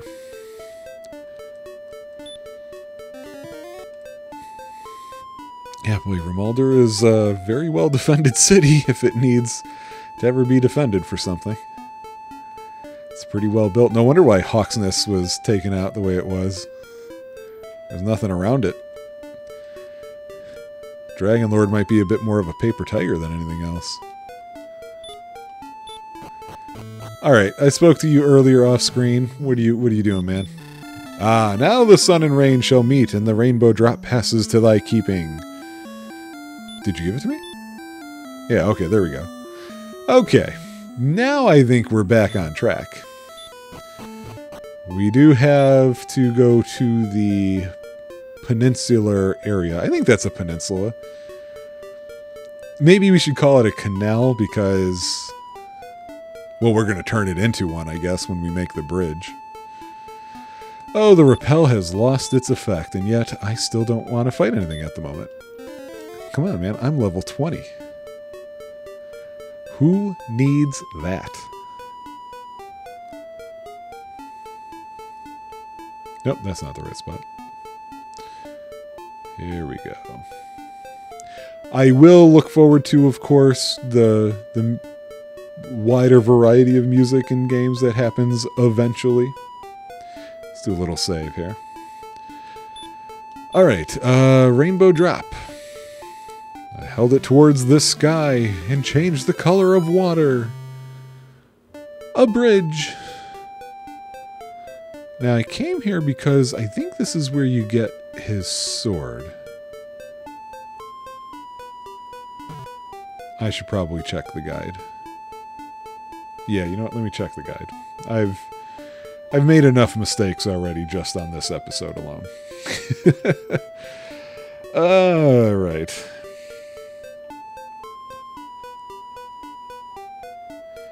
Yeah, so I do want to go inside here. I don't think I need the spell for this one, do I? Oh, has the repel gone away? Okay, so we have 2 paths to take. Left is where we want to go. A green dragon? Oh, so spooky. I'm mashing buttons again, as you can tell. Surprising thing after, you know, not using an NES controller for a long length of time, to see that, like, I'm not dealing with Nintendo thumb at the moment. That's a pretty nice thing. Definitely a fan of that. Yeah, I think I want to walk through there. You know, this game has those wizards. It has the wyverns, the drakeys, the slimes. I do really like when they get those bulls and those weird, like, chicken things that become a part of the regular items. Oh, and the archers and the moles. There's some good enemy design. No. It's not there. It's over here. Guys, I'm so above you. Just admit it. A part of me wants to repel again around here, but another part of me says, you know what? I'm gonna be nearing the end of this game pretty soon. And I already went through one bad period of not being a high enough level. Do I want to put myself in that spot again? Yeah. I think it's behind. Is it here? Yeah, secret passage. Yeah, okay. Let's go Radiant. Okay. Of course, more fighting.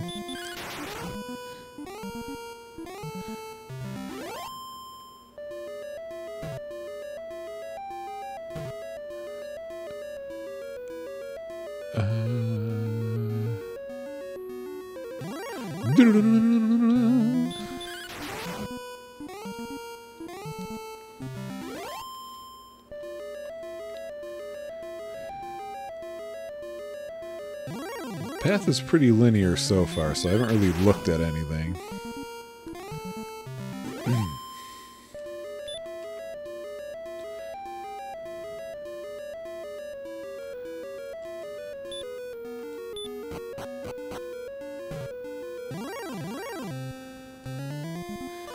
How are these Axe Knights faster than me? I am a descendant of Erdrick.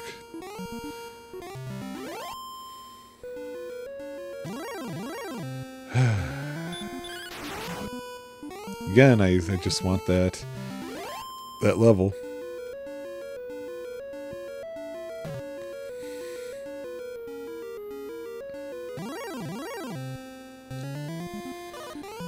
Still attacking me first. They do hit hard, huh? I've got the armor and the shield. They're still hitting me for a lot. I'm healing mostly because I'm worried about the crap fest you can get into with sleep and then everything else that happens, you know? Oh, yeah. There are plenty of things I don't miss that are in this game, like the light stuff, clicking stairs, clicking door. Okay, so here's where...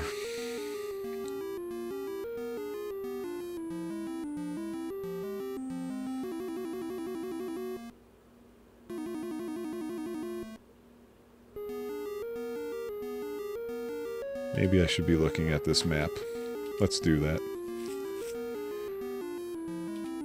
Alright. Question is, where was I to begin with? I think this... Yeah, I was here. Oh, they tried to label these. This is hard to read on here. So if that's B1... where did that take me? I should have... Okay, here we go. That's C. That's B4. Wow, it took me straight to B4? Here, so yeah, I came around here. Oh, they don't have the treasure labeled here. I know we walked around it, though. That part is clear.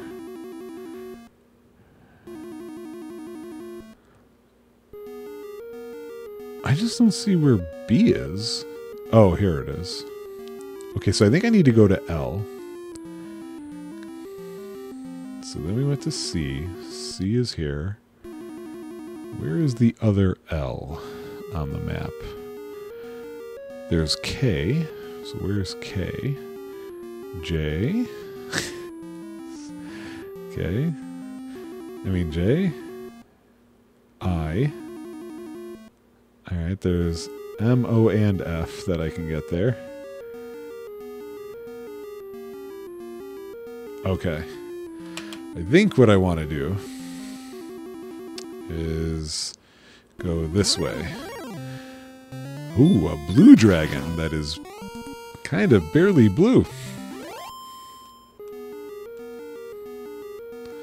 I think I want to go here. Ah! You guys, I'm the Dragon Warrior.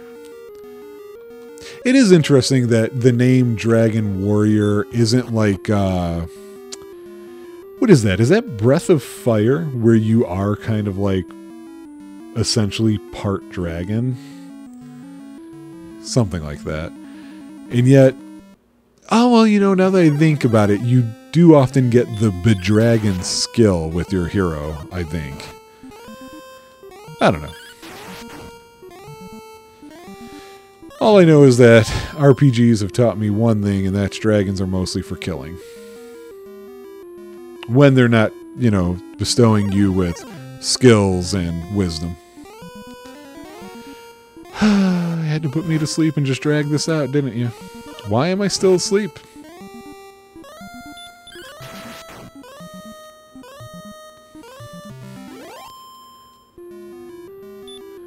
Time to do a little heal. Do a little more heal. Okay. That should take me here. Still don't know if I'm even going the right way, to be honest with you.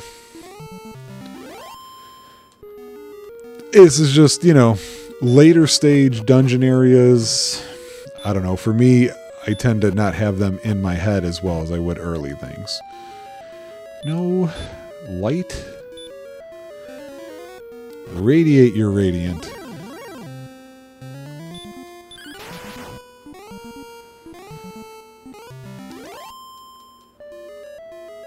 Oh. Green dragons, why do you bother?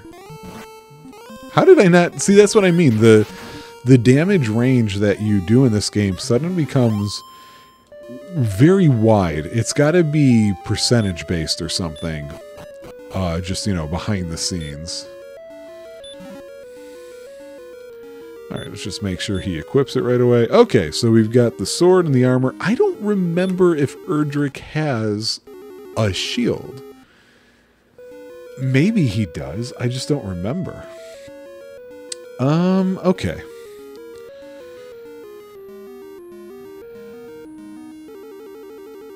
So now let me just take a quick look at the guide and see if there's anything else I need to be doing before I go and fight.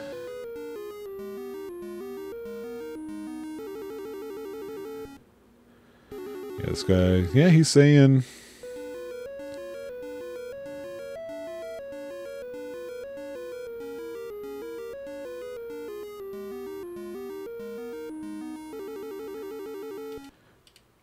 what I want to do, actually, is...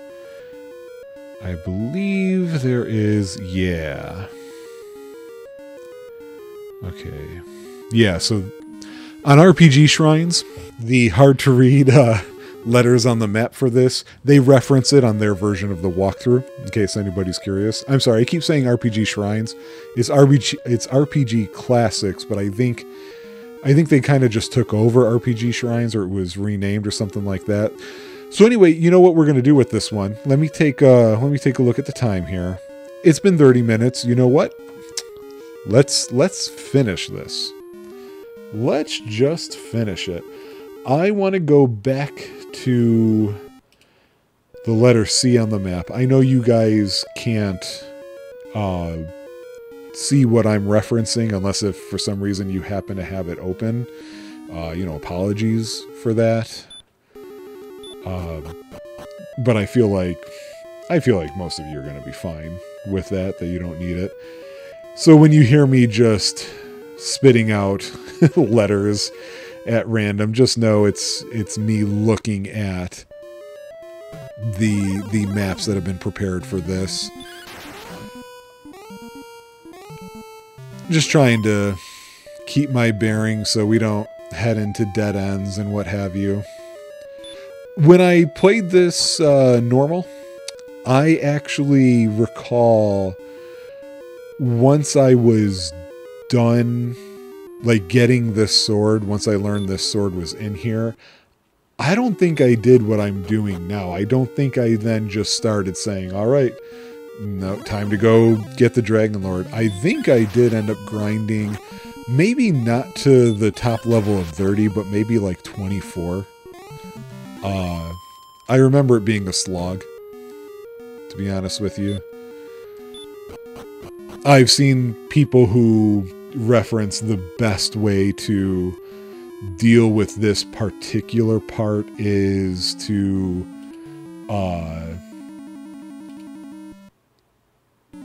essentially, how do you put it? Essentially, like, run from these enemies, because you can get some herbs, but at this point, herbs are not going to do you any good. They're just going to take up space and barely heal you. And you don't really get an opportunity to save your MP. So there's that too, which is why I know that's why I went and grinded so much. It was because I was like, oh, how am I going to get away otherwise? Oh, Stone Man! Oh, good. Now Spoon Man is in my head. I do it to myself. I haven't heard that song in a long time. Such a good song. Don't know what the hell they're talking about in it, but doesn't matter. I like it. Okay, so I'm going to go back and forth a bit here. So I need to take that. I entered what I think is F, and I need to go to G. So, yeah, because I never, this is not something I got the layout in my head. It feels like mazy dungeons kind of went away after the SNES period. It's not that there weren't like places to walk through still, but I feel like things became just different in RPGs. I feel like is it Etrian Odyssey?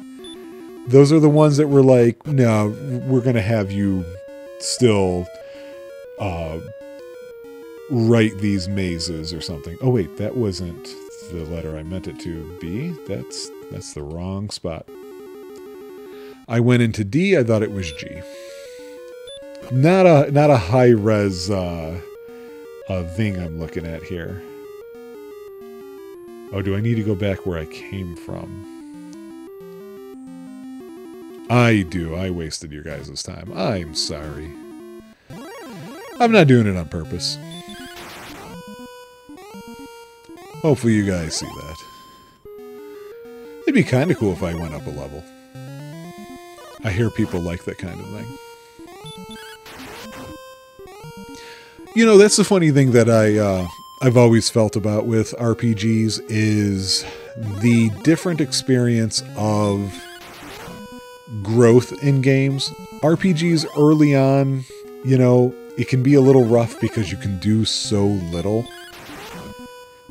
But every level feels huge early on. You get to the middle of an RPG, levels are great when you can get them, but for the most part, you're just more about like, I have all these skills that I can make use of, and I'm going to.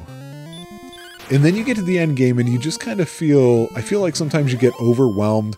There's so many options. You don't know how they're going to make you use those, or are you just going to be stuck using one particular thing specifically? It's a rough balance. And I never really know how I'm going to feel about it in particular. I believe the G stairs that I'm looking for are the ones that I'm approaching after this fight. No, I'm really not going to go up a level before this fight, huh? I thought there was a chance that I would. So if that is G, I need to go to M and then N. Yeah, that... Huh. That's going to take me to H, though. H brings me to an endless area. I think the map might be wrong. So hang on, let me work this map backwards. So I need to go to the Dragon Lord is from N, as in Nancy. For that I need the letter M, as in Mancy. To get to M... yeah, okay. That little oopsie on RPG Shrine.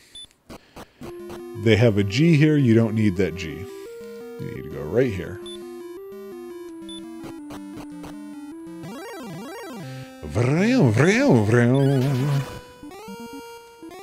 This excellent move cheat has been kind of fun. It's kind of nice just having that full damage most of the time. I'm a fan. Ooh, a red dragon.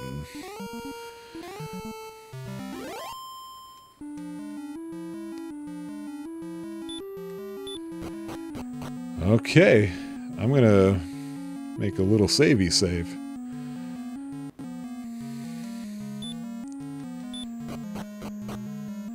Yeah, so, okay.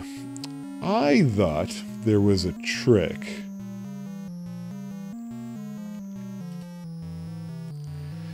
But I don't remember it.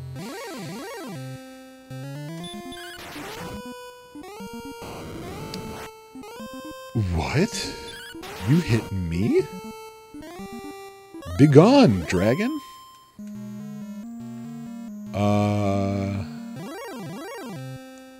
Ooh, an armored knight. I forgot that there were still some more recolors to go through. I don't remember the path. I just remember it being long and out of the way. And I'm not using repel just because I do kind of want to go up another level. I feel like 20 is the absolute minimum you should normally be approaching this at. I would never go with 20. Yes, that's probably a dead end. I don't want anything in there. Oh, you know what? In case something puts me to sleep, let's do that. Oh, I forgot that it's every step right now that I heal. Okay, yeah. You know what I didn't realize? These dungeons in this first Dragon Quest for the NES, they're so small, they're so compacted. You don't have those really rough... Oh, hey, a level. Those really rough screen transitions. I remember feeling like in Dragon Warrior 3 and 4, every time you had to cross into a different scene transition in a dungeon, it felt like it was a guaranteed battle trigger. 21, let's drink. Power 3, speed 2, those are so minor they don't matter. I didn't even get a spell from it. That was a bad level up. I'm not a fan of that particular level up. Let's go ahead and just drop a save-o.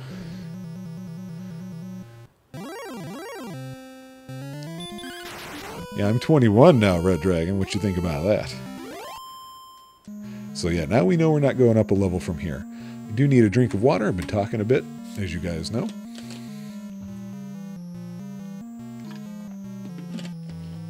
I really hope at least some people out there will be curious about this stupid idea that I'm having and doing this whole Tropeacetic thing. Because I'm curious about it. I want to know what people's predictions are without actually thinking too hard about it. I don't want them to like go through the list. I just want them to think about tropes, because right off the bat, I thought we were going to deal with a lot more tropes with this game than we have. So I'm real curious what the median is going to be. What's going to be the most? What's going to be the least? It's hard to tell. And it's just, now that I've officially started recording these, I'm so curious, you know? I'm just really curious. All right, I don't know if you trigger when I walk up to you, so...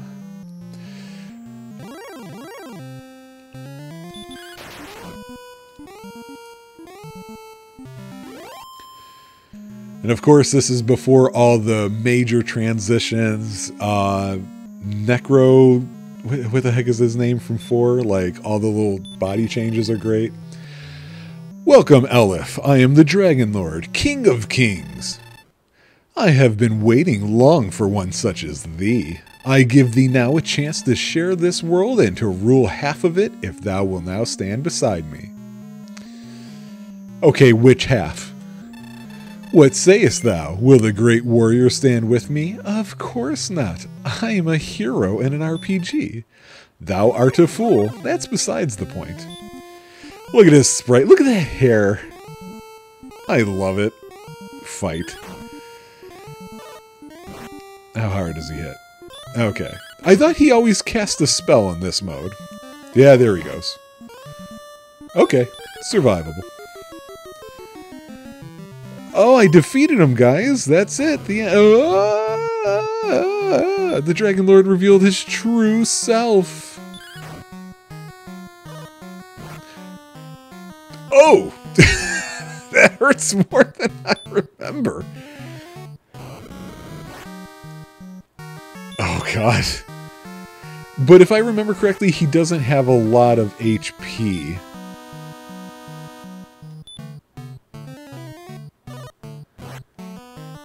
Huh, is there a weird heal range with the Heal More spell as well? The things I don't know about... Oh, God. He's hitting me way harder than I expect. This music is really making me think of it. It really makes me think of Shadowgate for the NES, and I think it's that part when you're in front of that dragon and you're trying to grab the shield and everything. There's just something similar to that. Stop breathing fire. Yeah, see, usually you have more hit points than this, and so you don't have to quite do this much healing. Oh boy, I'm starting to feel like he's got a lot more HP than I thought. Because I thought it was something like he's only got, I don't know, 100, but you're dinging him for just so little. I've been hitting him in the teens, so let's do a hurt more spell. See what the difference is there. Oh, right. It doesn't work. That's right. I'm sure I would normally make him sleep or something like that, but we don't have to. We're cheating. We can make games really weird because of that. We don't have to really think much about what we're doing. It's kind of nice. It's kind of like a video game vacation, in a way.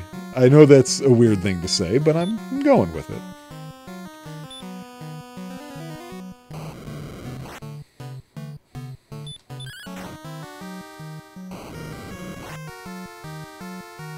Boy. Yeah, because at the moment it's every other kind of...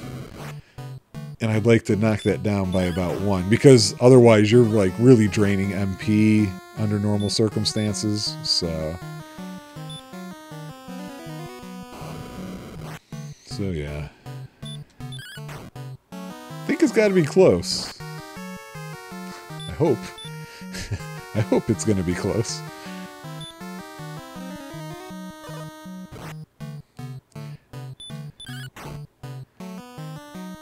Hey, there we go. Thou hast found the ball of light. Radiance streams forth as thy hands touch the object and hold it aloft. Across the land spreads the brilliance until all shadows are banished and peace is restored. And now nobody can sleep because it's always bright out. Oh, I have to return, right? Yeah, so... I don't know, I always think there's a bridge that's going to go across from here, but there's not. And now we're back to where it all started. Oh, look at this. Salute. Oh, they turned off the music. The legends have proven true. Thou art indeed of the line of Erdrick/Loto. It is thy right to rule over this land. Oh, I forgot about that. Will thou take my place? Elif thought carefully before answering. I cannot, he says. If ever I am to rule a country, it must be a land that I myself find. Gwaelin said, Please, wait. I wish to go with thee on thy journey. May I travel as thy companion. Sure, I've been alone this whole time. Conversation would be nice. I'm so happy. And thus the tale comes to an end, unless the dragons return again. Why are the guards playing trumpets? I don't remember that. Do you think all the guards know how to play trumpets? Congratulations, thou hast restored peace unto the world, but there are many roads yet to travel. May the light shine upon thee. Do we get credits? How did they do credits this early on? Ah, the Dragon Warrior Staff. That sounds like an item. Yep, Yuji Horii. Gotta know that name if you're into RPGs. Akira Toriyama, of course, recently passed away, I believe. As of this recording, at least. Koichi Sugiyama, I feel like I've seen that name a lot, probably because it's the music, so I would have paid attention to that to some degree. I don't feel like I know those names. It's funny to see them say CG because we don't really We don't just simply think computer graphics. When we say CG, we're thinking, cutscene stuff. That's not in-game engine kind of thing. Yeah, did Woolsey work on this by any chance? Toshiko Watson. He's bridging the gap, man. Just by that name right off the bat. Special thanks to Howard Phillips. That name sounds familiar. Why can I not think of who that is? Is that related to Nintendo of America? No. I don't know.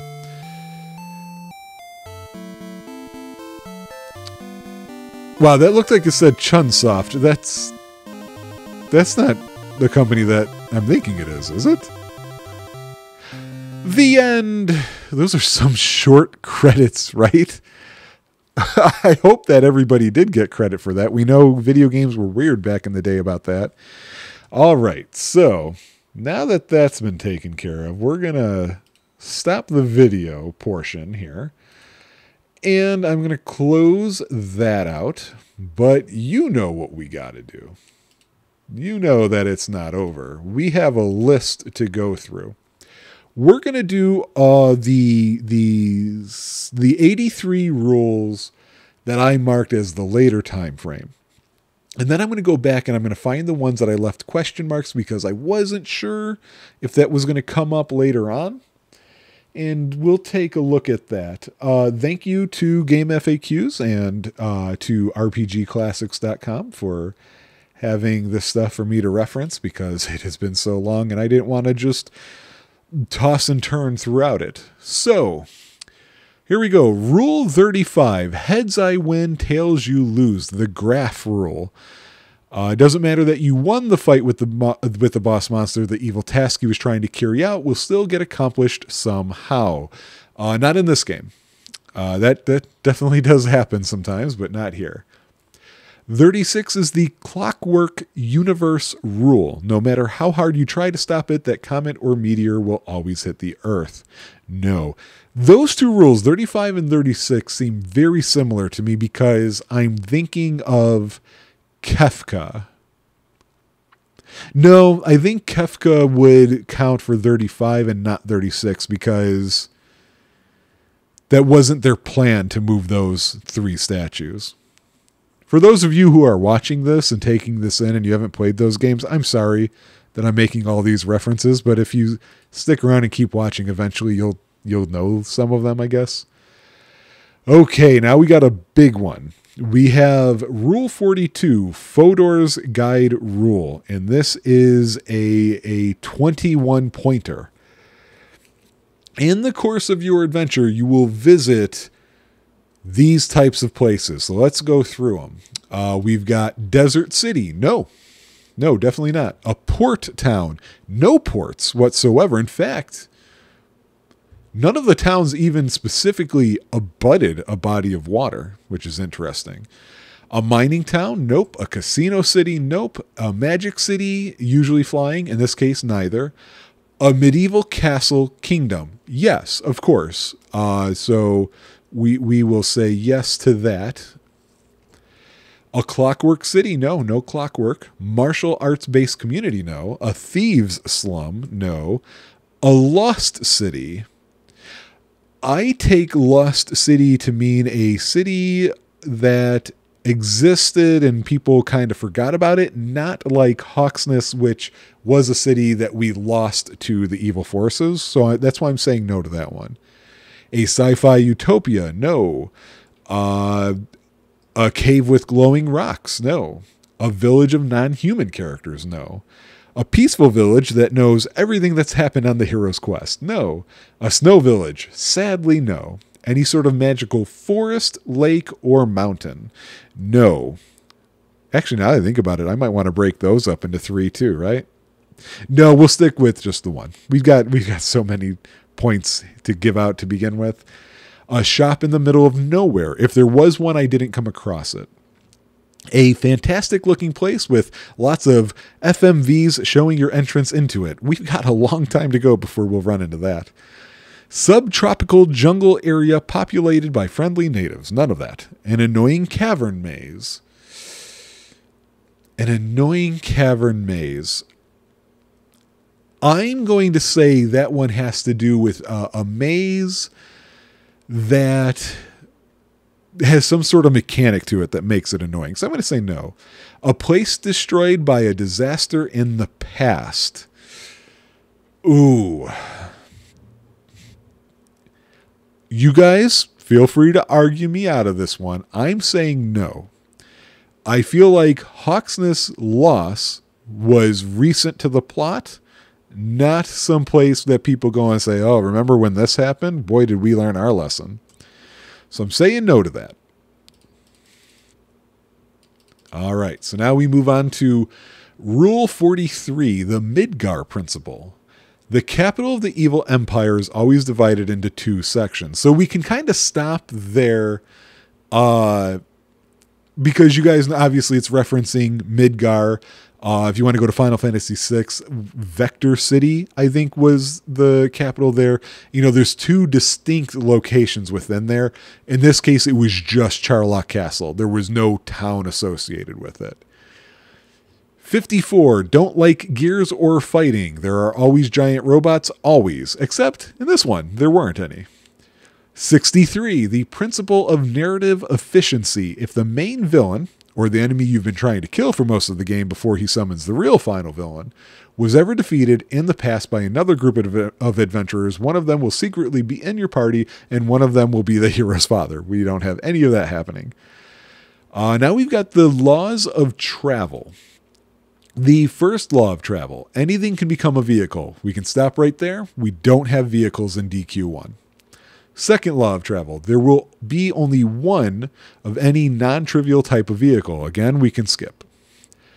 The third law of travel, number 67, says the only way to travel by land between different areas of a continent will always be through a single narrow pass in a range of otherwise impenetrable mountains.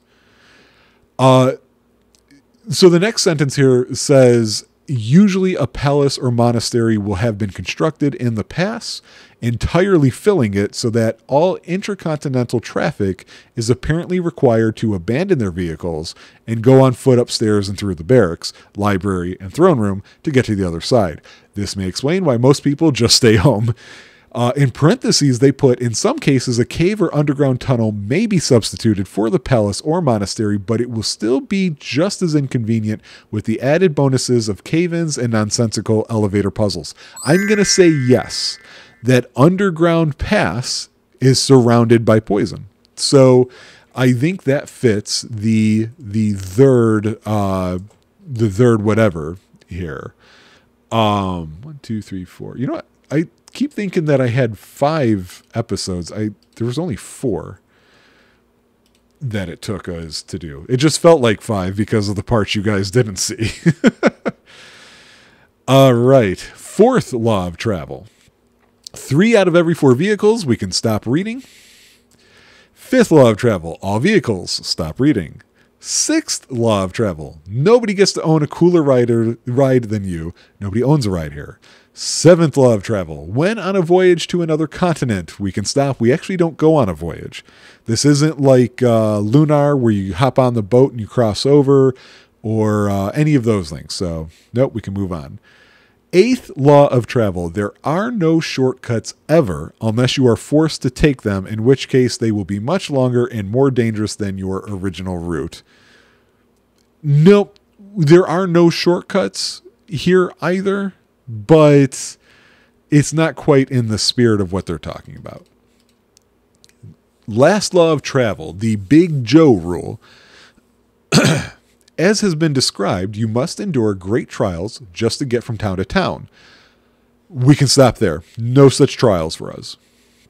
Rule 80, the friendly fire principle, or the Final Fantasy tactics rule. Any attack that can target both allies and enemies will hit half of your allies and none of your enemies.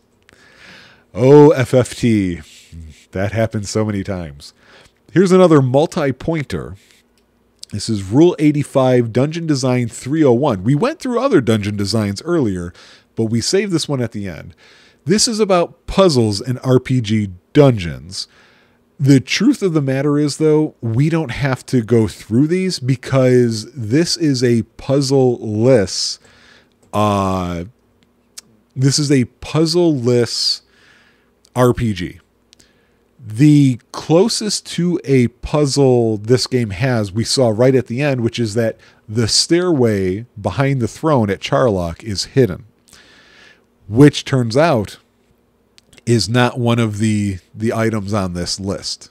So we're going to move on from there. I need a drink of water. I'm losing my voice. Rule 86. Wait, that was a load-bearing boss. Yep, not happening here. We don't care if Charlock falls apart, but it doesn't look like it did. 89. Well, that about wraps it up for God. Well, we don't have to worry about that one here because there was no deity system in here, which is funny because the DQ games will be known for usually having religion sort of, what do I want to say? It's not central to the game. It's not like Bavel from Final Fantasy X or anything, but it is present. 99, the law of reverse evolution, or the Zeboim principle. Any ancient civilizations, and we can stop talking because we don't deal with them here. 123, the missing master corollary, aka the Sabin rule. No masters on this one. We move on. 134, the inheritance of acquired characteristics. This is the Ramus rule. 23 generations may pass, but any person's direct descendant will still look and act just like him. We didn't have that part of a plot here. 135, the pinch hitter rule. Whenever a member of the hero's team is killed or retires, we can stop. None of that happens here. 139, the ominous ring of land. I think you RPG players probably know what that's referring to. I'm not going to read it here because there was no such feature. 146, 7th inning stretch, the elk rule. At some point in the game, the main hero will receive a deadly story-driven injury. Didn't happen here. We can move on. 147, Vivi's Spellbook Principle. Over the course of the game, you will spend countless hours learning between 20 and 100 skills and or spells, approximately 3 of which will still be useful by the end of the game. That actually doesn't happen with this one. Not only not that many skills, but they're very specific spells that you get, and they are useful for what you need to just get around. 150, back to the gender equality rules. This is part 3, the Luna rule, which means we can stop right here because there is no multi-gender situation going on. It's just your one male character. 153, Mommy, why didn't they just use a Phoenix down on Eris? Don't expect battle mechanics to carry over into the quote-unquote real world. Does that happen in this one? No, I don't think so. I will tell you all, I have a real problem with this rule. I think it's an important rule to have. I think the Eris reference is unfortunate because I understand the situation that they're referencing very differently than it seems most gamers do. And I think a lot of people think that was a mistake in Final Fantasy VII, and I don't. I'm going to spare you that lecture until we actually cover Final Fantasy VII. Speaking of which, 154 is the Gold Saucer rule. This is about doing extemporaneous things like the chocobo racing, which you don't get in this game. 157, the Doomed Utopia Theorem, Law of Zeal. All seemingly ideal utopian societies are powered by some dark force and are therefore doomed to swift, flashy destruction. We don't have any of that. 158, the Party Guidance Rule. This is about the hero making a stupid decision that we don't get here. There are no decisions. The hero in this one is just going forward. We are almost done. 164, ladies first, the Beleza rule? I don't know what character is being referenced there. When things finally start falling apart, the villains attract a female henchman, and we can stop. 165, trial by fire, the Cecil rule. Any dark and brooding main characters, and we can stop. 168, way to go, Sergei. I say Sergei for Chrono Cross, not Serge, like a lot of people do. I don't know if that's ever been settled as to what the right way to say it is. I hear most people say Serge. It just looks like Sergei to me, which is an actual name. It will eventually turn out that for a minimum of the first 60% of the game, you were actually being manipulated by the forces of evil. Not happening here. 170. Luke, I am your tedious, overused plot device, aka the Link's rule. I think you get the Star Wars reference as well. Not happening here. 171. World of mild inconvenience. The devastating plague, noxious gas, planet-obliterating meteor, or other large-scale disaster that led to the death of millions will affect your party and your party's friends and family members in no way whatsoever. And I can stop reading the last part of that sentence because we don't deal with that plot in this game. 172, the Golden Chocobo Principle. This is about finding some ultimate weapon or item, which doesn't happen here. You don't have to do any mini game to get the Erdrick equipment. 173 gives you the Golden Chocobo Corollary, which is that the magic formula for acquiring this supreme upgrade will be only vaguely alluded to. Again, we don't have to worry about that because of its relation to the previous one. 174, Flow of Goods Rule. Remember, the number of rules is 192, so that's how close we are getting to the end here. The quality of goods in the world is dependent upon the shop's distance from the final dungeon. It doesn't matter if the town you start in has a huge thriving economy and is the center of world trade, it will always have the game's worst equipment, and even if that village near the end is isolated and has only 3 people in it, it will have the game's best equipment. I could understand an argument for saying this game doesn't have this feature.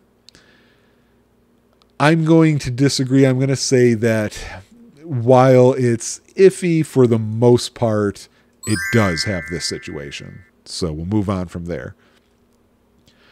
175, Master Key Rule. Any and all locked doors that the characters encounter will be unlocked by the end of the game. This one, no, because you have to repeatedly unlock those doors when you enter and exit. It wasn't saved into memory. 176, evil will always triumph because dumb is good. So this is about collecting the necessary things you need and always showing up with these important things in front of the villain who then takes them from you. We don't have anything like that. 177, Dark Helmet's Corollary after you give up. So it's relating to the same thing as before. We can say no. 178, It's not my department, says Werner von Braun. All space stations, flying cities, floating continents, and so forth will be blown up or crash. We didn't have those. 179, The Best Laid Schemes. This is about a scheme from the final villain. So I'm going to read this because it says, the final villain's grand scheme will have involved the deaths of thousands or even millions of innocent people, the clever manipulation of governments, armies, and entire populations, and will have taken anywhere from 5 to 5,000 years to come to fruition.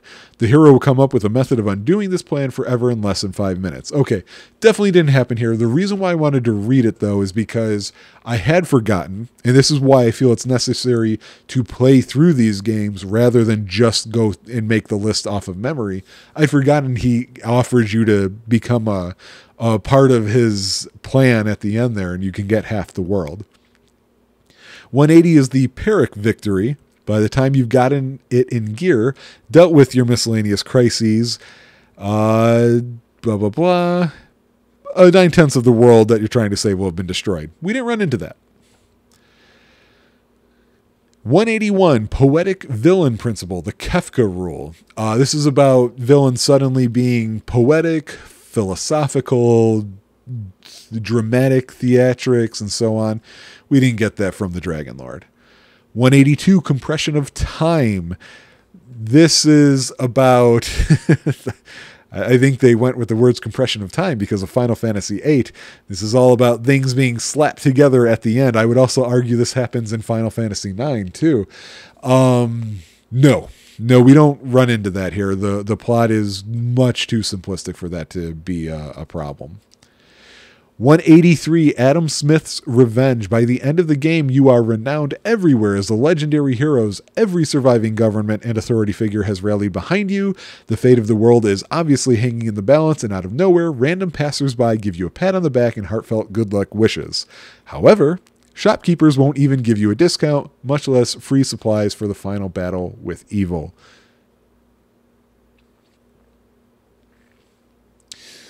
Let me read the next one because it's related. which is 184 Adam Smith's corollary. No matter how thoroughly devastated the continent, planet, and universe is, there's always some shopkeeper who survived the end of the world and sits outside the gates of the villain's castle selling the most powerful equipment in the game like nothing ever happened.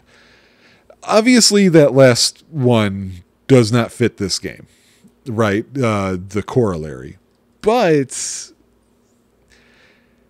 we don't get that discount. But I don't feel like people are... I guess people are kind of cheering you on and yet not helping you out that way. So I'm gonna say yeah. I'm gonna say 183 does fit. I'm not sure. I feel like that one's gonna be very commonly a yes because of how it's worded. It fits. It's a good catch for whoever created that one in particular on this list. But I feel like you're almost always gonna see yes on that. I'll be surprised when we don't, is what I'll say.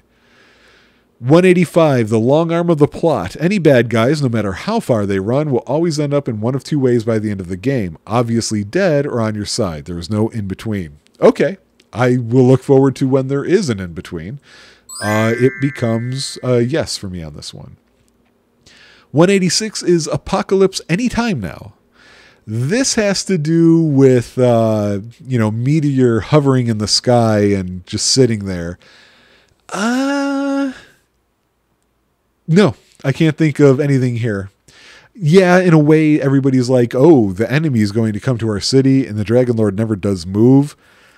I feel like you do need a change in the world like Meteor from Final Fantasy VII in order for that to matter. So I'm going to say no, it doesn't fit here. 187. So, Andros, you reveal your true form. You will have to kill the evil villain at least twice at the end of the game. First, the villain will look like a person or some creature and be rather easy to kill. Then he will grow to about 50 times the hero size and be much harder to kill. Oh yeah, we just saw it. That absolutely happens in Dragon Quest. In general, let alone this one. In your face, Jesus, is rule number 188. Even if you manage to deal with him that time, you're not done. The villain will then transform into his final form, a third form, which is always an angelic winged figure with background music remixed for ecstatic chorus and pipe organ. Sephiroth much? No, not in this game. Just a couple more. At least, and then we'll go back over the ones that I put question marks in. 189 is the moral of the story, the Galleon rule. Every problem in the universe can be solved by finding the right long-haired pretty boy and beating the crap out of him. Not in this game. His hair wasn't even... It was long, but I don't know. He wasn't a pretty boy, the Dragon Lord. 190 is the weapon rule. There's always a hidden creature who is much harder to defeat than even the ultimate bad guy's final form.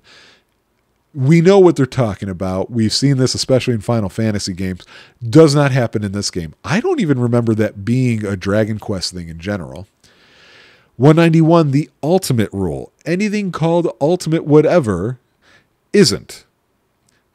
There's always at least one thing somewhere in the world which is even more. We didn't have anything named that whatsoever.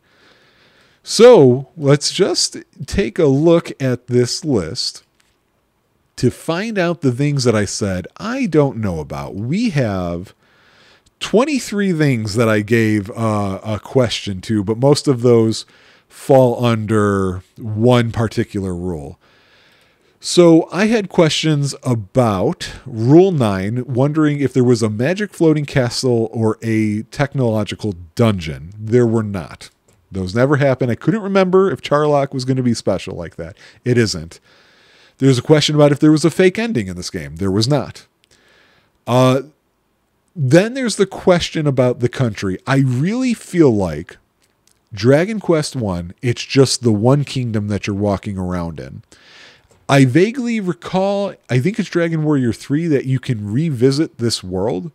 I vaguely recall that map being super small in comparison, probably because it is such a smaller geographical location you're walking around in. So no there. Now for the big one, the xenobiology rule. There were a bunch of monster types that I wasn't sure if we were going to run into. And these were the ones I was waiting for. Giant spiders, no. Snakes, no. Beetles, no. Wolves, no. Squid, I'm going to say no. Fish that float in midair, I don't think so. No gargoyles. No carnivorous plants. No chimeras or griffins, cockatrices, hydras, or minotaurs. No wyverns are put on this list because that is a big one that you would see in a Dragon Quest always showing up. So that's a lot of things I wasn't sure of. They just never did show up. So that leaves with last two to look at. The figurehead rule, which is whenever someone asks you a question to decide what to do, you can politely decline or what have you. I didn't run into that scenario. I was asked to do things 2 times. One had to do with Gwaelin, and the other one had to do with the Dragon Lord. I forgot. I didn't think to try and give a bad answer. If you guys know, in fact, yeah, it does lock you into asking it over and over again, just let me know and I can update the count. But for the time being, I'm saying it doesn't happen. Last one, at some point, you're going to have to talk to a tree and do what it says. No tree talking at this point. So guys, we have gone through the list. We have 192 rules, 277 possible points. That's a lot. And I just want to go through and make sure. Okay, I thought at one point I typed episode 4 on one of these to keep track. I did not. So, how tropey is Dragon Quest 1? We know because it's our first game, it's going to be the most and the least tropey. Alpha and Omega, as I joked about earlier. It turns out way less than I thought this was going to have. And again, I think a big part of it is the simplicity to the game itself. The magic number we've reached is 22 out of 277. That is a shockingly small number. In fact, that is 7%, 8% tropey. Yeah, that's like 8% tropiness. So it feels like Dragon Quest 1 is really extremely original. But of course, we're talking about a sample size of just 1. So that's it. We've got our first score for Tropeacetic. Dragon Quest 1 is done. And I'm going to rest and relax and do, I don't know, something that's not playing RPGs. Because I did that all day today. I started at noon. It is about to be 6. Even though you guys aren't going to see all those hours. And you're welcome for that, by the way. So that's it. We have now officially started. The list has been made, and it's just about updating it from here on out. I thank you guys for joining me. Of course, this list isn't final. If you guys catch a mistake, let me know. Best thing to do, and I don't like to be one of those guys who says, "Oh, leave a comment in my video." But if you could, just because that way, if somebody else catches one and they see your comment, they can be like, "Oh, I don't have to bring it up. Somebody else already said it." I will monitor as best as I can how those go. So, what's the next one? I don't know. I'm not going to pick until I sit down and say, let's spin up that wheel. Take it easy, guys.